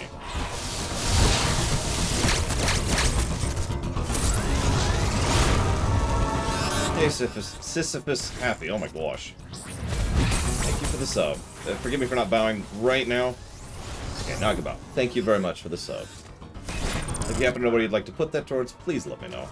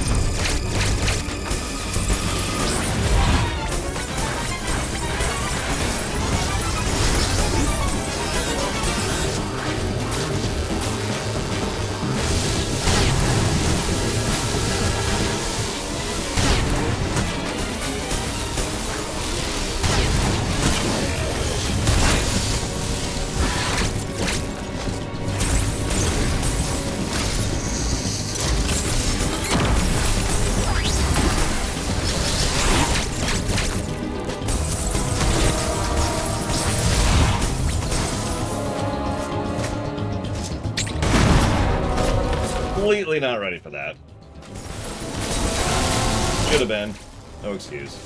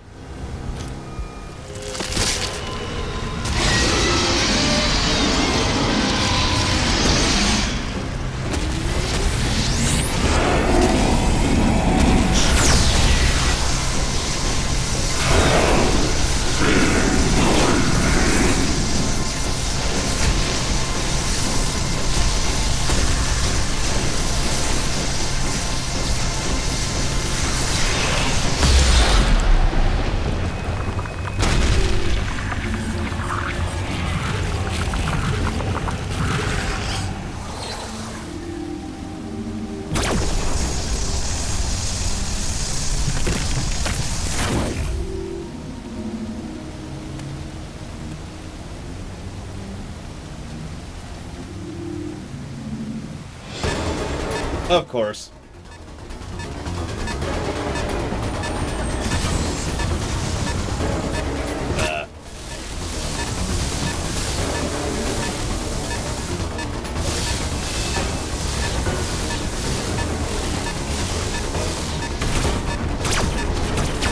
God, it really is the hyper beam.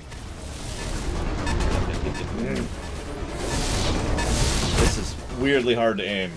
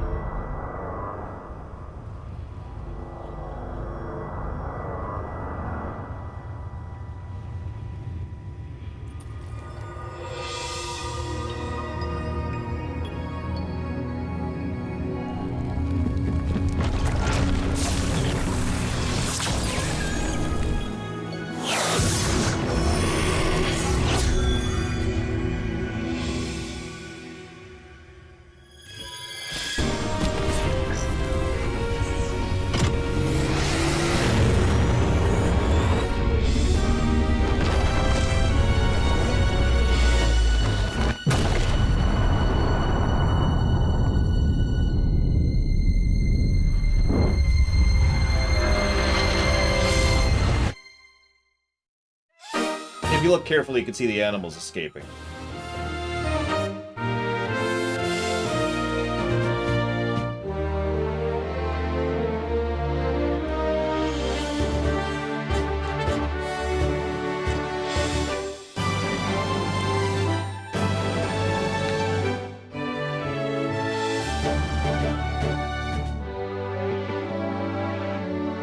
Yeah, there's one pixel.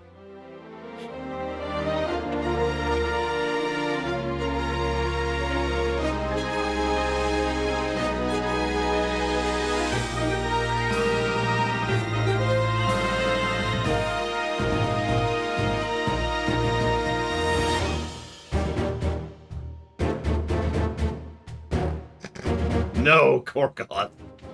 I'm not even doing the rumination today. I'm doing that tomorrow. Hopefully I'll get it done before Chapter 12. Why did that X help us? The X-Parasite always copied the memories of the people. Hypothetically, it's always been something... We've theorized about this since Fusion. We've always theorized about the idea of the X-Parasites taking on the mannerisms and concepts of people. Remember the one SAX who fought the Omega Metroid at the end of Fusion? It was a little thing, but it made us kind of think,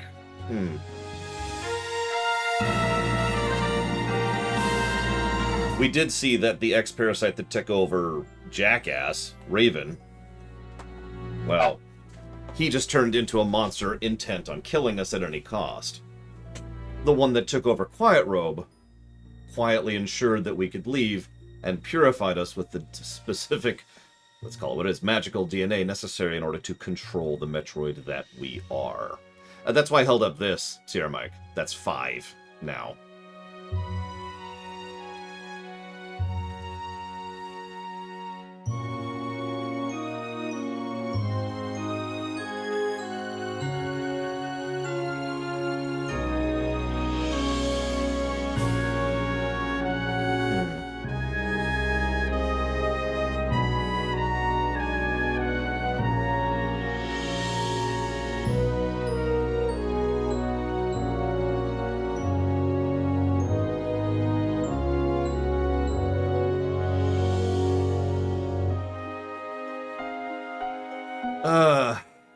Zeebs, Phase, SR388, ZDR, and Talon 4, I think. Oh no, and Dark Ether, sorry, Dark Ether, that was the other one. Because we don't actually destroy Talon 4, but Dark Ether is the other one. So yeah, I was right, 5.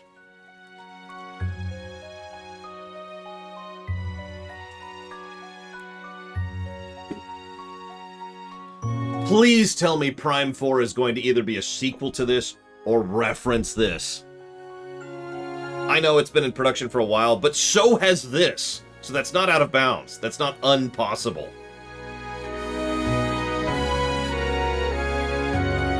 Remember, this game has been bouncing around and has, in fact, according to the director, this game has been written since like 2008. I hope not, Rax, because that's such a dumb plot hook. And also, it was already followed through on Hunters.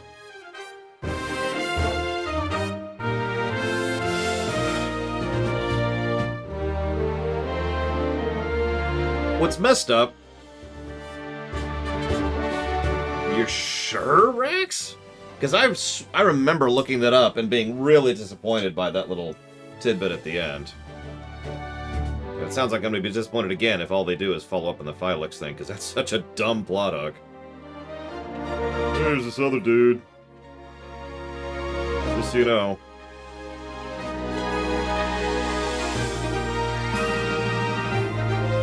Negative to gameplay. Doesn't follow up on this game.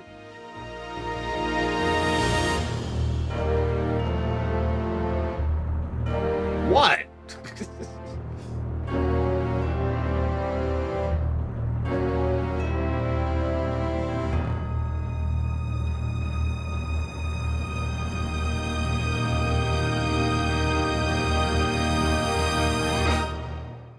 I mean, I don't think this is going to be surpassed as Game of the Year for me. The only thing that even can contest it is Endwalker.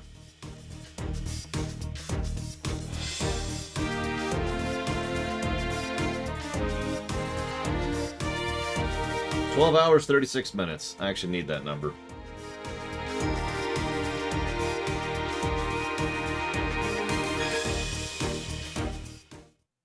We gotta do a couple more things before we... Yeah, first off, we got hard mode unlocked.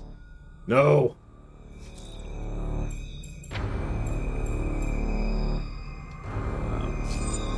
Actually, no, I did want to be out there, didn't I?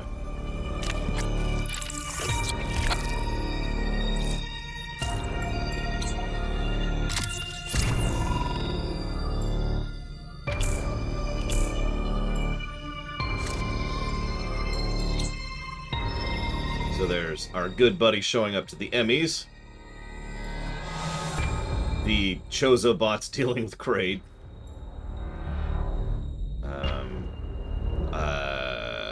Robe? Quiet Robe?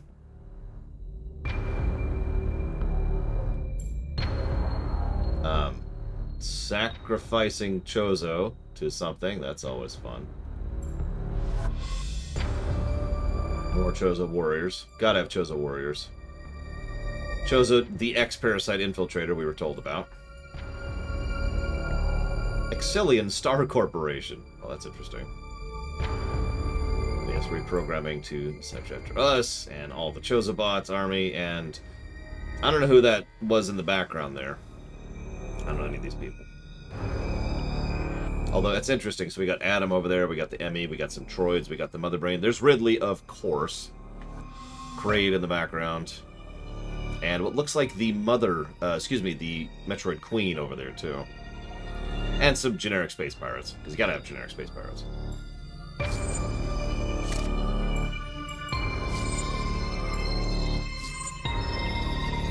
I am quite happy that Ridley never appeared in this game. So...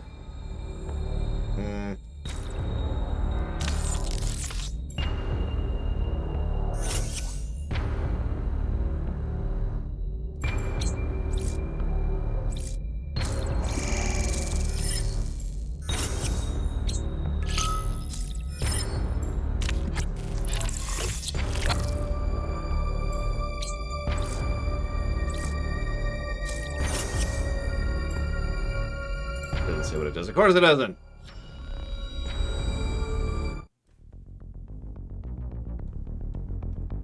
And we still can't skip. Okay, cool. Boop.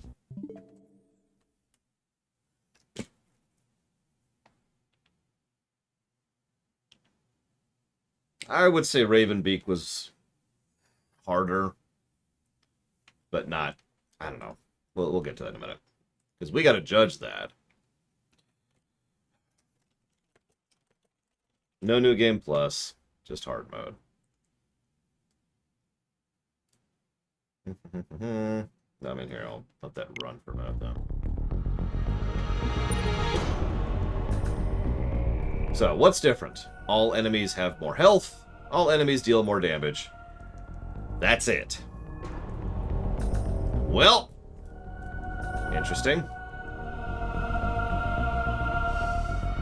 So we need to discuss foreshadowing. We need to discuss the final boss. And we need to discuss the ending. And we need to give a negative. Very important.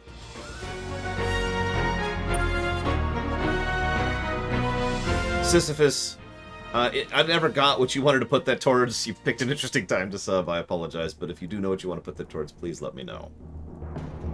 And I'll jot it down. If anybody caught it, you can just tell me too. Because, you know. I was a little busy. Mario Sunshine, you got it. Done. Well, Adam AI clearly calls us lady at least twice. I caught that. What I am not sure of is when the exact changeover happened. And I'm also kind of pissed because where the hell is Adam? He better not have deleted the Adam AI or I'm going to be upset.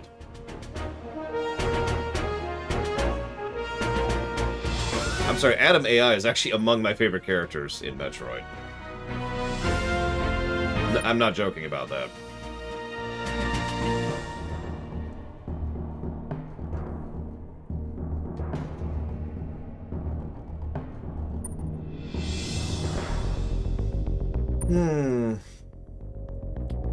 That's okay. That's not how I interpreted that Shadow Machine, but I'll believe you on that.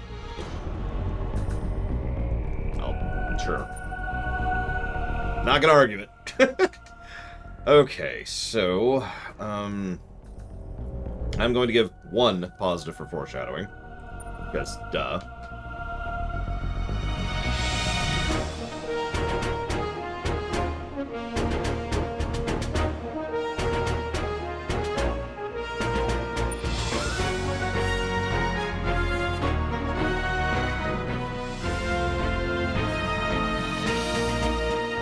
They were delicious, Make.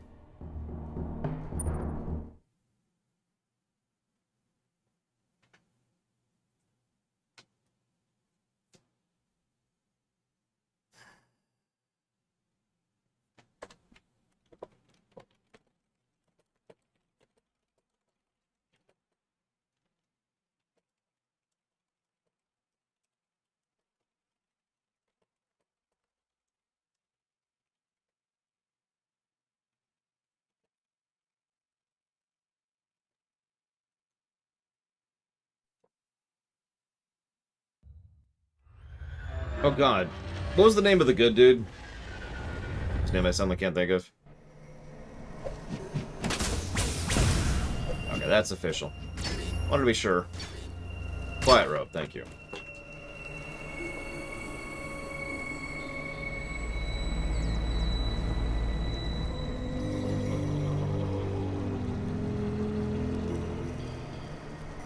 I sure hope so, Triaxia.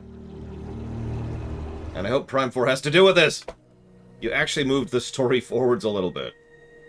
Don't backslide now.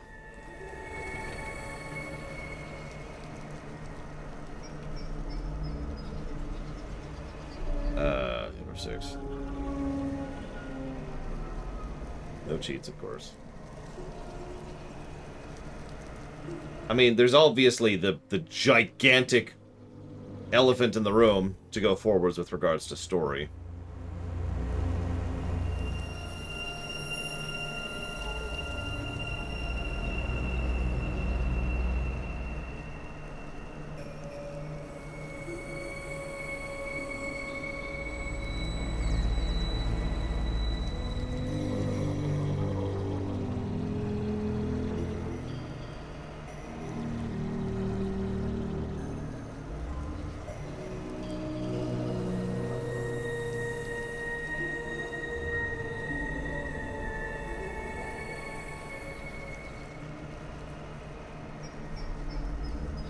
I doubt it too, Pans, and I'm preemptively upset about it. Don't mind me.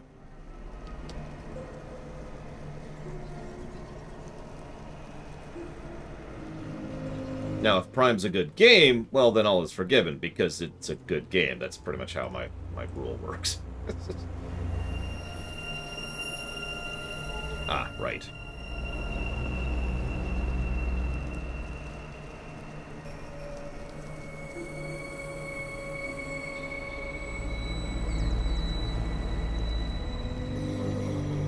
I mean, I sure hope so, Dark Monster. Certainly people have been speedrunning it. Okay.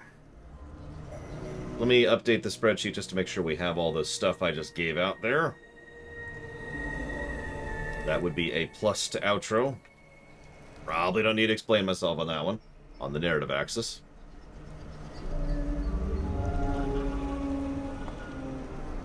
On the gameplay axis. Plus to outro. Probably don't need to explain myself there. If I have time, Mega Man, as always, that is my enemy. Negative to outro. Negative to difficulty options.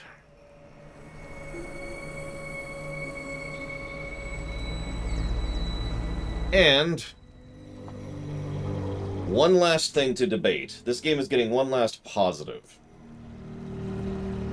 And I can't decide if it should get it in narrative or gameplay, and I want you to check me on this one. Should this game get a plus to negative... Or plus to negative? Wow. Should this game get a plus to narrative or to gameplay for the Hyper Beam moment? Which also happens to include the escape, because just like in Super, that's the Hyper Beam moment.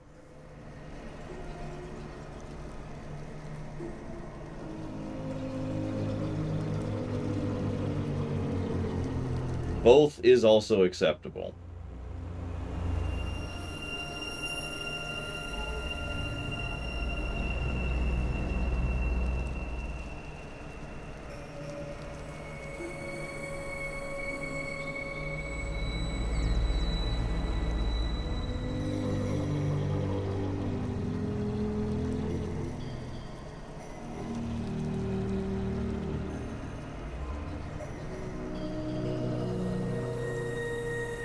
Hi, Erasmus.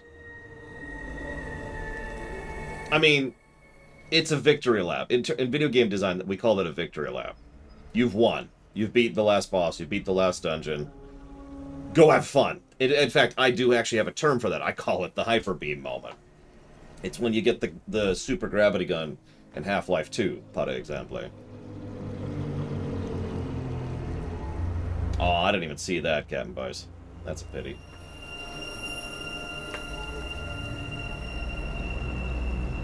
No, that's an awesome ending. That's a legit ending right there. fact, I need to check something. Yeah, Samus didn't even have a health bar. Why would she? Yeah, that's what I thought.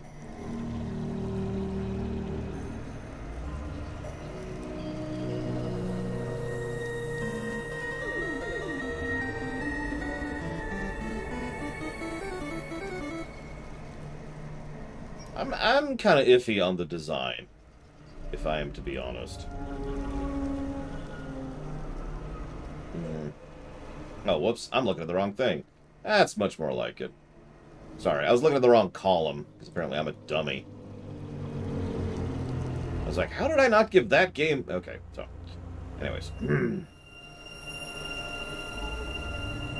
Thank you, Hesplo. Thank you very, very much.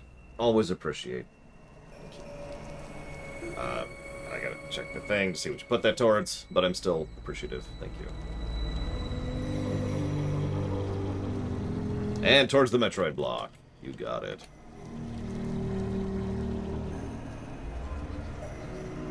No, Trihexia. But it doesn't surprise me.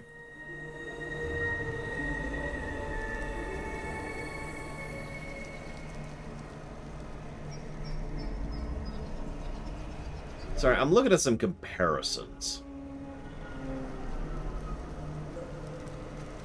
Rax, you're there, right?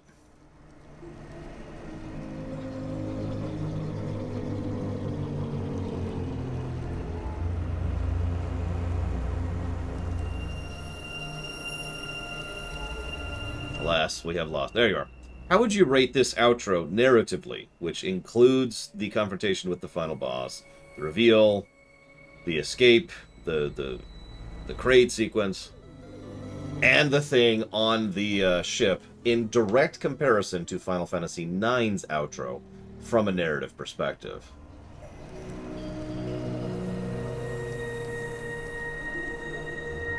You can see why I'm asking you this.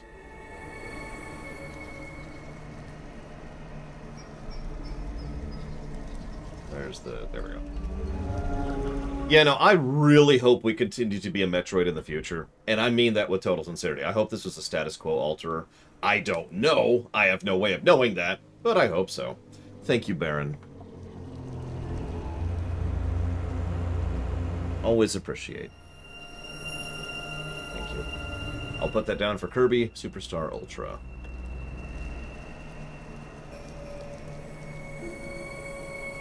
No, that makes perfect sense, Rax. And you and I both know...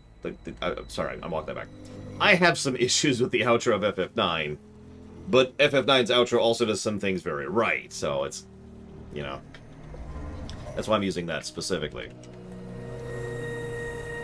That and, well, precedence. Because, you know, that's the whole point of reviewing everything alongside everything else. I think I agree with you. I think we're going to do something we haven't done in a while. I think I'm going to give 2 positives to the outro on the narrative axis. For the reasons aforementioned.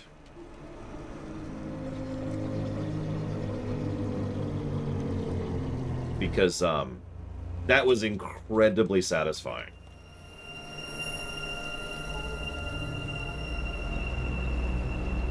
Yeah, we've got the Buster. I know that's not what they call it.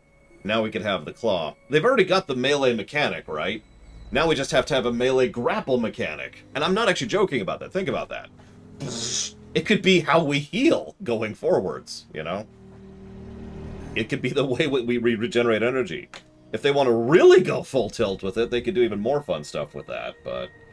Like, use it to mez people, or to just straight up kill an enemy by draining it down to its ashes, so it just, you know, desiccates away. I mean, there's a bunch of stuff they could do with that. And yeah, we could make it kind of like, well, that's a bad example, but like the phase-on mechanic in Prime 3. You know, it's useful, but you don't want to use it too much, right? Either way, that, I think that's officially our score.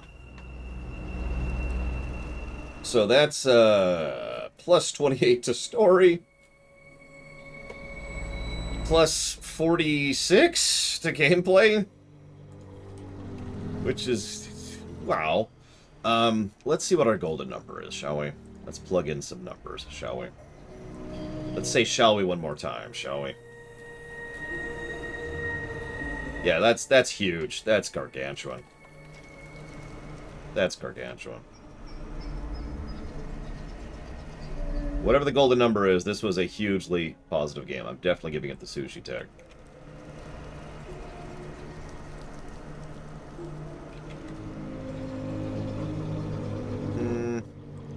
Whoops.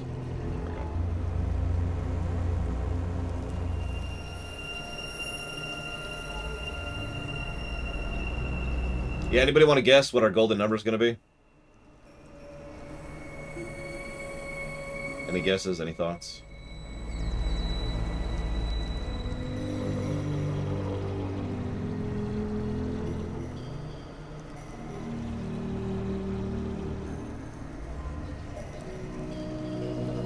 Alright.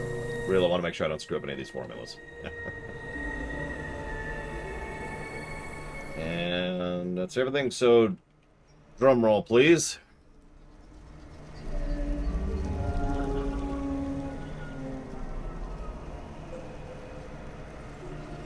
Damn.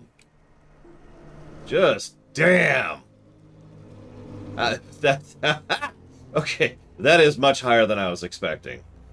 But as always, I like to look at the golden number, and I like to mentally think, does that feel right? Is that about where that should be? And yeah, no, that's right. 109.2. For record, that puts it in the number 1, 2, 3, 4, 5, 6 slot. That is the 6th best reviewing game that I've reviewed. And I absolutely stand by that. And yeah, what's funny is that's just a hair's breadth below Super. And we'll see if Super changes on Audit, but that is damned good. I just realized. So we got GTA 5. So hang on, we got an open world game. We got an RPG. We got a Zelda, a Metroid, a Yakuza, a Metroid, a Dragon Quest, a Mega Man, 2 RPGs, a Dark Souls. My top 5 in order are Grand Theft Auto 5, Final Fantasy 6, Zelda Twilight Princess, Super Metroid, and Yakuza 0. I don't know what else to add to that. This has been a damn good game.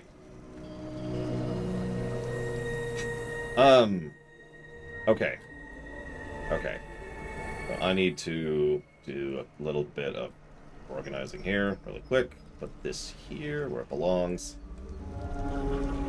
Anything over 100 is just is how I'm gonna vocalize that. That's how I want to phrase it. Anything over 100 is just yeah. Okay, so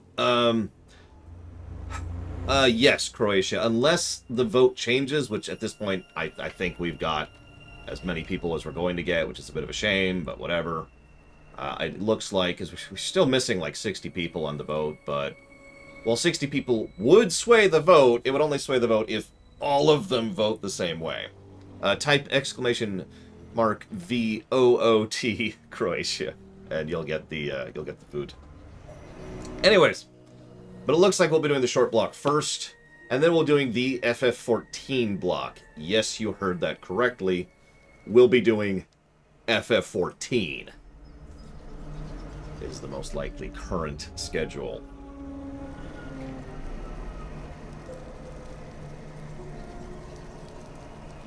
That being said, tomorrow I have to do rumination on this, and you heard me, Mr. Red. And obviously, so tomorrow, starting at 11 a.m. Eastern Standard Time, will be the premiere for Chapter 12 of the Lore Walker Theater for Final Fantasy IX. I highly encourage you to play it, watch that, because it's awesome. Oh, Jesus Christ, Korgoth. It's a very complex and complicated formula, Korgoth. In fact, it's actually 9 formulas on top of each other. It basically takes into account everything, gives them weights, and then multiplies that into our golden number. That's the summary. Anyways, tomorrow, FF9 Theater, 11 a.m. It's a big one. It's Chapter 12. It's not only very important, but it's kind of a long one. So that's going to be going on for a bit, and then tomorrow for the second half of the stream block, we will be streaming Super Mario Bros. 2. We will probably beat Super Mario Bros. 2 tomorrow, and that'll begin our mini Mario block, because we're going to go through Mario 2, Mario 3, and Mario World. That'll probably be continuing next Tuesday. I do hope you've enjoyed. I really do. I'll see you around.